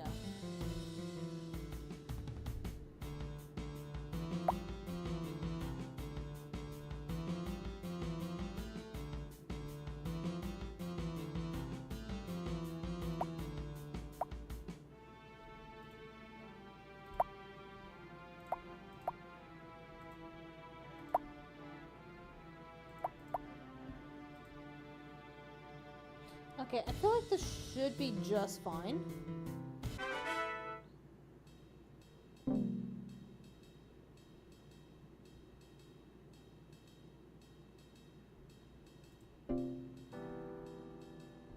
Alright, Hector, we're gonna have you do your little showboat special.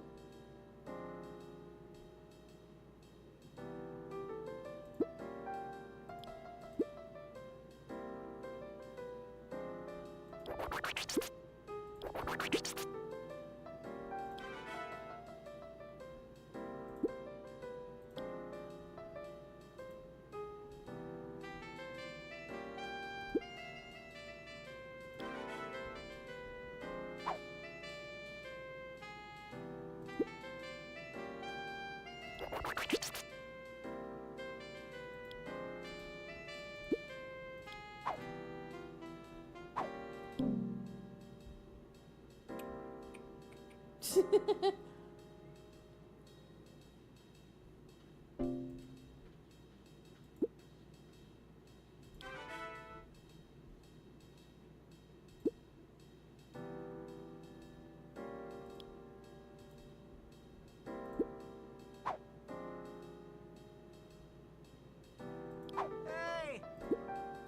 Hey!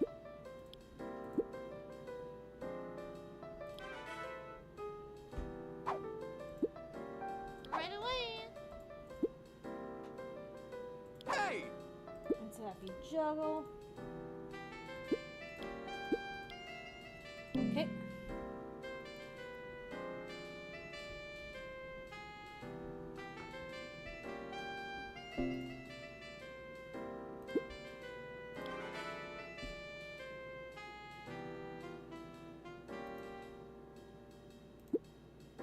Brilliant!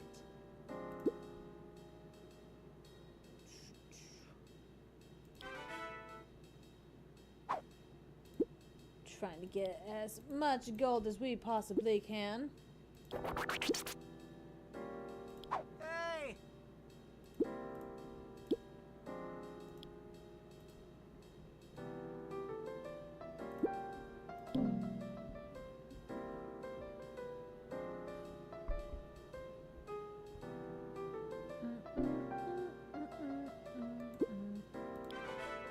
Yes, call upon more customers.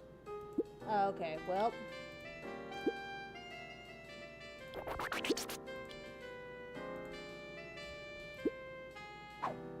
Hey!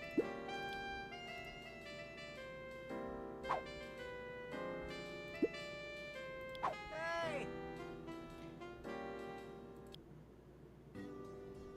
Does it only go to 4 rounds? I thought it went up to 100 coin. And I'm mildly confused. We are still not quite there yet. Alright, Hector! Excuse me, sir. I'm trying to go and talk to Hector. Hi, friend. The alley outside the tavern, evening.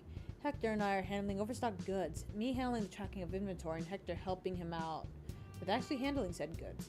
Suddenly, Driver, the character, a spindly-looking man, approaches Hector. Heck! So is this the place you've been hiding out? Hector freezes at the sudden approach, catching my attention. I walk in between the two. Excuse me, is there anything I can help you with? You seem to be coming onto our cook a bit too strongly for my liking. Easy. Looking for trouble. It's just that Hector and I have some history, don't we, Hector? And seeing that I've been lucky to meet him now, I want to do a bit of catching up. Hector puts his hand on my shoulder reassuringly and pulls him aside. Don't worry, Edmund. I got this. Focus on the inventory. Feeling reassured but concerned, I go back to what he was doing, but not without making sure to listen into the conversation the two are having. So what are you doing here? Hey, what's with the hostility? It's not like I came seeking you out. To be honest, it was just lucky coincidence I ran into you. The boss wanted to see you. The boss? Yeah, well, that's what I'd be talking about. Position opened up recently. One that'll get you everything you ever needed and more. Apparently you did good before, and the boss wants to have you... Part of it got cut off. Wants to have you in a more official capacity, if you catch my drift. And all you need to do is follow me later, meet the boss, give a quick handshake, and we get all sorted out. No. A silence takes over. A silence broken by the driver. Care to repeat what you said? I said no. I don't need any job you or the boss would give me. Nor do I even want it. I already have a job. One I enjoy. One I can be proud of. Just go back to the boss by yourself, because I'm not going with you.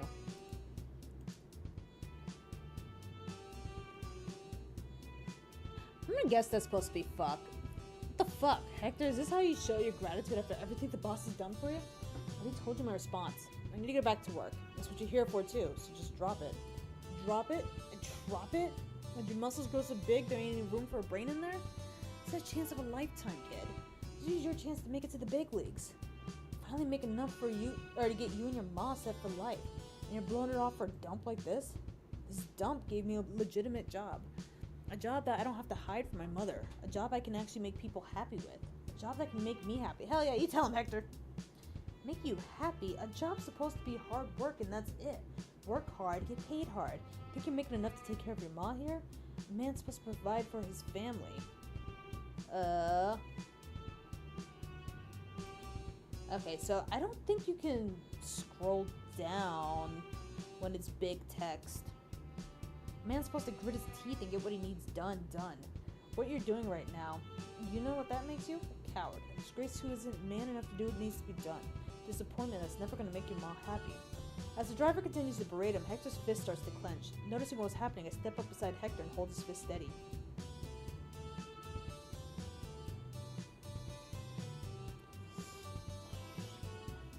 Okay, sir. I think I've heard enough. Clearly this is becoming far more than jovial chat. I'm requesting that you leave. Now. Well, oh, so you have your little boyfriend here? First of all, I'm a they, them, so fucking partner. Fuck off. Second of all, are we dating? Oh, so you have your little boyfriend here fight your battles for you now, huh? I thought you were tougher than that, Heck. Sir, I have asked you nicely to leave. You still have not. I plan to give you another chance. I'm even willing to pay you back for the time you already spent with us today. Now please take this chance I'm giving you and leave now. Why, you little? I've given you one last chance to leave and you still didn't take it. I do not know nor do I care about whatever other legitimate forms of business you deal with. I do know that you, as a carriage driver, still need to keep a reputation to get hired. I have no ways of getting news around. A carriage driver that attacks his clients doesn't seem to be someone who gets work, so I'm asking you nicely one last time. Leave. The driver runs away scared, leaving the car behind him. I breathe a sigh of relief. Can't believe that actually worked. Who was that, Edmund? You know, just a little bluff. I'm glad he caved. I don't know how much longer I could have kept that up. To be honest, I just tried doing my best Junia impression. Thanks for that, Edmund. To be honest, I don't know what I would have done alone. I didn't realize someone like that would be able to track me all the way here. It's alright. I'm actually really proud about how you handle it. It's taken a lot for me to stand up for someone like that. Yeah. To be honest, I put up a tough face, but I was sweating bullets on the inside. And you stood up to him anyway. You stood up for yourself. Okay, now let's try to figure out what to do with the rest of the inventory now that our driver's gone. So are we dating, or... You know, I'm gonna go bother Lark. I haven't talked to her in a while, sorry. I walk into the tavern from my office and see the employees all gathered around something. No, we closed like 20 minutes ago, right? You can leave. Owen turns around. Hey! Edmund, you gotta look at this. Lark, meet this little maid drone thingy. No. It's not a... Oh well. Okay, maid drone thingy is fine. Let's see. Alright.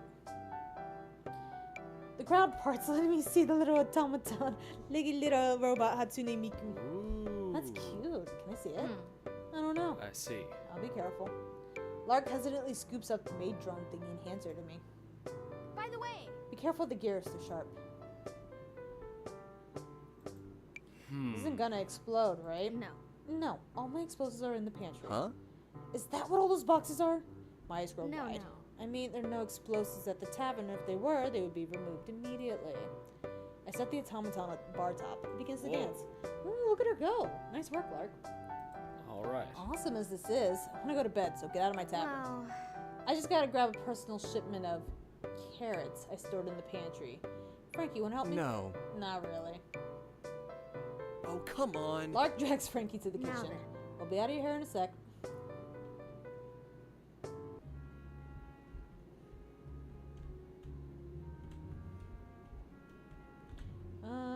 Oh, Crow's right here. Let's go chit chat with Crow. Hey, buddy. The stage is fevered with activity, though none of it is particularly theatrical. Though one could say the stagehands in their chaotic waltz to and fro ends are beautiful in their own way. The high drama is a rope that refuses to untangle or hold a knot. A delicate dance is held between a too-short employee and a too-tall ladder. All with the elegant singing of an overworked lead who clearly needs a break. I can sympathize. It's why I'm here, after all. One rare chance to get away from their own chaos at the tavern. I decided the theater would be a good getaway. Small productions had been held in Bard College, but I attended a few times. While they weren't exactly enraptured by the performing arts, it certainly wasn't a bad way to spend the afternoon, especially if the playbill delivered on what it promised. Shadow of the Wizard Tower. A tale of forbidden love in a wizard estate overcast by its own shadowy past. Promised dramatic family court drama, high stakes, and a doomed love. I wonder where the wizard part comes into play.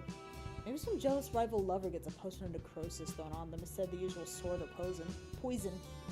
It's always love stories anyway. Can't there be an action-adventure play once in a while? Maybe love stories just require lower budgets. As I chuckled to myself, an oddly familiar voice came from behind them. These theater setting arrangements never make any sense. Why does the A row start from the stage outward? Surely that'd be Z and A row would be the first row people would see. Seats are for them, not the actors. I guess? Maybe the guy who put the letters on just started from the front because that's where fewer people would bother him. Crow's head whipped around towards the sound of my voice. His face is awash with a mixture of shock and embarrassment. Edmund, what are you doing here? To enjoy the play, of course. Bought a ticket just like you did, it seems. I wouldn't have guessed that would happen.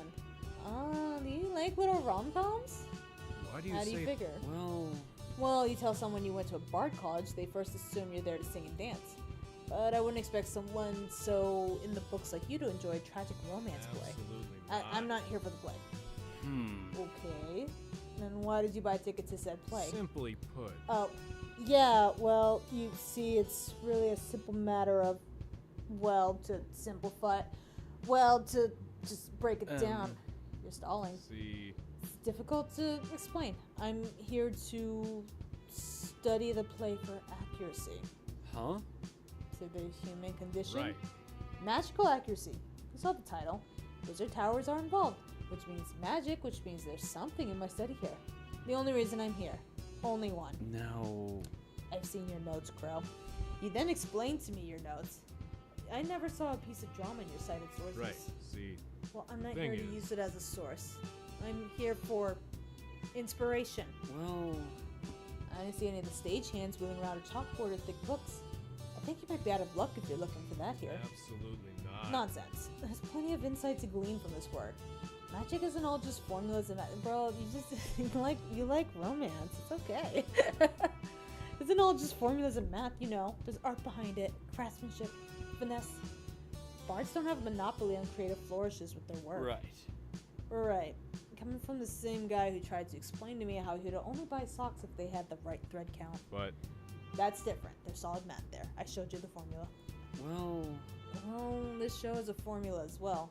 Young lovers fall for each other at first sight, other parties forbid it, the lovers still try, deaths happen because of misunderstandings, and the lovers die in some horribly ironic way. I don't need a degree to tell you that. Same way you don't need an excuse to enjoy a show. I'm not making up excuses, I'm just... Alright, I'm making up excuses. Excuse me. You don't understand. All my colleagues hate this kind of stuff. They all think it's whiny teens crying in big speeches that ramble on about nothing. And sure, this place's production of Into the Sea on a Whim was pretty dry, but this one's different. Whoa. Wow, you really do like theater. See... You know how many lectures I have to give or hear during a normal day?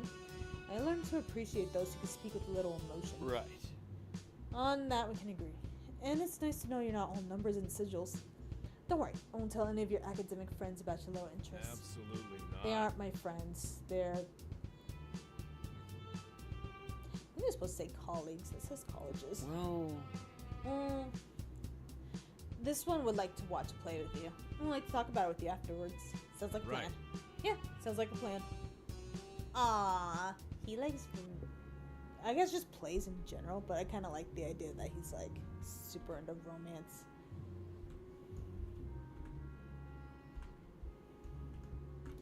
What's up, Dante? Going around the plaza on a whim when I decided to visit the local bookshop. There I meet someone I wasn't expecting. Huh? Dante, is that you? Funny how I've run into you here. Hmm? Oh, hello, Edmund. Can I ask why it's funny you find me here? Sorry. Sorry, I guess I just never took you for the reading type. I see. I can assure you I enjoy the occasional book. I'm learning everything about everyone today. In fact, that's the reason I'm here in the first place. I heard it was an interesting book that recently came into the bookkeeper's possession. The Illustrated Guide to Dragon Forge Defenses. Well... Apparently there's only a few copies of it available. Unfortunately, it seems somebody got to the book before me. Good heavens. Those thieves just went in there and took it. I spent good money on that book. But... See... Yeah, apparently thieves got into the book before I did. I've been gathering clues to find them. Heh. And I think I know who the thieves are and where they might be But hiding. of course. Just bring those thieves to justice and you can have the damn book. Teach them to never steal from my store again. Bet, say less. After a bit of searching, Dante and I finally tracked down the thieves in the docks. Surveying the area, I managed to spot the book carelessly thrown about in a crate filled to the brim with various knickknacks. As I suspected, slippery seals. No other two-bit criminal gang would be careless enough to steal something in the middle of the day. These no good ne'er-do-wells just steal whatever thing they can to sell it to anyone who takes it. I doubt none of them know the true value of the book they just stole. Listen. I like to imagine it's one of those illustrated guides like, you know, you would get back in elementary school.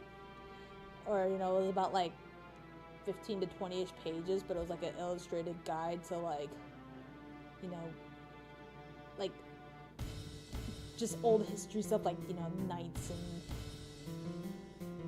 well, the ones I remember are like knights. I think there was also one on like ancient Egypt. There was a bunch of them, but I can only remember a couple of them. Edmund, I have a plan. I'll go take care of the thieves while you go and take the book. Sound good? I nod in response. Quickly, Dante jumps out to confront the thieves. The way he moved was so eye-catching, I almost forgot what I was supposed to do. But slowly, I make my way to the crate and reach for the book. Skim the book and help. Hey! Quickly skimming the book, I find a move that Dante could use. Dante, do exactly as I say, okay? Okay. With my guidance, Dante moved in ways he never had before, making swift work of the thieves before. Whoa. Imagine if I fucked that up. Dante, that was incredible. Yeah. Thanks to you and that attack. I'm surprised you managed to find one that was simple to execute, perfect for the situation. Now that was amazing. After tying the thieves up with some rope, Dante and I head back to the bookstore. This book is filled with attacks I never even heard about. I want to see why it's such a sought-after book. Heh. I can't wait to test these all out. I'm really glad we managed to get it back. I'm glad you're enjoying your book, Dante. But hopefully next time we go pick up a book, we don't end up fighting off a bunch of gang members just to get it. Who knew books could be so interactive? I am jumping up.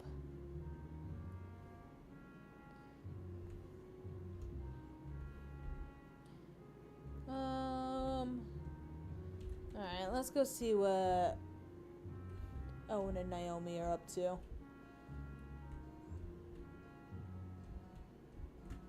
Oh. Hey Owen, what's all the baskets? Are these from? No. Come on guys, you act like you don't want berry pie. Yeah. Oh, we so much want this coveted pie you speak of. Must it require so many tiny berries? Aren't like all berries big to you guys? Nope. We goblins may be small, but we're well accustomed to the rules of relative scale. Oh, and I think they might have a point. You'll need a lot of berries to make a pie. Similar to how the tavern needs many baskets to... Well, if I need to get more berries, then it's time to get more hands. No. We're unfamiliar with this human saying. No metaphor here, only meta magic. Duplication spell. Owen casts a spell and then suddenly there's two of them now? Wazza. Hey there, good looking. Right back at you, handsome. Good to know you can do that. I still need those baskets back.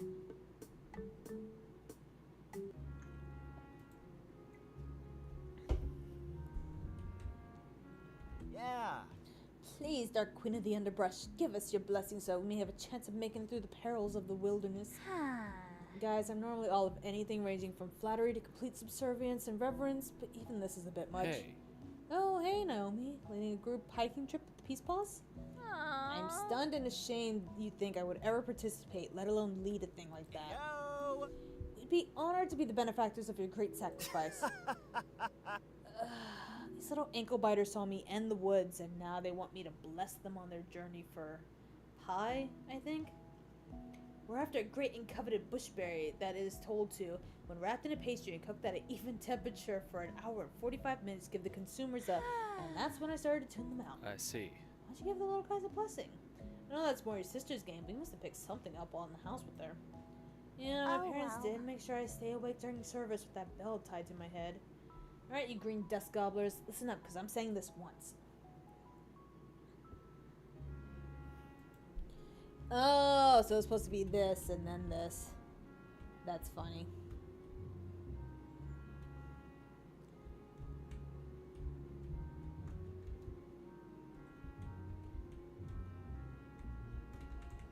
How many more thingies do I have? I got 2 more. Who shall we chat with?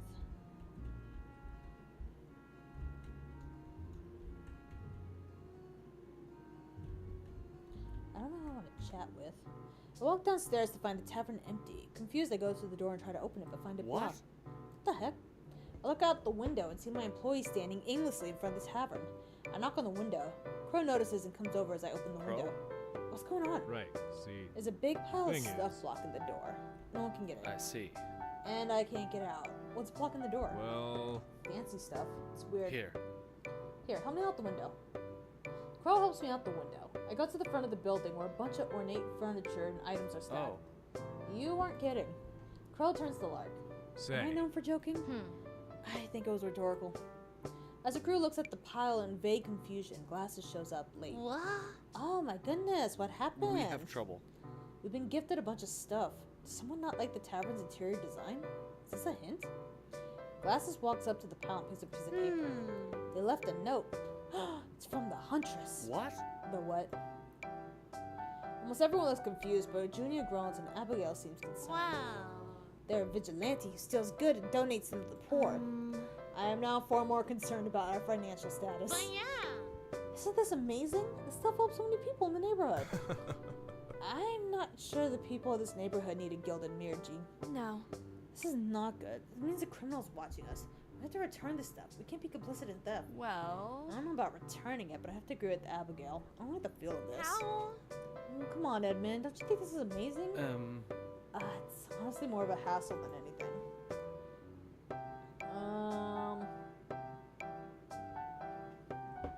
Let's sell and donate these. I suppose. We don't know for sure where it came from, so maybe we could sell and donate the profits. Some good so that some good comes out of it. See if my contact can help out. But Edmund, if I get arrested as Huntress, I'm holding you personally responsible. Understood. Okay. Huh? You don't want to be mistaken for a valiant hero? Junia opens her mouth to answer, but I cut her But- off. See. As great as Huntress is, no one wants to be arrested for crimes they didn't commit. Right. Steals the thunder from the crimes you have committed. That's a joke, right? Yeah. Of course. Cross my heart. And my fingers. Sorry. Sorry, it's such a mess, Edmund. Hey. It's not your fault. Not like you're the one who dumped all this on our doorstep. No. Oh yeah? Oh yeah? Oh yeah? Of course not. I just appreciate that you're helping it to do some good anyway. Junie and some of the crew begin carting away the stuff. Alright, looks like I got one more, so I think I'm gonna go and bother Lark. Lark is carrying a bundle of manuals and instructional tomes on safety. She clearly seems unenthused. Oh, Edmund, how do you feel about blowing up some safety manuals? Do we have to? Wrong answer. The real answer is, in the coolest way possible. But how to do it? With a mechanical twist? Like your combusting fire launcher? Or maybe your living tinderbox? Not with my patent pending. No. Oh, sorry. With my patent pending liquid fire unextinguisher, a LeFou for short. Pretty ingenious if I do say so myself, because I did. Lark tosses the terrifying Tetradon into my hands. I'll let you take the first spark at these dream-crushing protocol manuals. You flip the switch, turn the knobs, and toss out the manuals, causing a cavalcade of calamity upon their pages. Why is it so bright and dark? Eyebrows are overrated, my dear Edmund. Girl, what? Oh, I still have one more. Okay. What? What's all this ruckus? Unbelievable. There used to be some rowdy customer yelling at Edna. He's holding half of a tankard in his hand. The tankard itself is laying on the floor next to his foot. The handle of the tankard has obviously been hacked off with a very blunt knife. What seems to be the issue, sir? Huh. This cheap tankard snapped off his handle and landed on my foot. Probably broken now, so what are you gonna do about it? It was your tankard that injured me, so you should compensate me for it. Huh? Sir, you clearly... A tankard can't have broken like that on its own. We can't... What? What are you talking about? The tankard's broken, and my foot is injured. What else do you need to know? Now listen very closely. What's gonna happen is you're gonna pay me. You wouldn't want to upset my mafia contacts. I'm a very important mafia boss, and if you don't do what I ask, they can make things very difficult. Right. Eh? Ah, where the hell did you come Let's from? see. Buddy, you need to brush up on your rules of the mafia. If you were really a boss, you wouldn't be the one running the scams. Can you stop falling?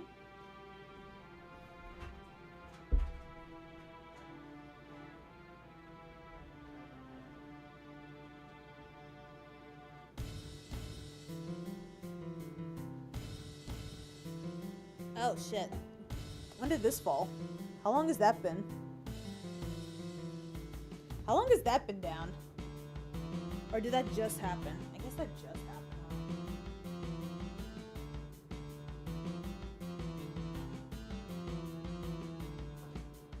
Please stop. Are we good? Is it good? You guys will let me know if shit's falling everywhere, right? Yeah? So much headspace up here. Cool. Buddy, you need to brush up on your rules of the mafia. Ugh. Ow. So either you're the worst mafia boss I ever met, or you're not a mafia boss at all. Since I've never heard of you, I'm gonna guess you're the latter. She leans in closer, grinning down at the shady man. So, I suggest you get out of here, or the people I know are gonna make sure you never get a wink of sleep again. That is kind of scary. The man takes a step away from Junior before bolting out of the tavern. I think I might take first prize for the worst scam attempt I've ever seen. Even my first try is better than that. Okay, cool. Next day. Okay, so how much do I need?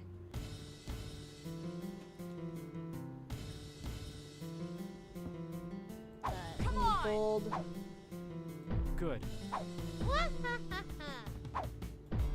Yes! Enter the Hector.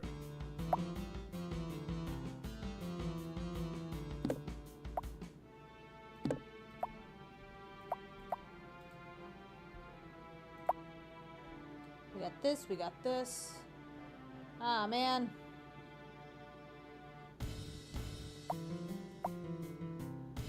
I don't really got anything. He's got one food. Alright, hold on. We may not need Dante.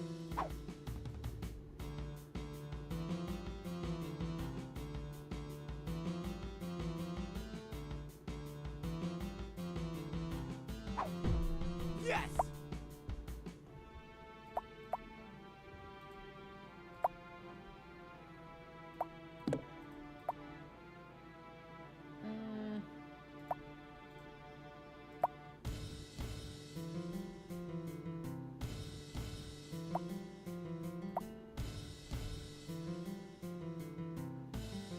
Okay, I feel like this should work out.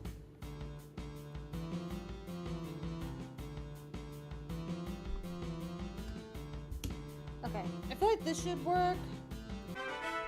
Get us plenty of money.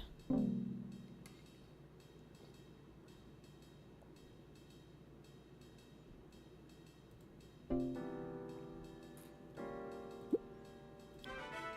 your showboaty thing.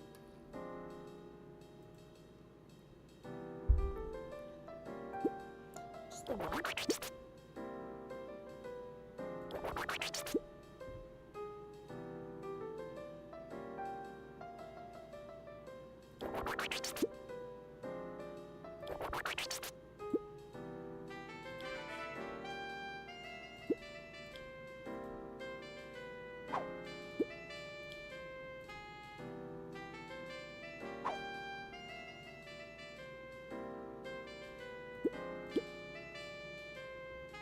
Heavy rest.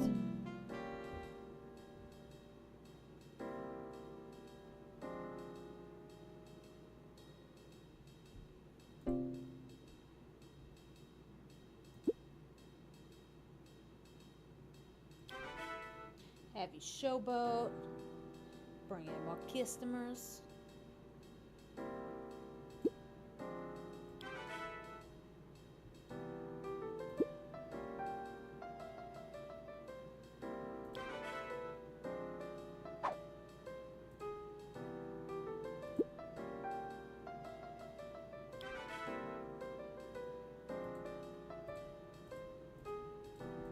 Uh-oh. Uh-oh.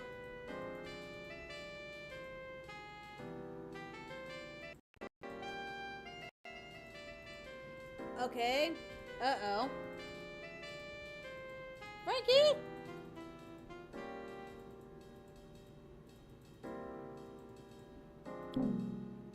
Okay, well that was weird.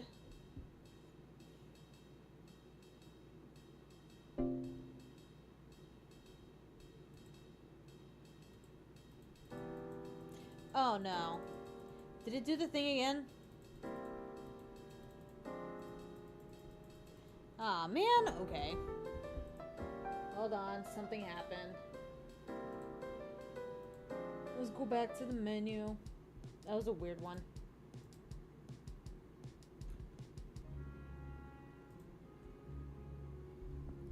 So how much closer am I dead still? Where's Hector? I'm gonna go find Hector now. Bye.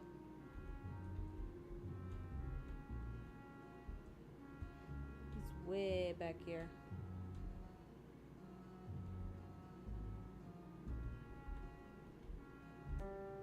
The night sky seems endless. The moon sheds no light, hidden behind formless clouds. Those clouds shaking off flurries of snow from above, with no regard for the puny mortal below. Edmund is one of these mortals. They step out through the cascade of flakes, the path before them barely illuminated by the streetlights above. I really hope I can find Hector through all this snow. I know he's big. This is pretty good and pretty bad. He said he had something important to show me at the temple. It has to be if he himself is is fine walking through all this just to get here. The temple grounds come into view, and the ever unmissable frame of Hector is by a gated entrance. Is he holding flowers? Oh, his mom didn't die, right? Edmund, you made it. I would have made the walk with you, but I had to do some last-minute prep. I'm glad you're okay, though. Yeah, not my first stumble through snow. But I have to ask now, why are we here? I see the flowers. This is your idea for a first date. I don't think we'll be able to keep up. What? No, it's... Edmund breaks out a chuckle at the reddening Hector and quickly follows with a nervous laugh of his own. No, it's not that. I have something I want to show you. Something I don't show a lot of people. But I feel like you're someone who deserves it. Oh, I didn't take you for a man of faith. Oh, it's not at the church. It's... Follow me. Oh, is it his dad's grave? With no other words, Edmund falls into step with Hector, marching around the edge of the church. The snow seems to not lessen, but at least stay at a constant rate of fall. It makes seeing ahead in the dimly lit graveyard the two-step into a bit more easy. Hector just looks right ahead of his feet, not looking back or paying any attention to Edmund's voice. Eventually, though, he stops in front of one grave. Edmund steps right to the side and lowers, that's a typo, lowers a bit to make out the name. Franklin Goodhart. Father, good man, good worker. Hector lays down the bundles of flowers in his hand. As he does, he wipes away the accumulating snow and dirt from the grave. Sure, he would have been a pleasure to talk to.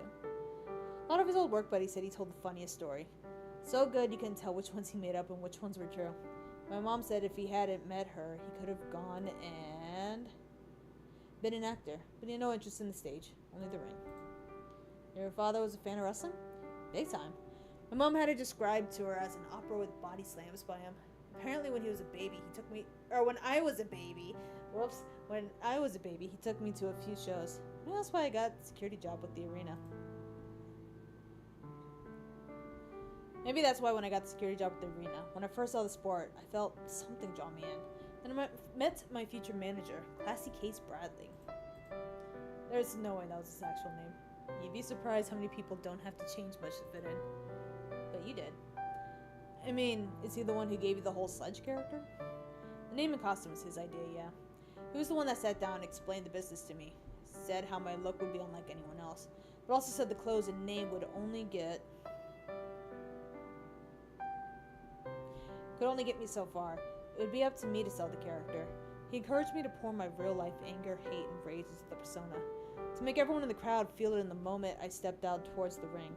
Having to keep my head down, so focused on trying to provide for my mom, that the chance to just cut loose. It was the first time he felt free. People have always been misjudging me. They see me and they think I'm scary. I don't want to hurt them, that I'm just a big dumb hunk of meat. It always bothered me, but I try not to let it show. I had to be the man of the house to stay strong.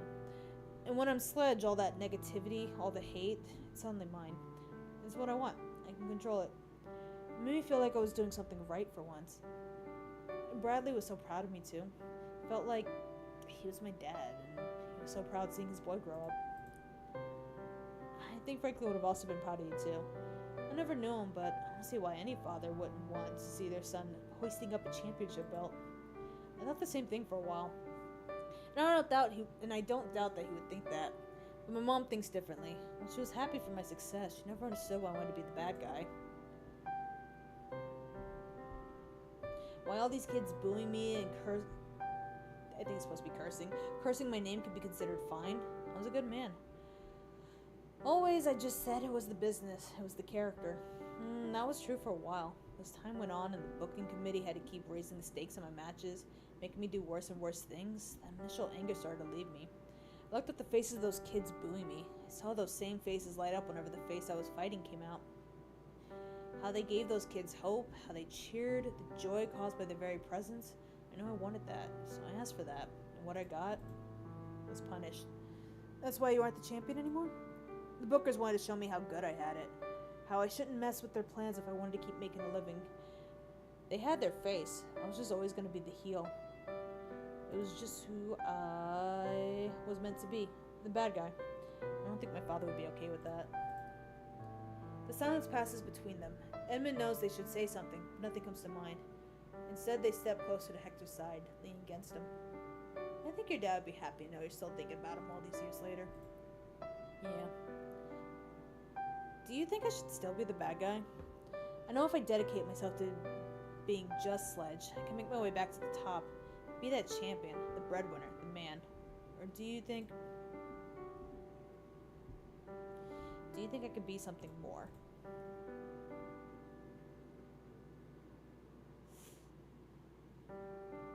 You're a great worker. Who you are on the inside doesn't change. The best art comes from the heart, and you're a good heart.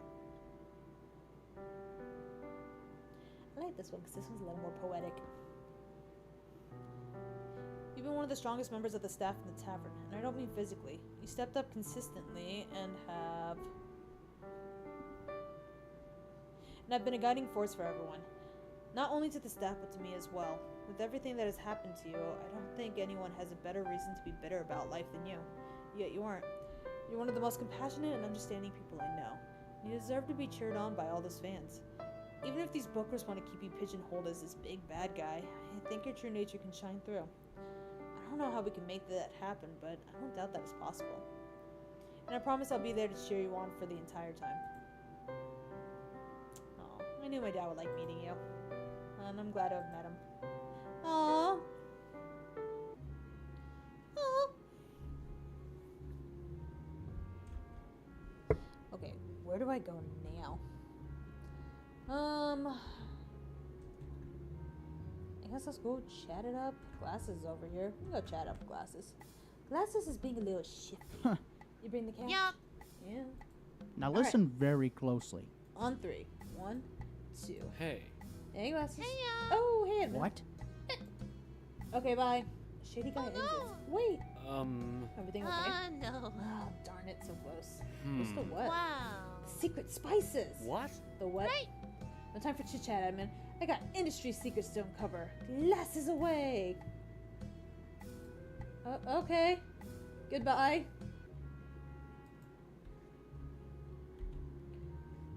Oh, Crow and Dante are down here. Excuse me. Excuse me. This guy's a riot. Yeah, man, you get it. What's so funny? Oh well. I'm not sure. They were up at the fishnets, and I just said that I wish it was me up there. Nah. I thought he wanted a job, but then he What says, a "No, I wish I loser." was a dead fish." But yeah. I honestly meant it. You have no idea how long of a day I've had. Right. I'm sure it was long, though with the right table, this kind of stuff may make the day go by quicker. Doomer humor. Abigail, Dante, and I are sitting on a bench having our lunch when I notice Abigail's yet to open her bag. Her hands are shaking. Abigail? Hey, all right. Did you forget to pack food? Oh, no, I did. I'm just worried about the birds. The birds? Every Well, day you around this see- time, when I have my lunch, a bird swoops in and steals my Oh, sandwich. come on in. What? That's terrible. Take a look around. I don't see any birds in the area. Hey. No birds in sight. You should be safe for today. If you say so. As soon as Abigail unlatches her bag, I see a bird emerge from a nearby tree. What in the world? Oh well. Oh dear. Dante and I watch in horror as the bird circles and pecks at Abigail. Just as all seems lost, Dante takes a stance and begins barking.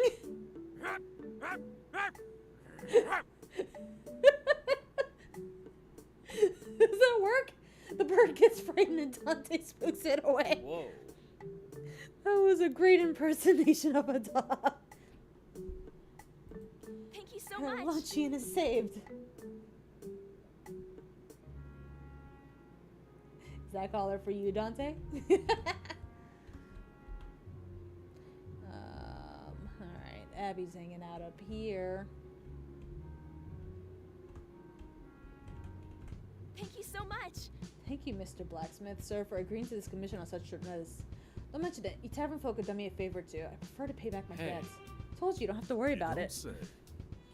And I told you I will be helping you folks out when you need.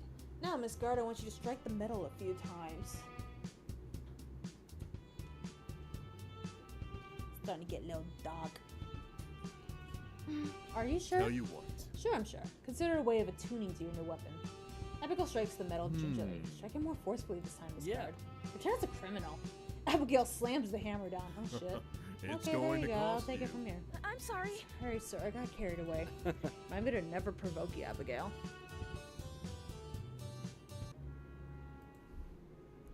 She's drunk. Vinny's hanging out here. I'm stuck. Help. Ooh. Oh, Edmund, how odd to see you Hey. here. I could say the same to you. What's up? Right. Oh, I was brought on to help with the cafeteria today, doing a bit of community service to help these students get proper Thank nutrition. you so much. Food you made was amazing. Who knew vines could taste so good with the right seasonings and sauce? Oh, yeah? Please, it's just something I threw together. What? Wait, vines? You serve these students vines? Yep. Not just vine. I like to call it vine whipped spaghetti. Thought of the recipe myself. Ooh. I actually feel good about paying tuition if we were fed that kind of food. Lawrence gave it an unexpected crunch. Sounds like it could be good for business. Well, Surprisingly enough, I was gonna bring it up to you later. I'll have to make some for the customers. What do you mean? People eat fish knowing they can get a bone. ooh. That sound argument, I'm convinced. Alright. I guess let's go to the tavern. Who shall we talk to in the tavern?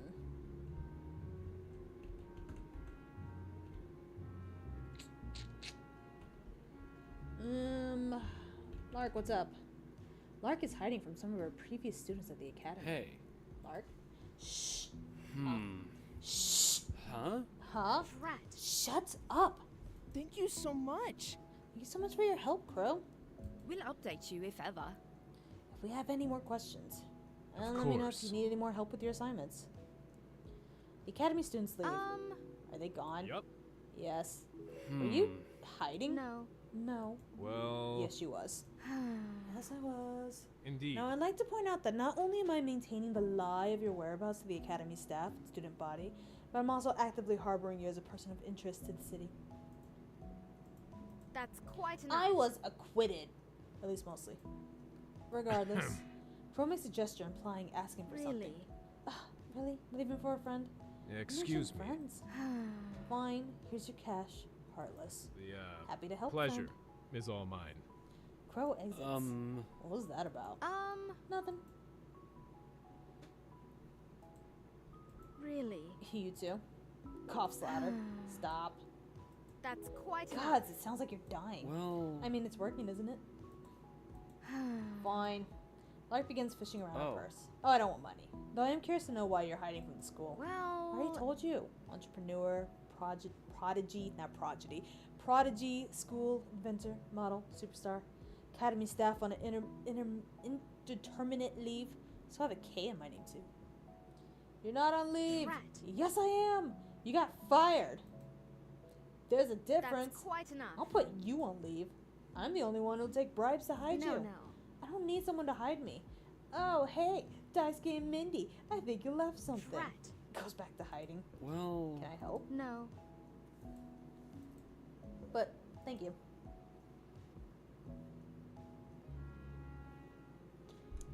Oh man, okay. We still got a little bit. What's up, Naomi? Covering the host station for a bit when a tall man with an armful of scrolls wanders into the tavern. Hey. Hello, welcome to the Ready Bready Tavern. Can I get you a table? Almost as if you didn't hear me, you wandered past the host station and started scanning the Naomi? restaurant. Hello? Are you Naomi? I approached the man. Let's see. Hello, sir? Can I help you? I don't suppose you are Naomi. No, Before they finish their statement, Washington begins to wander around again. Naomi walks into the room, spots her and tries to dive behind Glasses. Glass is unaware of the situation and walks away, leaving her crouched in plain view. Naomi? You must be Washington. Yes. Indeed I am. I've been trying to contact you for several months about your car's extended warranty. I've been trying to contact you for several months now about your knowledge regarding the runic symbols in the Deep Harbor ruins. Oh, bummer. Yes, I've gotten a dozen letters about it. Sorry, I must have missed your letters. It's no worry at all. You know how unpredictable the postal service can be? I approached them. Hey! Hey, boss, I'm so sorry. I'll get back to work. I found out Naomi called me boss. Help me. Naomi? I actually need you in the back for some inventory right now, Naomi. Sir, you can wait for her out here. In the meantime, we'll get you seated and have someone to take your order. Washington looks like he's gonna protest, but I wave over Owen and then walk to my office with Naomi. Boss? Really? I was panicking. I thought it'd be like a code word or something. Because you don't respect authority. Or me. Exactly! You get it. Well... So, do you want to tell me what that was about? It's a long story, but the short version is that when I was sorting things out about my family, I found some information. All I want to know is what I found was what I thought it was, so I contacted an expert. Washington. Right, except it turns out not only did I find out what I thought I did, but it may have completely changed my understanding of both history and religion. Oh, that's intense. I see. Yeah, so you've just been dodging him? Yeah. More or less. Why? I'm not really sure. It's offering money and I definitely could use it. If you took it, you wouldn't have to work for some idiot with the tavern. It's not that simple. I don't know if I'm ready to face what it means for this to be bigger than me. My whole life, people have determined everything for me. I think I want to choose for myself. What do you think? Trust yourself. Alright. Trust your intuition. The biggest historical find of the century can probably afford to wait a little longer. Really? I don't think it's unbelievably selfish for me to keep this to myself. Naomi? Naomi, you're a lot of things. Argumentative, chaotic, destructive, charming, beautiful, a good waitress. Sorry, I'll let you continue. But I don't think I'd ever describe you as selfish. You're allowed to do this in your own timeline. Washington is that upset about it, he can decipher it himself. Wow. You're a lot weirder to me than I probably No. deserve. Nah, for me it's an entirely selfish proposition. People want to celebrate the tavern less when they have the whole worldview shifted. Yeah, but they do drink more. You're totally right. And chance I could change your mind? Unfortunately, after hearing what you said, no. I don't think you can. Curse me and my wise insights. Tavern day!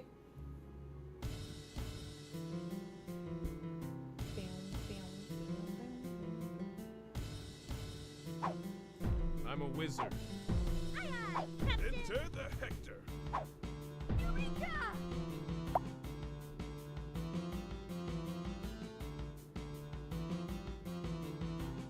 Ooh! I do like that.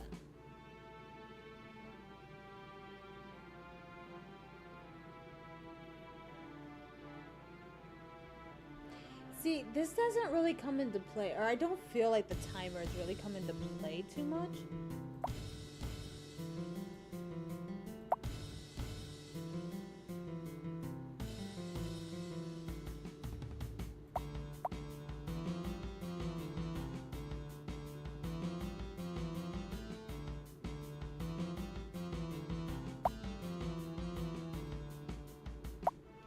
Need some knowledge and we need some charm.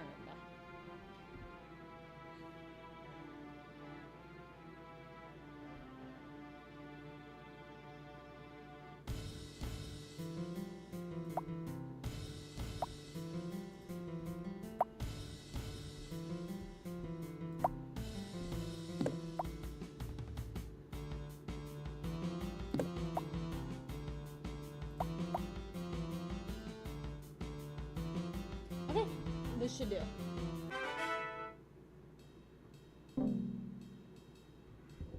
Because, I don't know, I don't feel like I'm really pressed for time.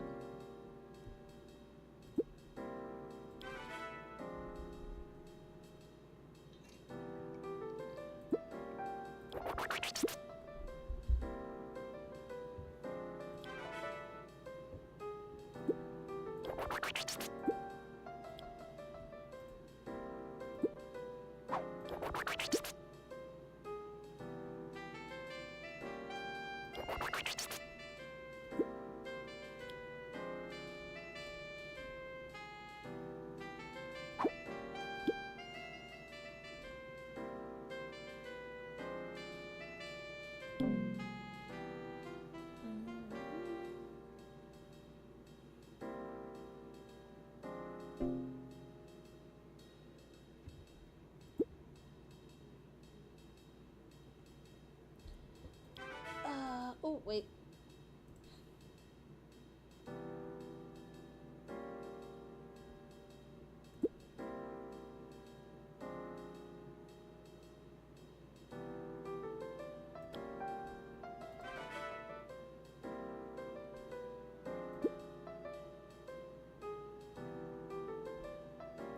Okay. Rile up the crowd.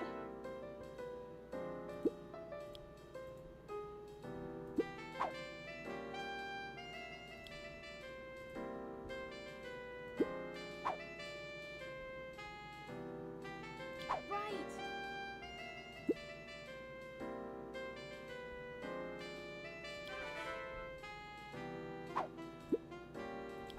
Hey. Right.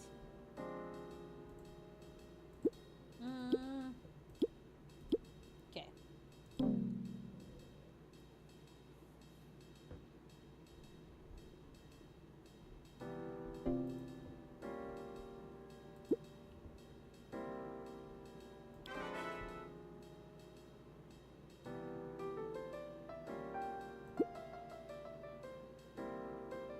Brilliant!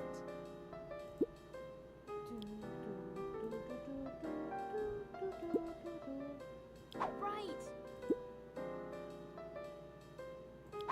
Hey.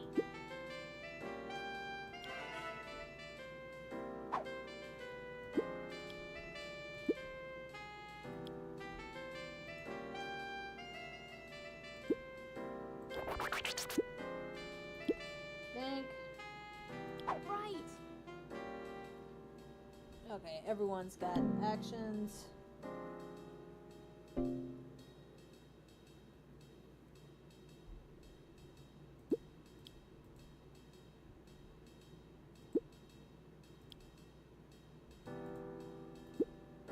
Brilliant!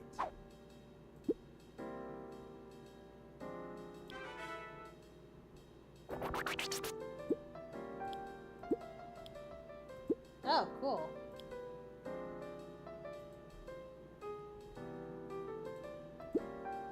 Right. Right. Oh, I should have moved Naomi up here. Oh well.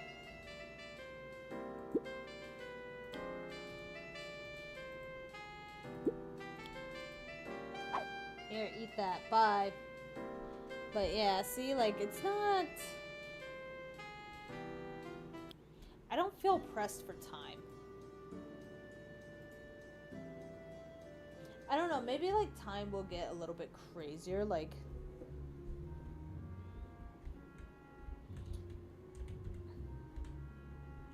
Uh-oh. Uh-oh, game? Oh no!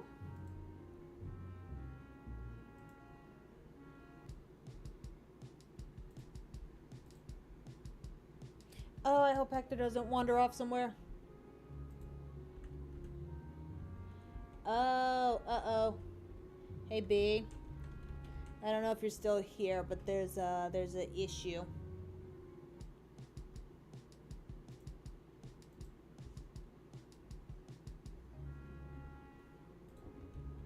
Here, let me talk to someone else. I'm helping Dante replace one of the kegs at the bar when the doors to the game hall open abruptly. Then shut it just as quickly, giving Abigail barely enough time to get out as she held the door shut, a look of panic on her face. Dante and I make eye contact. We have trouble. I should probably check up on that. Yeah, don't worry, I got it from here. I approach Abigail. Abigail? Hey, how's the birthday party going? Abigail stares at me unblinking. She rapidly shakes her head. Sorry. Criminals I can deal with. Fires I can deal with. Spoiled rich children and their parents? She shudders violently. I gently take her arm and guide her over to the bar, where Dante's just finished setting up the keg. Dante? Hey, Dante, could you send a test pour over here? I think we need it. Dante takes one look at Abigail before immediately obliging. Abigail tightly grasps the mug but doesn't drink. What's going on in there? So you know there's supposed to be a clown? Right. Yeah, I remember Vinny mentioning that when he took the reservation. The clown's meant to be here an hour ago. Oh. Ew. So the kids are going crazy because they're bored. The parents are going crazy because of the kids, and they're all asking for cake because they finished their meals 20 minutes ago. All right. Okay, let's see what we can do. I lean over the counter and through the kitchen window. Hey guys, how's the birthday cake coming along? Hector goes pale. It's a little crunchy. No. Crunchy good or crunchy burns? That's not the best outcome. Frankie pops his head up around the window. Hey! Yeah, I have an idea. Hector, still got that giant loaf of bread I accidentally made the other day, right? Hector nods nervously. Okay, so Master Loblo, right? He's got this thing against sugar, so it's not good for us or whatever. Okay? But see... But for birthdays, we still want treats, Frankie? right? Frankie, get to the point, please. Right! Right, so what we do is we sneak into the kitchen when he wasn't looking, make a real simple honey base for frosting, and put it on a loaf of bread. But yeah! But if we do that, stick some candles on it, would be golden. I bet I can even make a shot of it if you let me. Okay. I suppose. You know what? Sure, give it a shot. Frankie cheers and pumps a fist. All right! Won't regret it, I promise. Hector and Crow prepare the loaf. Hector and Crow do their best to rapidly comply. Frankie runs about the kitchen at lightning speed, stopping at the end with a pan full of cooking oil and a box of matches. The loaf is finished and handed off to Abigail as Frankie beckons for its bearer to follow him. Abigail obliges as Frankie leads them to the game hall. It's a war zone. The kids are running about chasing each other with forks and the table's been overturned. The parents have collectively consumed an unholy amount of wine. Frankie takes the stage. Hey! Edmund, could I have you stand that table back up? I oblige his request. Frankie motions for Abigail to place the loaf on the table. She nervously complies before stepping away. Frankie clears his Yo, throat. what's up? May I have everyone's attention, please? The room goes silent. Children and parents alike stop and stare. All right! Alright, here's the deal. Everyone's gonna get a piece of the loaf. But first, we gotta light the candles. And sure, I could just go grab a torch or something, but that'd be boring. I got a better idea. Frankie removes the wraps from his hands and lays them in the pan of oil. After a second to let them soak, he pulls them back out and wraps them around his hand. He gives them a few quick shakes before stepping over to one of the lamps on the wall. Check this out! Reaching his hands up to the lamp, he winces for just a moment as both his hands burst into flames. Ooh! The eyes of the partygoer go wide as Frankie spins in a circle back towards the table. His hands carve wide arcs through the air, smoke trailing behind them as he moves, drawing swirling patterns in the air. The audience gasps as he lets out a flurry of punches, embers shooting out over their heads like indoor fireworks. Eventually, he draws both hands back and thrusts them forward in one giant gout of flame. When the smoke clears, Frankie's hands are free of fire, and the candle on top of the birthday loaf is burning bright. The children standing around the table burst into applause, and a couple of the parents breathe out a barely disguised sigh of relief. Hey! Birthday boy? One of the children nods, still in awe. You may make your wish. The child blows out the candles, all the others erupt into cheers, and Frankie serves up the loaf. As the tavern winds down, the partygoers file out of the establishment. One of the parents approaches By the way, them. So how'd the party go? Well, You know, I'll admit I came into this with relatively low expectations. Oh, great but my job, so many dear. new people managed to go above and beyond for us. Dodge. Scream, jump, Dodge. and run. Hey Prodigal, welcome back. I know we said we handle entertainment ourselves, but I can't imagine any place else putting on such a wonderful impromptu performance. I'll be sure to come back for my 7 other youngins. Oh, okay, cool, you're bringing 7 more. We did say that. We didn't say that. The parents stroll out of the tavern beaming. I turn to the kitchen window where Frankie is watching. Did they like it? Yeah, you're gonna have to do that 7 more times, buddy. yeah. I say so. Thank you for stepping up, Frankie. Thanks. Thank you for giving me the chance to do so. We smile at one another before we go back to our closing duties. Okay, so can I talk to Hector now? Wait, let me save. Just in case. What if I make TDS say the dialogue? The pain. The pain. Oh no. You aren't cool enough for Hector. Apparently, that's the one I'm trying to romance.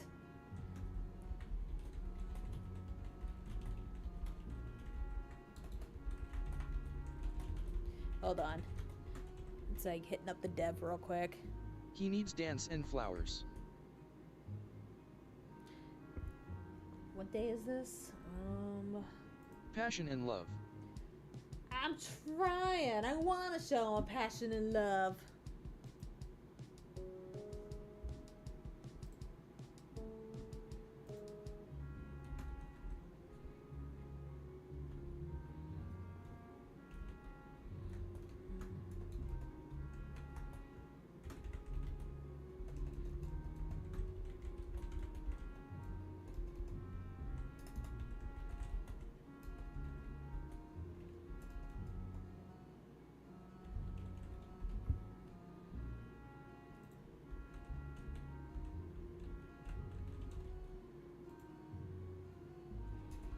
Oh, man.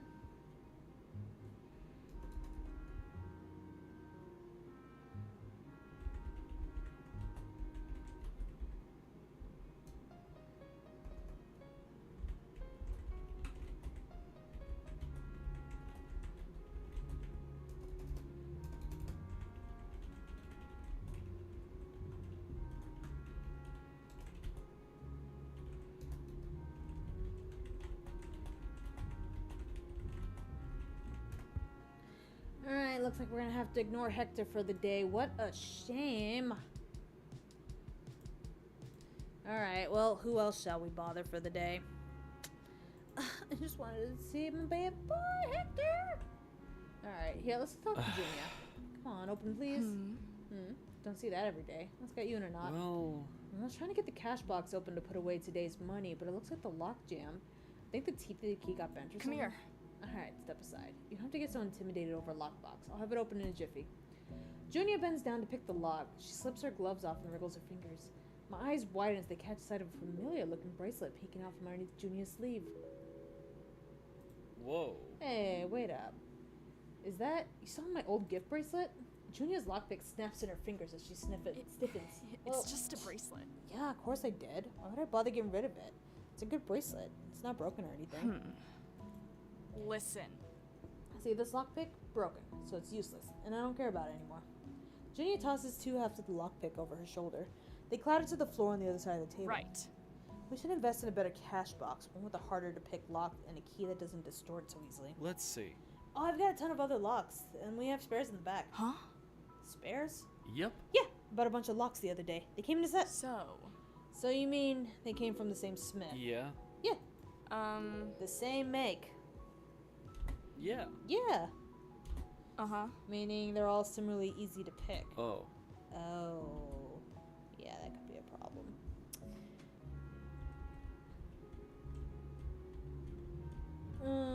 Lark. Lark is walking towards the blacksmith. I'm with her carrying a stack of boxes that obscure my vision. Where are we going? Oh. Oh, sorry. She removes the top box that covers Right. my face. That's helpful, thank you. But why are we at the blacksmith? Right. I have a new invention to sell them. Ooh. Oh, yeah? My latest It's a creation. system of pulleys that allow one blow of the hammer to hit as hard as 10. Ooh, got a dirty 20. The machine probably won't be very good for detail How's that? work. You ready to go sell? Totally revolutionized smithing. Yeah. Hello. Hmm? Hello. Yep. We're here to offer you the deal of a lifetime. Oh. What kind of deal? A machine that'll increase the efficiency of your shop by Allow 10. me to explain. Imagine every strike of your hammer has the power of 10 Tell you hammers. what. 10 hammer power, huh? I'd have to see it, but if it works as well as you say, we have a deal. Lark starts assembling the machine. Good shit. Alright. Let's go talk to people outside. Frankie's here. Hey Frankie, how's your hiya going? Is that a joke? Yes. It was pretty funny. I'm glad. Yeah. Oh, get him. Scared me there. Make me funny too, boss. Also, we don't say hiya. At least not when anyone's watching. Such a pie hole, Junia. Junia's not even here. Let's go talk to Owen. Oh, I'm stuck. Right. That's it. Give it your all. Oh. Yeah.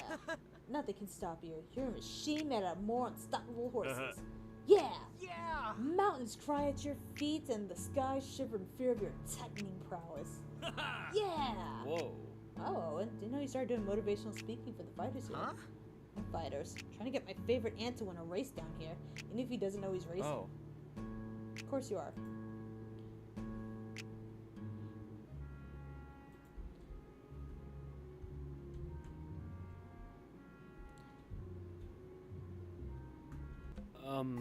Why are we having such a hard time finding the fish you want? I don't know. Everywhere's just out. Vinny is at a grate with the bag. Hey, look, it's Vinny. Hey. Oh, hey guys. I decided to liberate some fish. Liberate. Yep. They just look so sad and cold on the ice, so I brought them here to feed them. Naomi looks in the bag. It's full of dead fish. Are you for real? Vinny, they're dead. No, no. Did I kill them? They were dead when you bought them. Well. You need to give them a proper burial. Vinny? Vin, I think you probably just want to hand them over to Naomi before you end up on tonight's menu.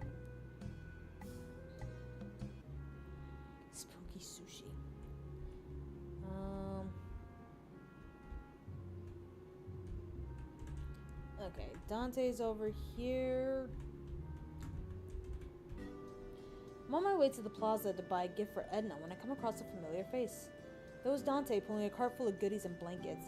He notices me and waves me over. Edmund, hello. Are you here to help with the Winter's Giving donation drive too? We'd be happy to have more volunteers. A lot of people need help around Deep Harbor, especially now. Crap, I vaguely remember Dante mentioning this to all of us. Too bad I was half asleep at the time.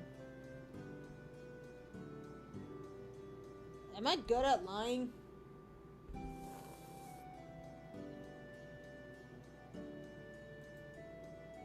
I'm pretty good at lying. Oh yeah, I remember you mentioned it in passing yesterday. Thank you, Edmund. I know you're very busy, so seeing you here really means a lot. Dante and I go around Deep Harbor distributing the donations to the homeless, displaced, and needy of Deep Harbor. After a whole day of hard work, we finally run out of donations to give, so we head back to the plaza so we can rest up our aching legs. And that's the last of it. Thanks for all the help, Edmund. I appreciate it. Yep. It's no problem. It was surprising to see the side of you. I didn't realize you were the type to go around and give out donations. Do you do this every year? Yeah, I used to do this with my sister before. Anyway, I'm glad you're here to help. I don't know if I could have distributed all the donations in a timely manner if it weren't for you. Thank you, truly. I'm so glad. No, thank you. Helping all those people was fulfilling. I'm glad to have helped. We shared a tender moment together, but only just for a second. I still need to get Edna something. I'm also trying to fucking date Hector. Well, I think I should probably find a gift for Edna. To be perfectly honest, I have no idea what to get her. I don't think the actual gift matters. I think what's more important is that it comes from the heart. Thanks for the wise advice, Dante. I'll be sure to get Edna something she'll treasure forever.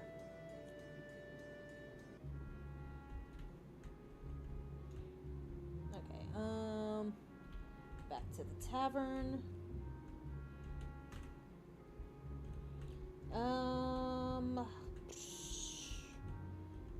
Yeah, I haven't talked to Kara. And once again in the back room doing some simple paperwork. There's the usual background noise of customers eating and chatting. However, this hum is becoming a rising roar and sounds a little different than usual. That's strange. Must be more busy than normal. Just see if I can help out the rush. As I walk out into the dining room, it's packed with people waiting in line. It seems to pour into every part of the restaurant. However, it seems that a lot of the tables are still waiting to get their food. Some are complaining about not getting their order yet. Upon closer inspection, I notice that Kara seems to be the only member of the wait staff dealing with customers. Where's everyone else? Hey! Right here, boss.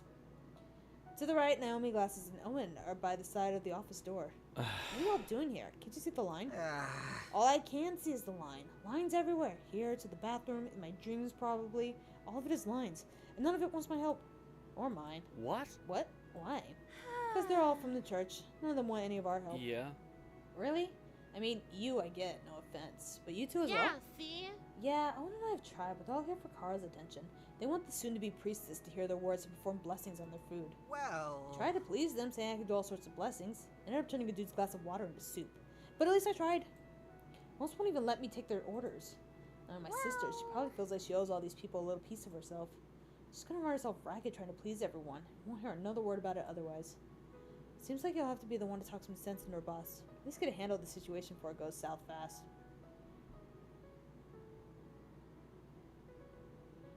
Alright. Alright, I think I need to show who's in charge here. I storm ahead through the crowd of people waiting in line. I reach the bar and stand on top of it over everyone. My fingers let out a long, high whistle that brings all the commotion of the place to a standstill. Kara in particular grinds to a halt, her body clearly welcoming the chance to rest. My name's Edmund. Alright everyone, listen up. My name's Edmund and I'm the owner of the establishment. First and foremost, I would like to thank all of you for choosing the Ready Bready for your food needs. There's a pause. Someone in line starts to clap, but their partner quickly grabs their hand to stop it. Like, yeah, no.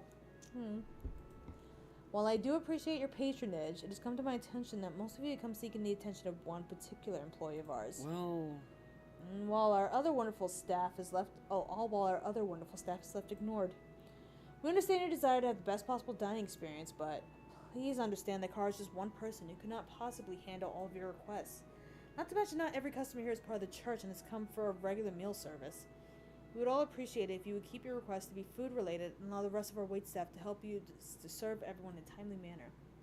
After a moment passes for the crowd to digest everything, they all seem to nod in acknowledgement. Soon Naomi Glasses and Owen return to work and are able to start taking orders once again. I hop down and seek out Kara. Kara? Hey. Kara, not Kara. Oops. Hey, Kara, sorry for not dealing with this sooner. I know you're probably really tired, so if you want, you can go take a breather. No. No, that won't be necessary. I appreciate what you've done for me.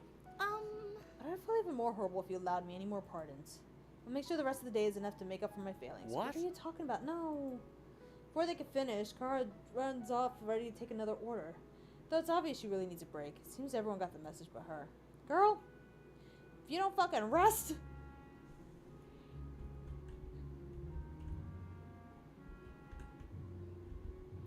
let me bother Crow. Hey! Hey, watch this. It's a sentence that normally shoots fear down my spine and the rest of the staff. At this point, everyone in the tavern has become accustomed to that sequence of words and sudden sound of calamity. Unlike the other magic users on staff, Owen's powers had proven to be less than helpful. Mostly because he couldn't control them. It was the whim of the cosmos if he turned a napkin into a folded crane or a 7-foot live anaconda. That one was thankfully Hector's size problem. Today, Owen is on a roll, it seems. Wow, I could actually drink that one. Last time you tried something back here, you turned whiskey sour into sour milk. Owen smiles as he waggles his finger, which seemed to have purple magic ore to them. Early in the day, Owen had been thirsty and ordered a drink from the bar, a non-alcoholic one. However, when he went to sip, a Garibaldi had taken the place of his plain orange juice. Quickly, Junior jumped on the chance to experiment with this little accident, and soon half the staff came to see what would come next. Good. Wow, perfectly mixed gin fizz. Let's give you a glass of lime juice and whatever is leaking from the ceiling. I thought I fixed that way. Yeah, this has never happened before. Usually when my magic triggers with food, I end up having to stop it from eating me. Tell me about it. There's still bite marks on the break room table. But hey, maybe we finally found something for your magic to do here. The group laughs in unison. I don't really think new talent could be something major for the tavern, but it feels nice to encourage Owen. Plus it isn't causing any harm to anyone for once. All in good fun. At least it seems that way before Crow comes storming in from the side. Excuse me. I can't believe you're actually encouraging this. Whoa. Ooh, okay, Crow. Hey, what's up? Didn't see you coming in so quickly. What's got you? Simply put. This is perversion of magic. Hey, now, my magic hasn't made anyone's clothes disappear for at least 6 months now. That was before I met all of you. How do you even know about the mailman incident? Absolutely not. I didn't. But you only proved my point further. You're a walking safety hazard. Everything you do with your magic has the chance to set this entire place on fire. Whoa, dude, just chill out. We're having a little bit of fun. Figured you magic types have the same feelings with. We are not the same. Crow's shout sends everyone reeling back, if not physically, then at least emotionally. He's never shown this much anger before. Owen looks like he's about to shrink himself right into a stool. Now listen. Alright, that's enough. Crow, walk with me to the office. It's a short and quiet walk as both the staff and a few customers all look over the cause of the outburst. Crow seems to just grind his teeth till I shut the door behind Don't me. be absurd. What was that, Crow? It was completely unprofessional. Simply put. It's unprofessional to leave a burning candle alone near a stack of papers, but having a person that can randomly summon fireballs is just fine? Unacceptable. That person is your coworker. Someone who deserves respect.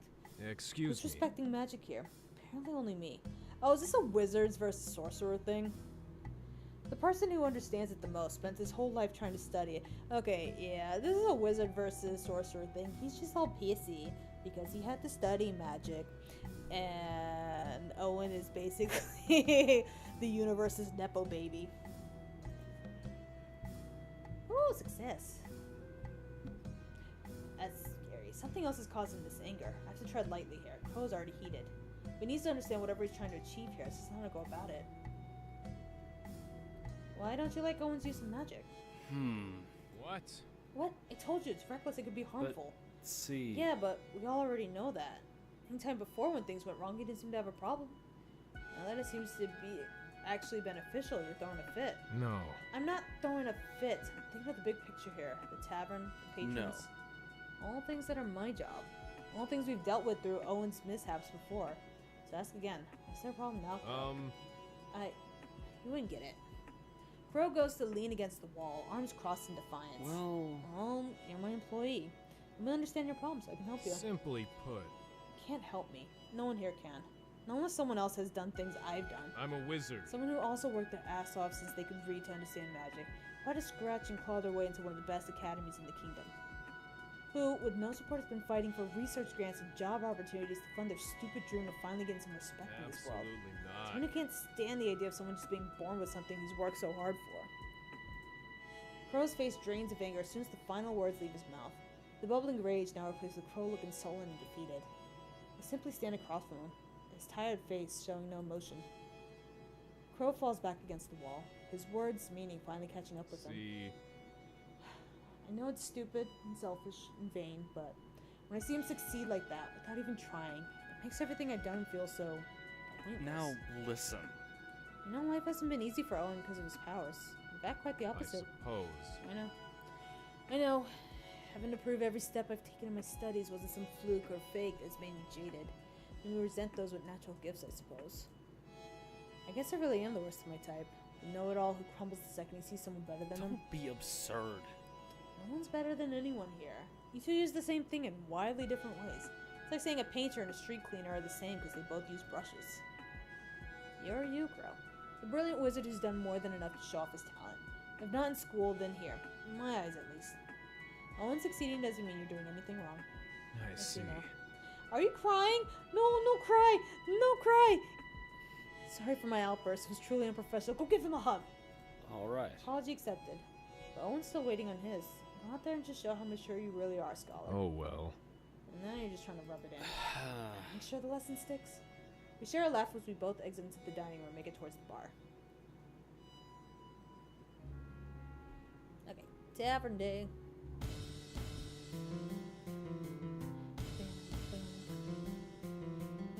Aye, aye, Captain.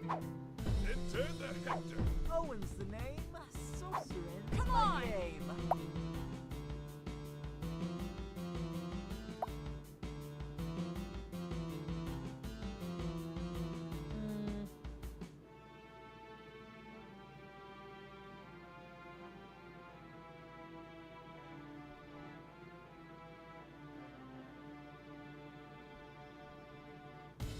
I think I'm going to keep this just so we can get money.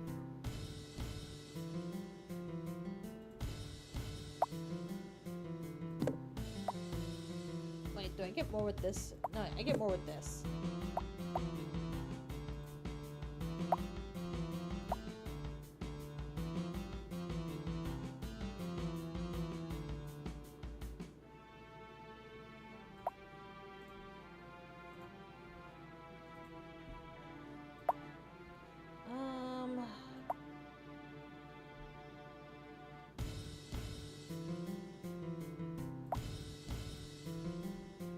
Okay, this should work out.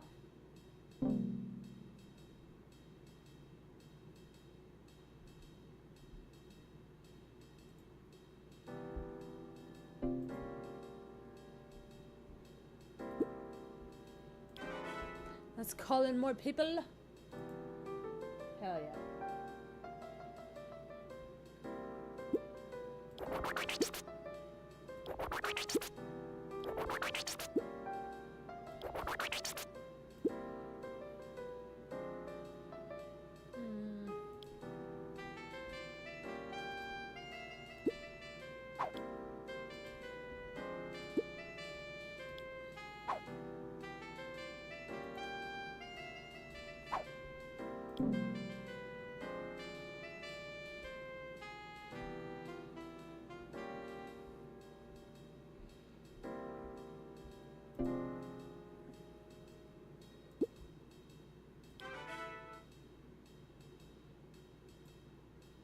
Well, that was a bit of an accident, but works out in the end.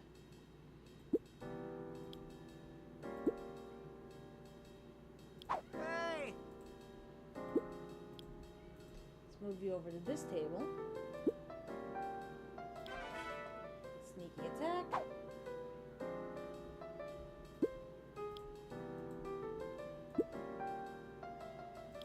Hey!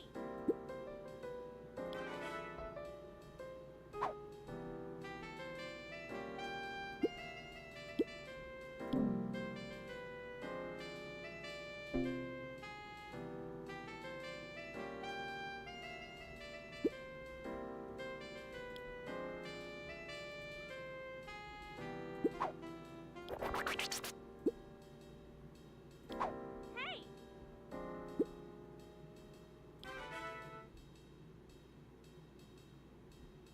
Okay, so that was a waste of...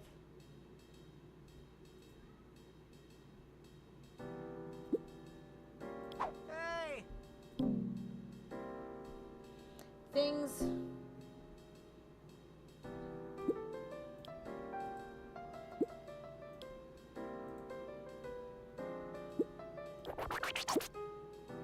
Hey! Hey! Still not.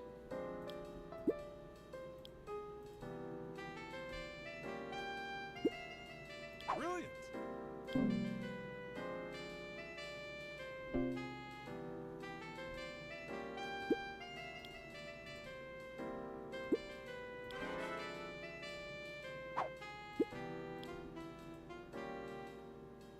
Okay, that should be the end of that. Cool. Intern, gimme. Okay, let's save. Let's see if we can talk to Hector. Hey, buddy. No, still busted. Okay. Weird. Okay.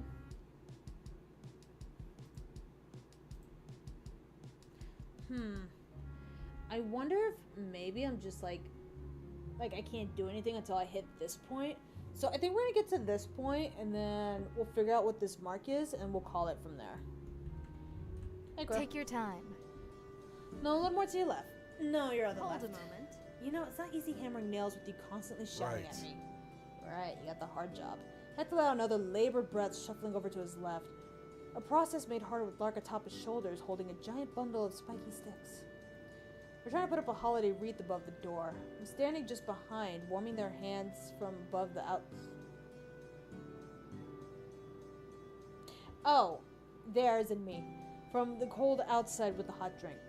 With the beginning of the frost, it means the holidays are coming. Frankie's outside with Dante, handing more decorations with a very worried Kara, fretting over them. They also happen to have the only ladder the tavern has. Oh my. Jeez, did Vinny have to make the wreath with the pointiest leaves? I'm used to holding things you shouldn't, but if I knew it'd be this bad, I would have brought gloves. Well... At least they aren't falling and getting into your eyes. Oh. You guys still going at this? Crow spoke up right next to me. For the last hour or so, he was bruising himself in the kitchen, decidedly away from all the festive activities. Bruising? It's clear he wasn't one for holiday cheer, so I didn't try to push him into anything. Though it is clear the rest of the staff are having fun. Hope not for much longer. One sneeze and this all comes crashing That's down. quite enough. What's your whining? I found a stud. Now hold still, this wreath might Now hold still till this wreath might just become a collar for you if I hit my Crow. finger. Oh, Crow, I'm glad you're here. I have this idea for a decoration you can help with. Absolutely I'm not climbing on top of anyone. Or anyone on top of me for that matter. See. No, this is actually something you're good at. I don't think you actually realize how that came But out. Whatever. see. I'm trying to say is that I saw this bakery putting up cotton fluff in their display window to make it look like frost and snow. So I wonder if you can use your magic to do something like that for us. More like, not cold snow we can put around the tavern. Right. Right. Now tell me exactly why we can't just use cotton But fluff. Because if we see. use that, we'd be just like everyone else. The holidays are a time of big business. We need to stand out. Right. See. I don't think reminding Thing people that is- they're coming in to escape from it. I don't think reminding people what they're coming in to escape from is exactly the best marketing scheme. Oh, come on. Bro, it'll be a buzzkill. Right. Yeah, we're all pitching in. If you can't make what they're asking for, just say so. No. I'm not a buzzkill, and I just don't want to. It's wasting my talents. To be back doing food prep anyway. A united wave of "come on, don't be like that" fills the tavern. Carl, however, doesn't look back, continues his pace forward. Carl seems really determined to not help out, but him sulking in the back all day isn't healthy either. To get him involved somehow. Well, hypothetically, what would something like that Well- take?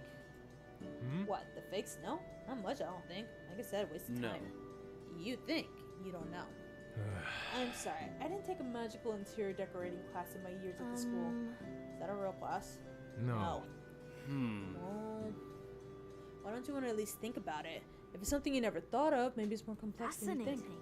Yeah, Crow, flex that big exposed brain you're hiding under your hat. My brain is perfectly encased in my very normal sized skull. Hmm? I don't know, I've never seen him take Right. it off. Ugh, right, fake snow. Let's get back to that. Just off the top of my head. Well, Exposed head. Absolutely Quiet. not. There's no way to transmute water ice into snow that doesn't melt. At least for a full day of business without at least making the entire tavern colder. I'd have to make something else that already looks like snow act like it as well. Cotton's a good starting point, though it's too fibrous. Changing that too much will make it practically melt.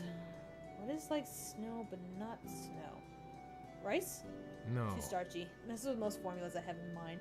These sticky clumps of mess. Simply put. I knew those for actual cooking anyway. Sawdust? Absolutely Fire not. hazard. Plus the fact that even after some wetting, a magic breeze might just blow it all away. Sand? Oh, No, so that- you were listening. Actually, that might work perfectly. With the right formula, I could make the sand white and have it wind resistant without being sticky. Maybe that's what I'm gonna do. Let me go down to the docks and find some sand. So helping us decorate now. I'm a wizard. Oh, well, I have to test my hypothesis. That's what a good wizard would do. Right. Right, well, I'll go with you. Once you're done, Hector, could you please warm me and Crow up some cocoa when we get back? You're on. Well, I can already see the spell script I need in my head. Aw, look, he's so excited. That's cute. Alright.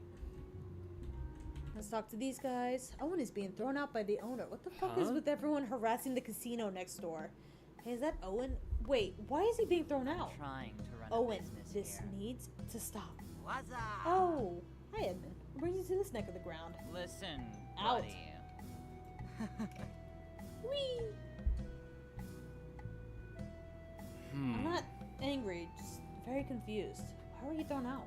Well, Long story short, me busting out on a game of blackjack ended up with accidental removal of a table due to an accidental spontaneous combustion. Also known as accidental fire. Also, it came to life and started dancing. Let's see. Do you have any control over your magic? no. None. And therefore, no responsibility either. It doesn't work like that. Oh, well. Ah, damn. But see. But if you could control it, we could use a little magic at the tavern every now and again. I guess. Well, I mean, I might be able to exert a little control. Yeah. As long as it brings in or entertains, I'm down for it. The house always wins.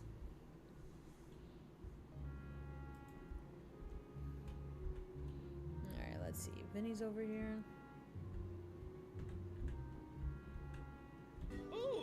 Well, it's nice to just relax in the bountiful bliss that is nature, isn't it, Edmund? Yeah. The grass is tickling my neck, and this rock is just the right height for sitting. This truly is bliss. Oh, admiring serenity of the area, are we not?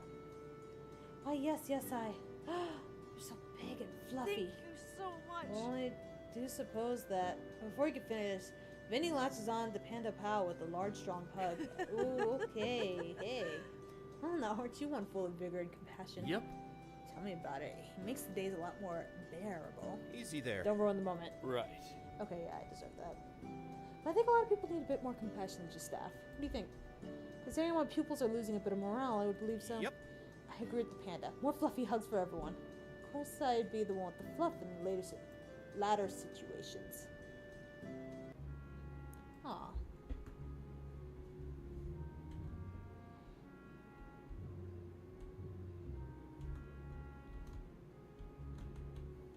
It is decided. You're going down, bro. No, you're going down, bro. I'm not your bro. And I'm not your bro. Is there a reason you two are posing in a place and yelling at each other? So it seems. I caught them fighting in the castle ground and told them to halt, which they seemed to interpret as a challenge. Somehow. I'm so much more still than your bro. No, I'm like an ice cube stuck to the ground that's on a peaceful field of wheat frozen in time, bro. Oh. Well, that didn't make any sense. This is the most still I've ever seen Frankie. Use him like this more often.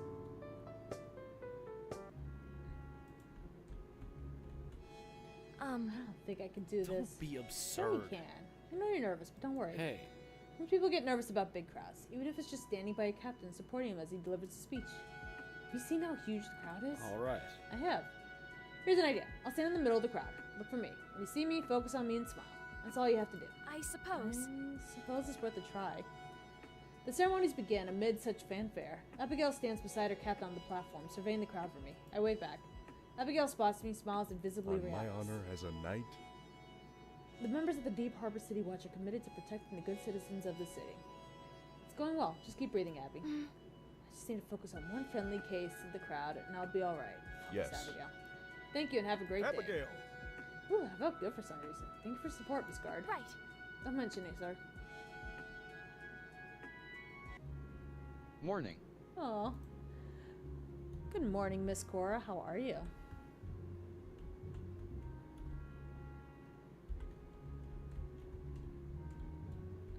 Alright, let's see. There's Dante. I am Dante good, Ju- thanks. Just got up. Oh, nice, nice.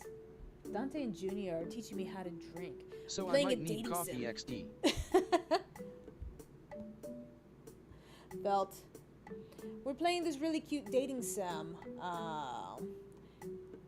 Since you know we're gonna be doing D&D in a few hours. Actually, I should probably check to see when D&D is.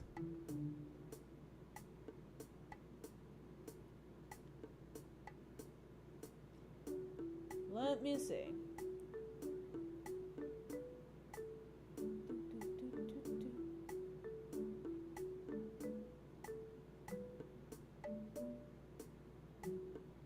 Meantime, startup time are the usual.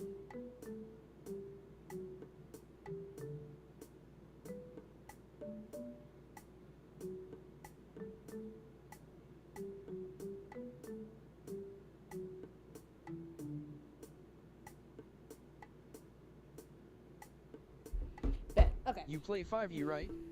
Yeah. Listen. So basically, you just keep going. I don't know if I can. Come on. But you can, Edmund. Come on! Yeah, I believe in you. Yeah. See, if Junior can do it, anyone can. Is she drunk? Hey! That's not nice, Dante. Listen. You just keep going, then eventually your brain clicks over, and then you keep going. It's like the alcohol isn't even there. That doesn't sound healthy. Huh? That doesn't seem healthy. Ish not, but it's fun. Yeah? Best things never are. But yeah. In moderation. Yep. What she said. Well... Say so. Oh boy, okay. I think I've talked to everyone outside. How many more actions do I have? Oh, I got 2 more.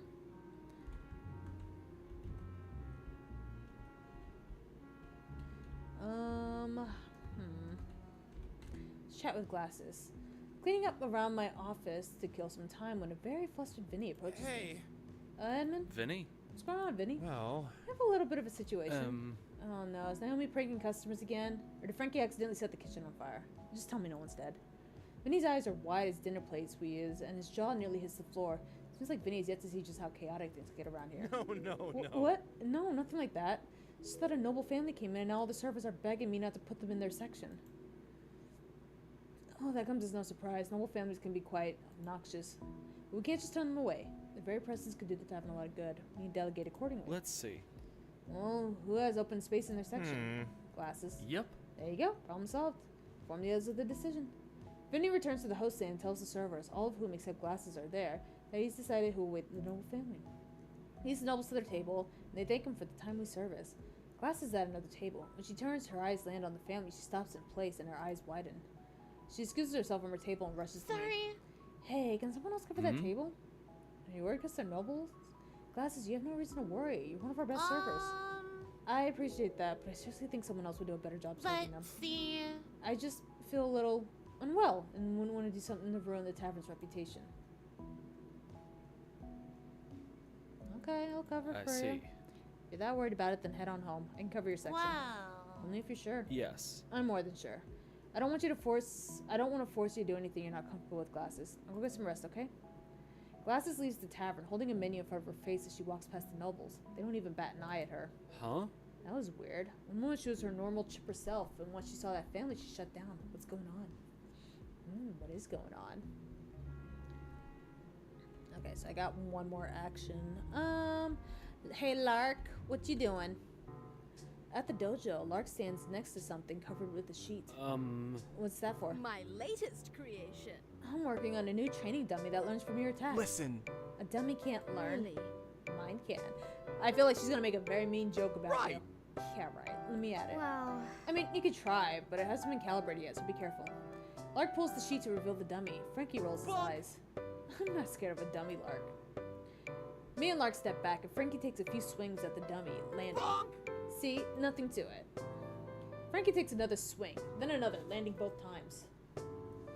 When he swings a 3rd time, the dummy responds and whirls around, kicking hard and sending him flying across the mat. Ah, shit, it works. Oh well. Great work, Lark. I hope I'll teach him to stop running his mouth. I guess. Pretty strong-willed. Probably take another couple of hits. Frankie sits up, woozy and confused. Sorry for clobbering your robot, Lark. Right. I wouldn't worry about it. I think the machine did more of the clobbering, don't you think? Berkey slumps back to the floor. All right. Alright, I'm gonna take him to Kara and see if she can help. Maybe hide that dummy until you can calibrate it? Lark laughs and gives a salute as I carry Frankie off. Alright, Tavern Day.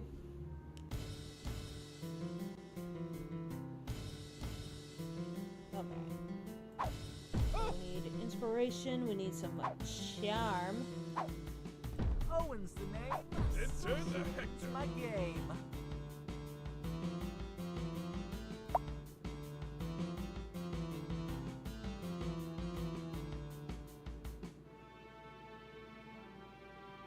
Ooh.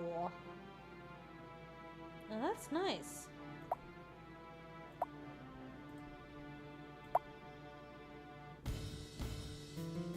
I need charm. Owen casts Wacky Magic. One of 4 effects occur. Next time Owen makes a dish, it will yield 4 gold. Owen regains 4 energy. Owen deals 5 damage to all customers. Owen does nothing. Ooh, I like that. I didn't really use this, so I think we'll go with this. Kara, what you got going on? Yes. Sacred Swash.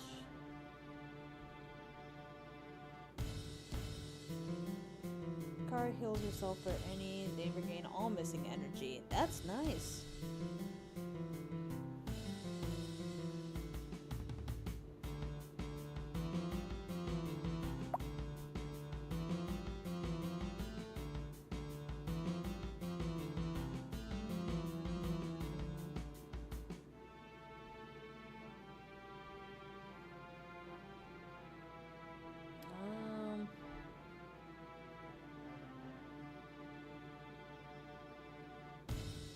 I don't really go through all of my energy, so I don't really want to use that, especially since it costs so much SP.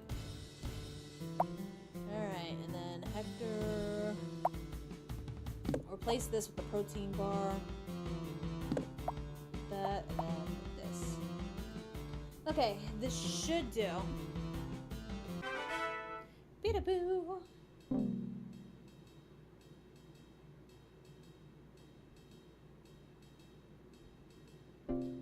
Alright, Hector, here's what we're gonna do immediately. Showboat, bring in some more people. She looks so nervous.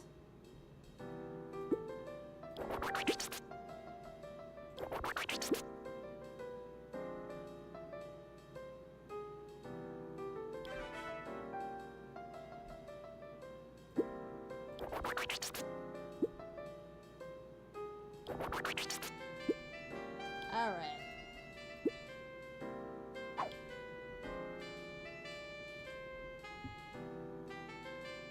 And these two are both out of energy, so we'll just leave them.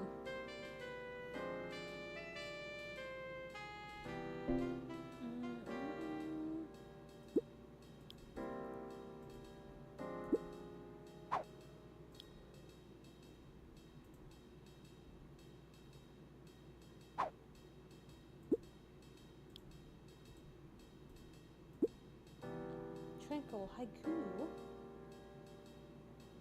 Everyone's fine on energy right now.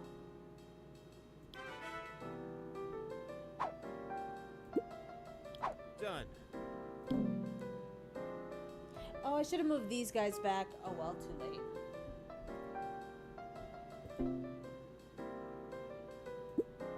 Alright, let's showboat.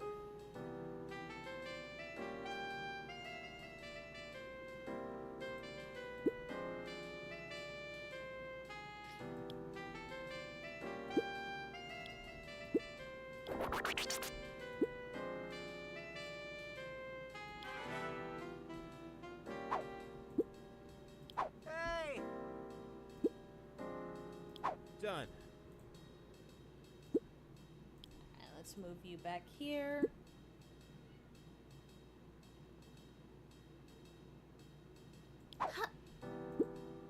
And let's move you back here.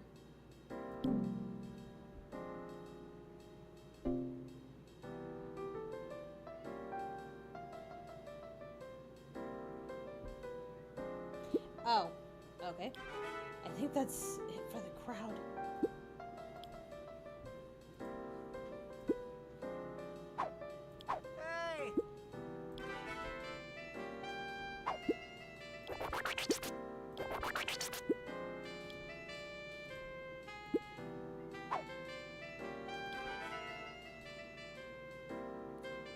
Okay, she can't move anymore, but that's okay.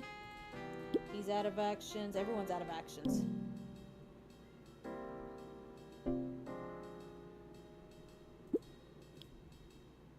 Wait, before we do that. Brilliant. Okay, no.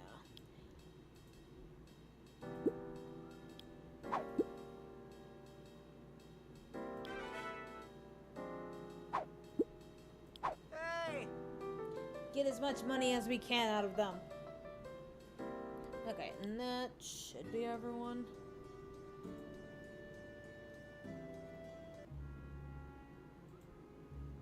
Okay. So we're at a point. I don't know what that marker means. Let me save. Can I talk to Hector? No. Okay, my game's still... I didn't mean to quit. That was an accident. That was an accident!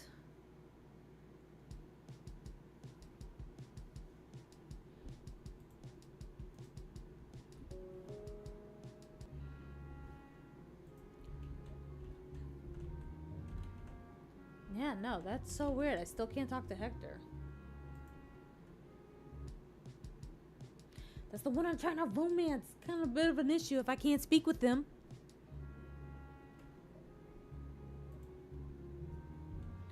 I don't know what to do about that. Like, do I just need to get everything for everyone else and then? I don't know. I don't know.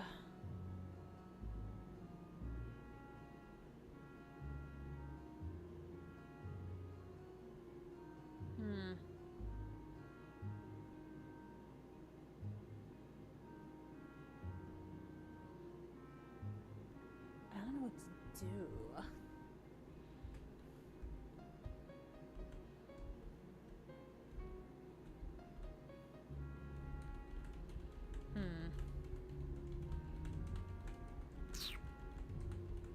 I am not sure.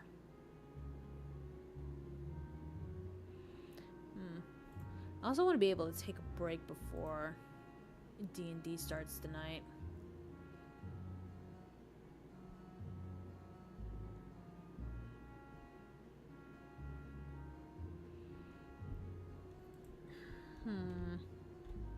Okay.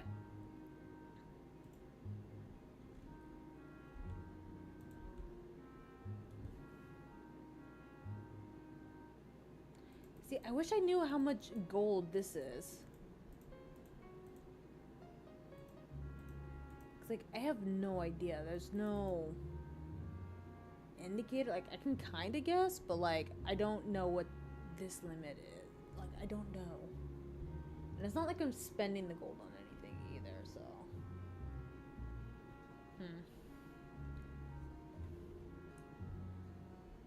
Okay, I guess let's get to the end of the month, since it's December 27th right now. Glasses and I are hanging out at the plaza. A guard is walking past when they take a hard look at Glasses and stop. Do I know you? Know me? No. Not you. Her. I don't think so. You look real familiar. Do you go to the Ready Ready Tavern? I work there. No. Then I don't know. Well. Where were you last night? I was... Excuse me? Why are you asking? What do you want? No law against asking questions, especially when I saw someone skulking down by the docks last night. And they look an awful lot like your friend. What's your problem? You don't get to just accuse people of crimes because you have a hunch they may kind of look like someone. Of course not. Who's accusing? I didn't accuse anyone of anything. Don't be absurd. It's ridiculous. This woman is one of the most kind-hearted and sweetest people I know. If she's involved in a crime, I'll eat my tie. Oh, buddy, you're probably gonna have to. Now listen. I know for a fact she wasn't at the docks last night because she was with me. Oh, I'm sorry. I must have made a mistake there. No. Don't apologize to me. Apologize to her. Well. Sorry, ma'am. I mixed you up with someone else. The guard walks off. see. But I wasn't with you last night? Right. He clearly made a mistake, so I just told him what he needed to hear to let it go. Oh. Oh, okay. Yes, boss. Thank you, Edmund.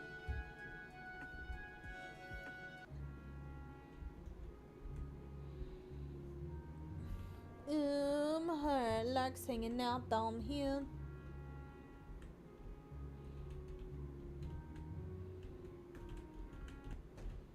At the academy, Lark is looking around skittish. I follow behind.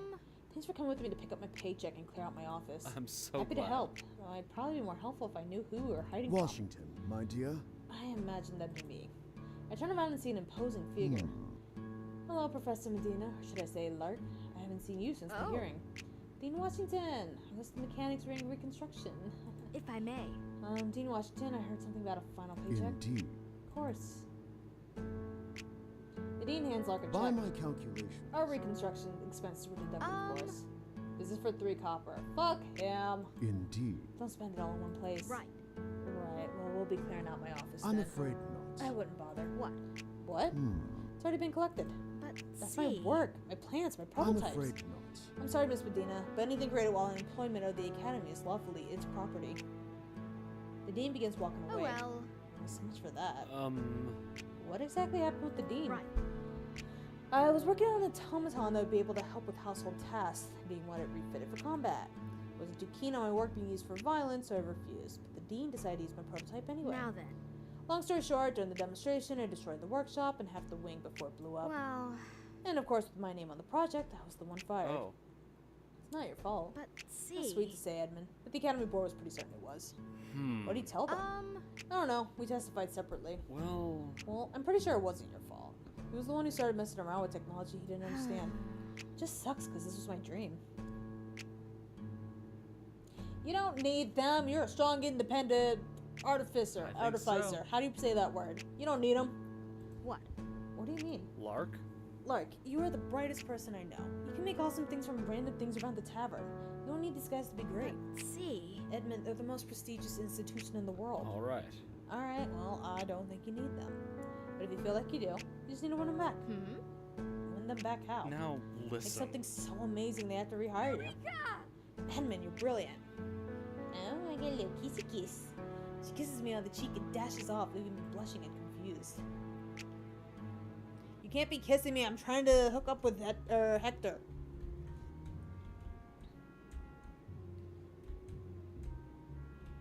Alright, I think... Excuse you.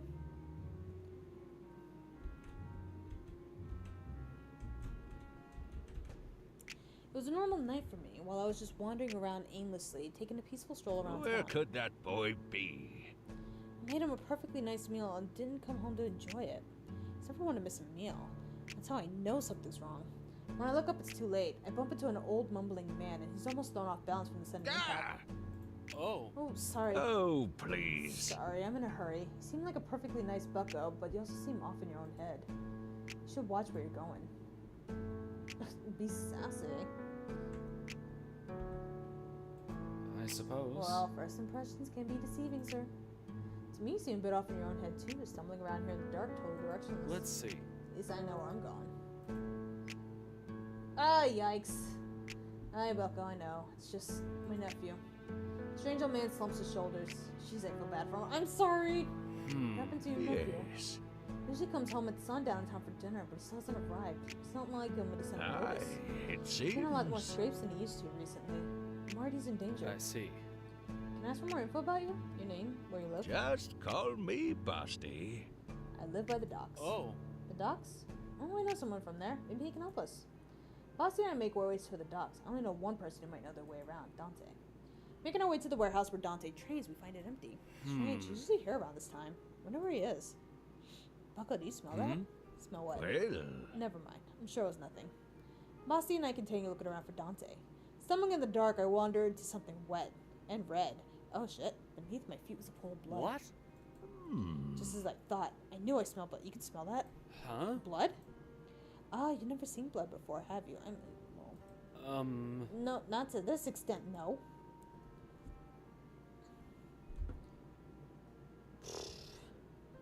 Hey! Surveying the area, I still can't find anyone. Feeling an odd presence in the air, I pick up a nearby rock and throw it into the darkness. Suddenly, a blade flies toward me, fast enough that I have no time to react.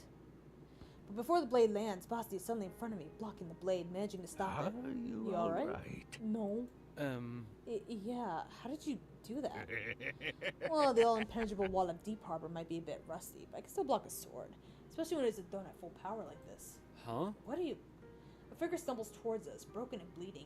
When they get closer, I realize who it is. It was Dante. Oh shit, dude, you good?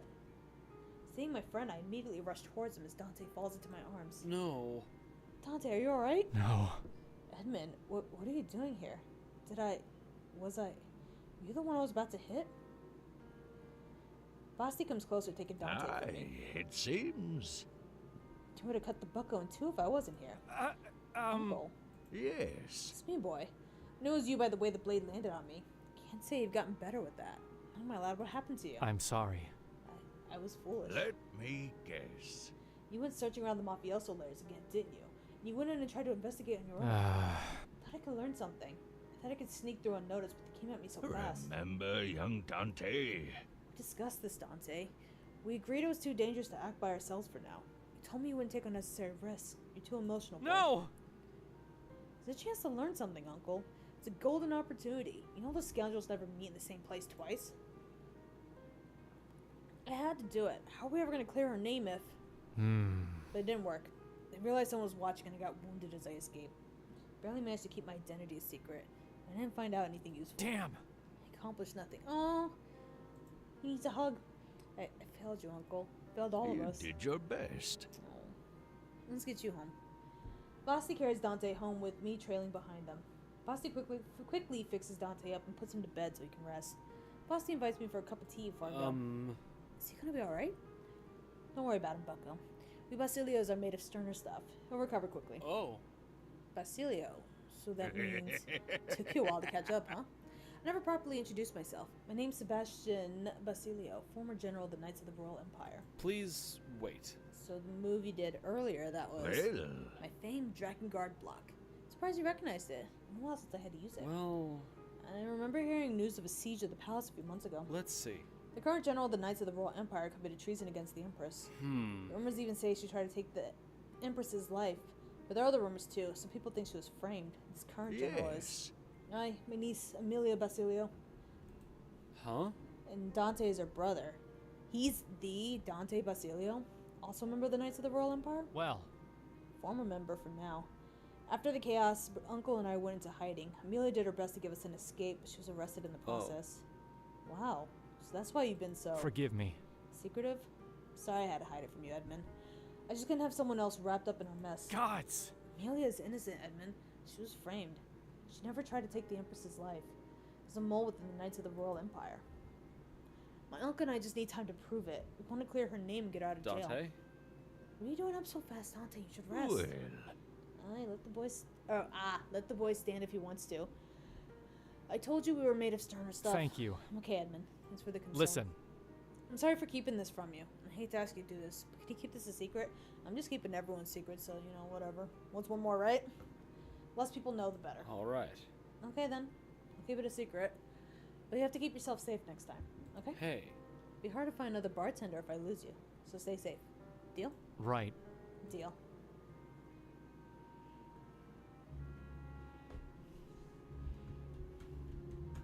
I see. Pretty spry for a veteran guard, Sir Buford. Well. Chalk it up to healthy living. And the nice thing about exercising here at the docks is it beats any expensive gym anytime. I see.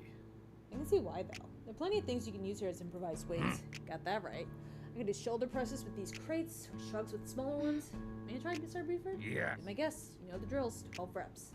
Abigail grunts and completes the task. Right. Well done, Sir Buford. Whew, that was tough. Good job. Now do 12 more reps to sit on your heels as you shrug.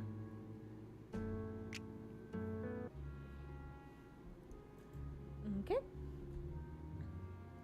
Well, okay, we can go and chat with Vinny up here. Oh, hey, Abigail, what's the box you got there? I got Catacombs and Chaos, Medical Malpractice, Weeds vs. Skeletons, Don't Wake the Dragon, Pop Goes the Tunnel Worm, of Ultimate Evil, just the essentials. What? I just want to spice up the dark, broody, rogue-filled corner over there with some games. Not a bad idea. Those dark backstory fellows over there could use some lightening up. It would be much more approachable if he was playing a fun game. Yeah, I knew I could make a positive change around here. I'm sure the morally gray orphans would love these. Maybe attract some weird customers. Plus, it make breaks for the staff a lot more fun. You see, this is a win-win. Thank you for taking my ideas seriously, Edmund. It really means a lot to me. Abigail salutes valiantly at me. I didn't mean to do that, but...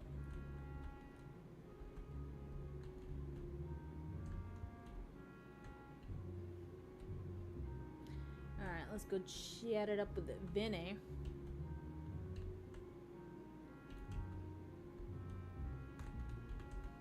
Wow. Sure are a lot of history in these dilapidated walls. Surprised nature hasn't taken over Yeah. yet. That's for sure. If only these broken walls could talk. Ooh. Ah, the wall spoke. You should see the look on your face. What? A talking squirrel acting as a wall. You know what? I've seen weirder. Ooh. Good one, little fella. You had me going there for a second. Oh, wait, you're not mad? No, no, It's no. not. Being able to sneak up on others for whatever reason could be a good skill to have. Well. Junior can attest to that. What other survival skills do you know? Hmm. Quite a lot, but it could take all day to explain. Ooh. Good, because I think that kind of conversation would be great for back at the tavern. Right. Sounds like a plan. We need to help educate about how to help if a bear attacks. Though, of course, I'd be the bear. Yes. Ha. Just keep any claws, jaws, or other sharp appendages away from the customers, and we got ourselves a strategy. Survival tips.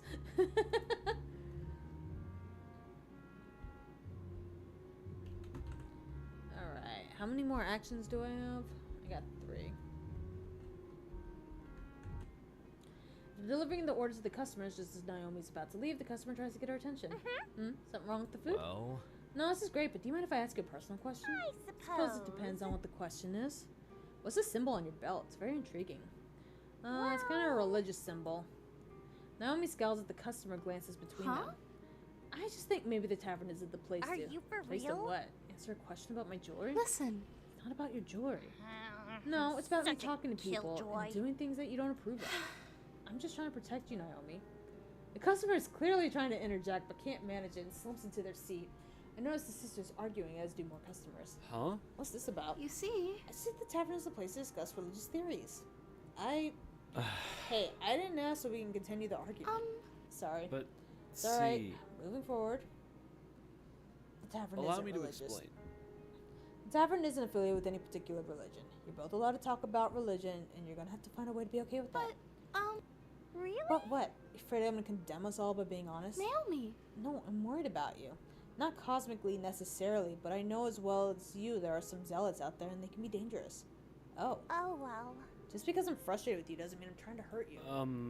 I love that you got your issues, but can you not have this discussion in front of our customers?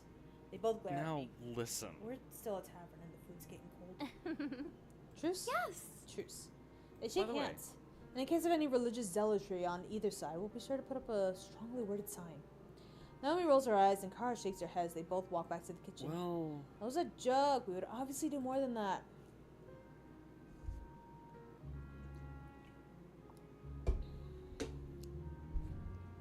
I stand out in front of the tavern looking at the wasp nest hanging over the entrance. Well. Well, that's less than ideal. Sure thing.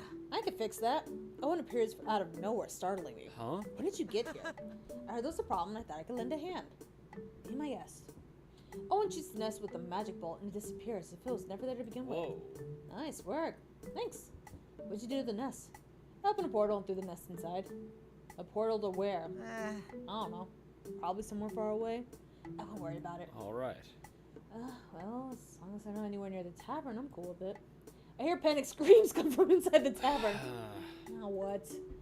A frantic Vinny emerges from the tavern and rushes up to me out of breath. And then a wasp nest just dropped on table 5 and they are not happy about it. I make eye contact with Owen. The harbinger of doom was unleashed. Who knows how many angry wasps into the tavern. Oh no. Owen's right. Don't worry, I got this. Owen dashes past Vinny and heads into the tavern. Oh boy. Okay, wait. I follow Owen into the tavern. Wasps are flying around and customers as well as tavern workers are screaming or running, hoping not to get stung. It's okay. Smoke will calm him down. Owen, these aren't bees. Smoke is gonna do anything to him. Owen doesn't seem to hear me and tries to conjure up smoke, accidentally setting a table on fire. Jesus Christ. To his credit, there's smoke now. Holy shit, okay. However, this doesn't calm the wasps down at all, and now people are choking on the smoke. Owen, let's take a second to think. No, I got it, trust me. Owen concentrates, magic flowing from his fingertips. Whatever he's doing seems to be affecting the wasp. They slowly grow in size, morphing into what I can only describe as an absolute nightmare. Okay. Owen, fucking fix it! Unacceptable. Owen looks around the tavern. It's in utter chaos. The fire has thankfully gone out on its own, but the smoke still hangs in the air. Everyone's trying their best not to cough up a lung. To make matters worse, Junia is practically in a knife fight with a wasp as he's determined to sting her. I don't know what to do. We better come up with something, and fast. Okay, okay. Owen closes his eyes and tries to conjure up yet another spell. Begins to rain at the tavern. The wasps don't seem to be fazed by the sound downpour, though. The tavern slowly begins to get filled with water. Owen! Owen opens his eyes and sees the tavern flooding. The tavern workers are trying their best to throw the water outside, but to no avail. Owen closes his eyes once more, releases a powerful burst of magic. Lightning arcs through the tavern, killing each of the wasps. Holy shit, that could have got other people. The rain clears and the wasp corpse float in standing water. Sorry. I'm sorry, folks. It looks like we're gonna have to close the tavern up for the day. Come by later this week and we'll comp your meal. Dejected customers carefully filter out of the tavern, and the crew starts to clean the mess and drain the water. Owen walks up to me as they clean. Hey. I'm sorry. It's alright, Owen. No, it's not. I tried to help and I just ruined everything. Now the tavern's gonna lose money from having to be closed for the day. So that's alright. Doesn't seem to be major damages to the place. Just gonna take a day or two cleaning before we can open back up. No, listen, you can take the amount we're gonna lose from my paycheck. No. I'm not docking your pay, Owen. You're only trying to help and I pushed you too much. I should have backed off. No, Owen, you're not the only one who messed up here, alright? Mistakes happen. We just have to keep moving forward. Are you sure? Yes. And I'm sorry for pushing you. I know that didn't help. I don't know. The lightning killing all the wasps was pretty cool. Huh? Let's not go that far. We're lucky you didn't electrocute the rest of us too. Hey, I have some control. It is scary. Jesus. I'm gonna talk to Crow. Let's see. Fountain pen is too obvious for him. Oh, am I at the point where I'm buying gifts? I might appreciate the old-fashioned nature of Quill. No, that's all school supplies. Must be something more than just practical. Chocolates? No, too romantic. Plus, I think he eats enough with his job at the tavern. Pace around the edge of the market like a baby duckling catching up to Mama Goose. It's been at least an hour now of this back and forth pace. A rut of thought, all to try and figure out what kind of present would be best for Crow. Nothing in the market was jumping out and grabbing me, though. Alright. Okay, let's just rapid fire things. Flowers? No. Tiny statue? No. Musical instrument? No. Crow? No. Wait, what? Sure enough, Crow's just across the pathway that bisects the whole marketplace. Seems he's deep in his own thought process. Another step reveals his lower gaze is burning a hole in the paper in his hand. Oh, so much for a surprise. Might as well help him. Hey, Crow, over here. Oh. Huh? Oh, hey, Edmund. What are you doing here? Shopping if you could. Seems like plenty of other people had the same idea as us. I suppose. Yeah, I should have figured. I always dislike this time of year for no other reason than the hassle of trying to buy gifts for everyone I know. I suppose. It seems you at least have one aspect of it down. I think so. I think most people come here with a list in mind, but eventually one thing changes and suddenly they're left scratching their heads. Questioning whether they ever really knew what they were buying a gift for. That certainly sounds like a possible problem. Thankfully, mine's more of a question of legwork and budgeting. How much can I carry now that I think about it? Well, Maybe I can help you in that regard at least. Unless, of course, me peeking at your list would spoil the surprise. I, with an impish grin, craned my neck over to look at the list Crow holds. Expecting some resistance, Crow surprised me by not moving to obscure the information the slightest. Why biomes clear...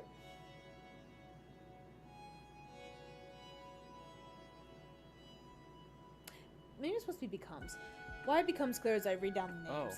Oh, these are all professors and stuff. Yep, every class that's above me, plus those that'll be reviewing my thesis eventually. I see. Oh, I see. Trying to butter them up early so they get more wiggle room when the time comes. Get yourself familiar with your soon-to-be fellow scholars. Why do you Make say it sound that? like I'm some shifty duke in a royal court trying to weasel my way into more power. No. No, not at all. Maybe I'm seeing a more devilishly clever side of you. Well, I'm sorry to burst your bubble, but I doubt my effort will really be that valued. What? Wait, really? Are all your superiors just as cranky around the holidays as you? simply put, More like they are the reason I'm so cranky. Any up-and-coming scholars like me are expected to show their teachers and superiors respect during this time of year. Gift-giving isn't really a choice, it's what's expected of people like me. Which, as you can imagine, leaves my plate rather full during this time of year. Wow, that sucks. Could be worse. Now listen. Doesn't make this suck any less. It's basically bribery or extortion. the It's pleasure not that bad. is all mine. It's a respect and honor thing. Everyone doing it has the day when they will be the ones getting all the gifts to look forward to. It's just tradition. Unacceptable. Maybe a harmless one for rich students, but people like you already work 2 jobs. They can't expect you to be able to keep up. Indeed. It's just another sacrifice I have to make to follow my dream. Just because I have to buy them gifts doesn't mean they have to be expensive. Just gotta be clever about it. Well, Well, as your friend, your struggle is my struggle. You read that off you read that off a monument plaque in the academy, didn't you? I'm so glad. The sentiment is all the same. I'll help you pay for your various tributes to your various superiors. No. No, I can't ask you to do that. You didn't ask. Well. Well, I can't accept that. All that matters is if the merchant will accept my gold. You're really gonna force me on this, aren't you? I'm already carrying some of this stuff. Less gold in my pocket means less weight overall. That's just my... Oh well. Well, since you're being so stubborn, thank you. I really do appreciate Hey, it. Hey, friends gotta look out for each other. Well then. Are we no longer in just a boss and employee relationship? I think so. I think both can be true. Now stop overthinking. We got a lot of things to buy, and it's only gonna get colder. Right. That we can agree on. Aw, we're friends now.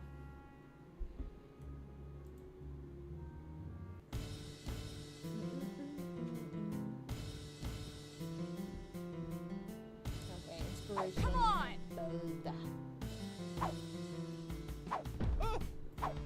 Good. Enter the Hector.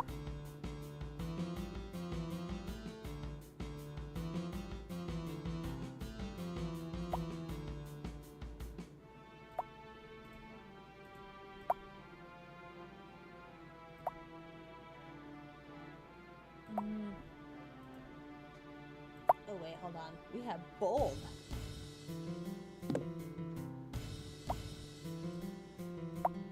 Do do be do do do do do do do.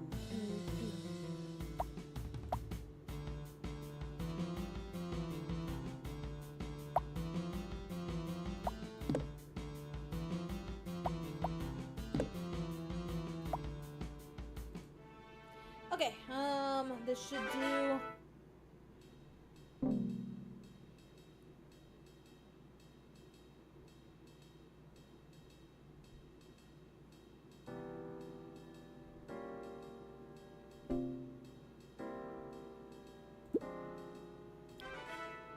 Let's go ahead, call in the reinforcements.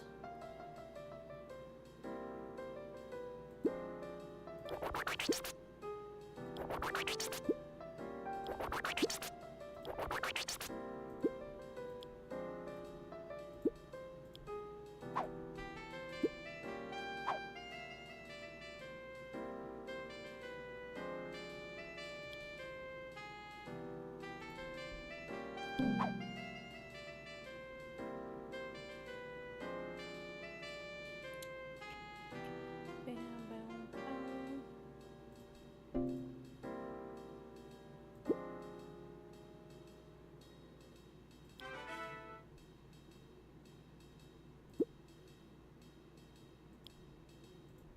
Oh, don't. Ah, that overdid it. Fuck.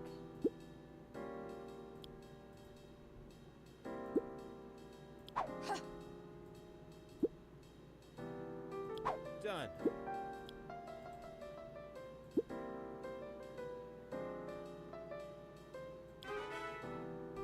Yeah, bark at him. Hell yeah.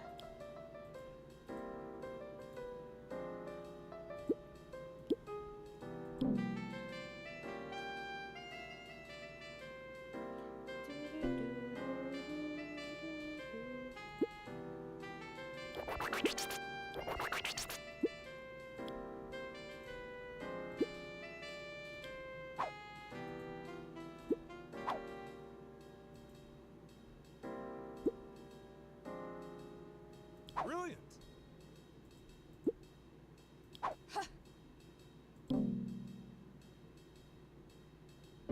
Okay, I'm gonna move Vinny over here. So I can have Junia do her special attack. Brilliant.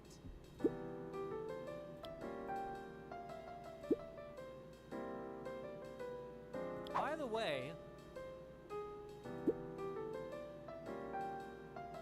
No, but you only have one action. Ew. Junia! Do your sneaky attack so we can get us some extra gold. Bam. Okay.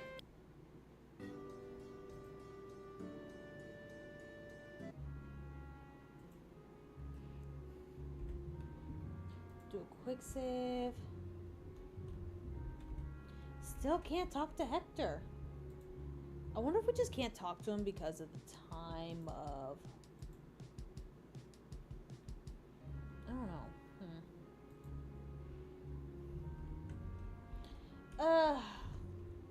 We still have a couple days to go.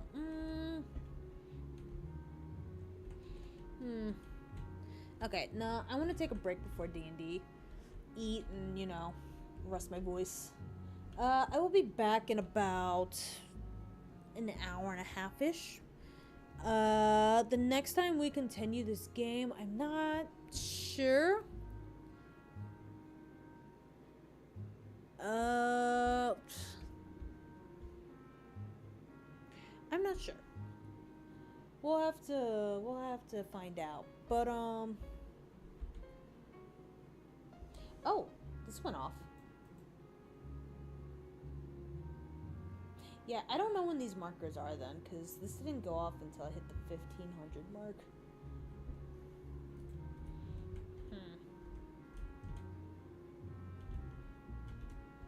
Pet dog.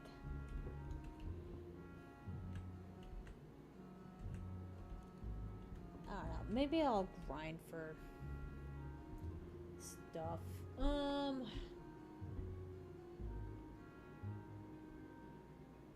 We'll have to see. But definitely check out this game. I think currently it is on sale. Let me see. Yeah, currently is on sale for $9.74 USD. Sale ends on the 19th. Today is the 16th. And yeah, it's a really neat like little passion project. I like it. I think it's a lot of fun. It's got a lot of like it's constantly improving. Like I am loving this update with the map here. I think that's super nice. Cause like this map wasn't like this before.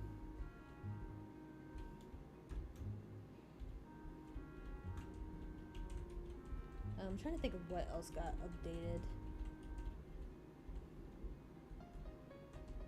I mean, a lot of stuff got updated. But I'm trying to think of like things I noticed immediately, you know.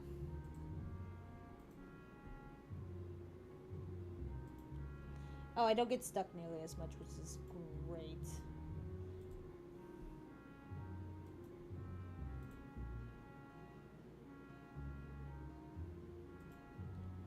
But yeah. Okay, I'm gonna dip. I'm gonna eat some food. Thanks everyone for stopping by, hanging out. I will catch everyone later. Soon. Tomorrow we might play Lost in Random. The embargo for it lifted, like the game comes out tomorrow, but the embargo on it lifted on the 11th. And I just didn't play because Next Fest was a thing. So, whoops. But I think we'll do that tomorrow. No, not tomorrow. Wednesday. Maybe? No, yeah, because Tuesday's my break day. Wednesday. I forgot what day it was. Man, I thought it was Sunday. It's not Sunday. Today's Monday. Okay, cool.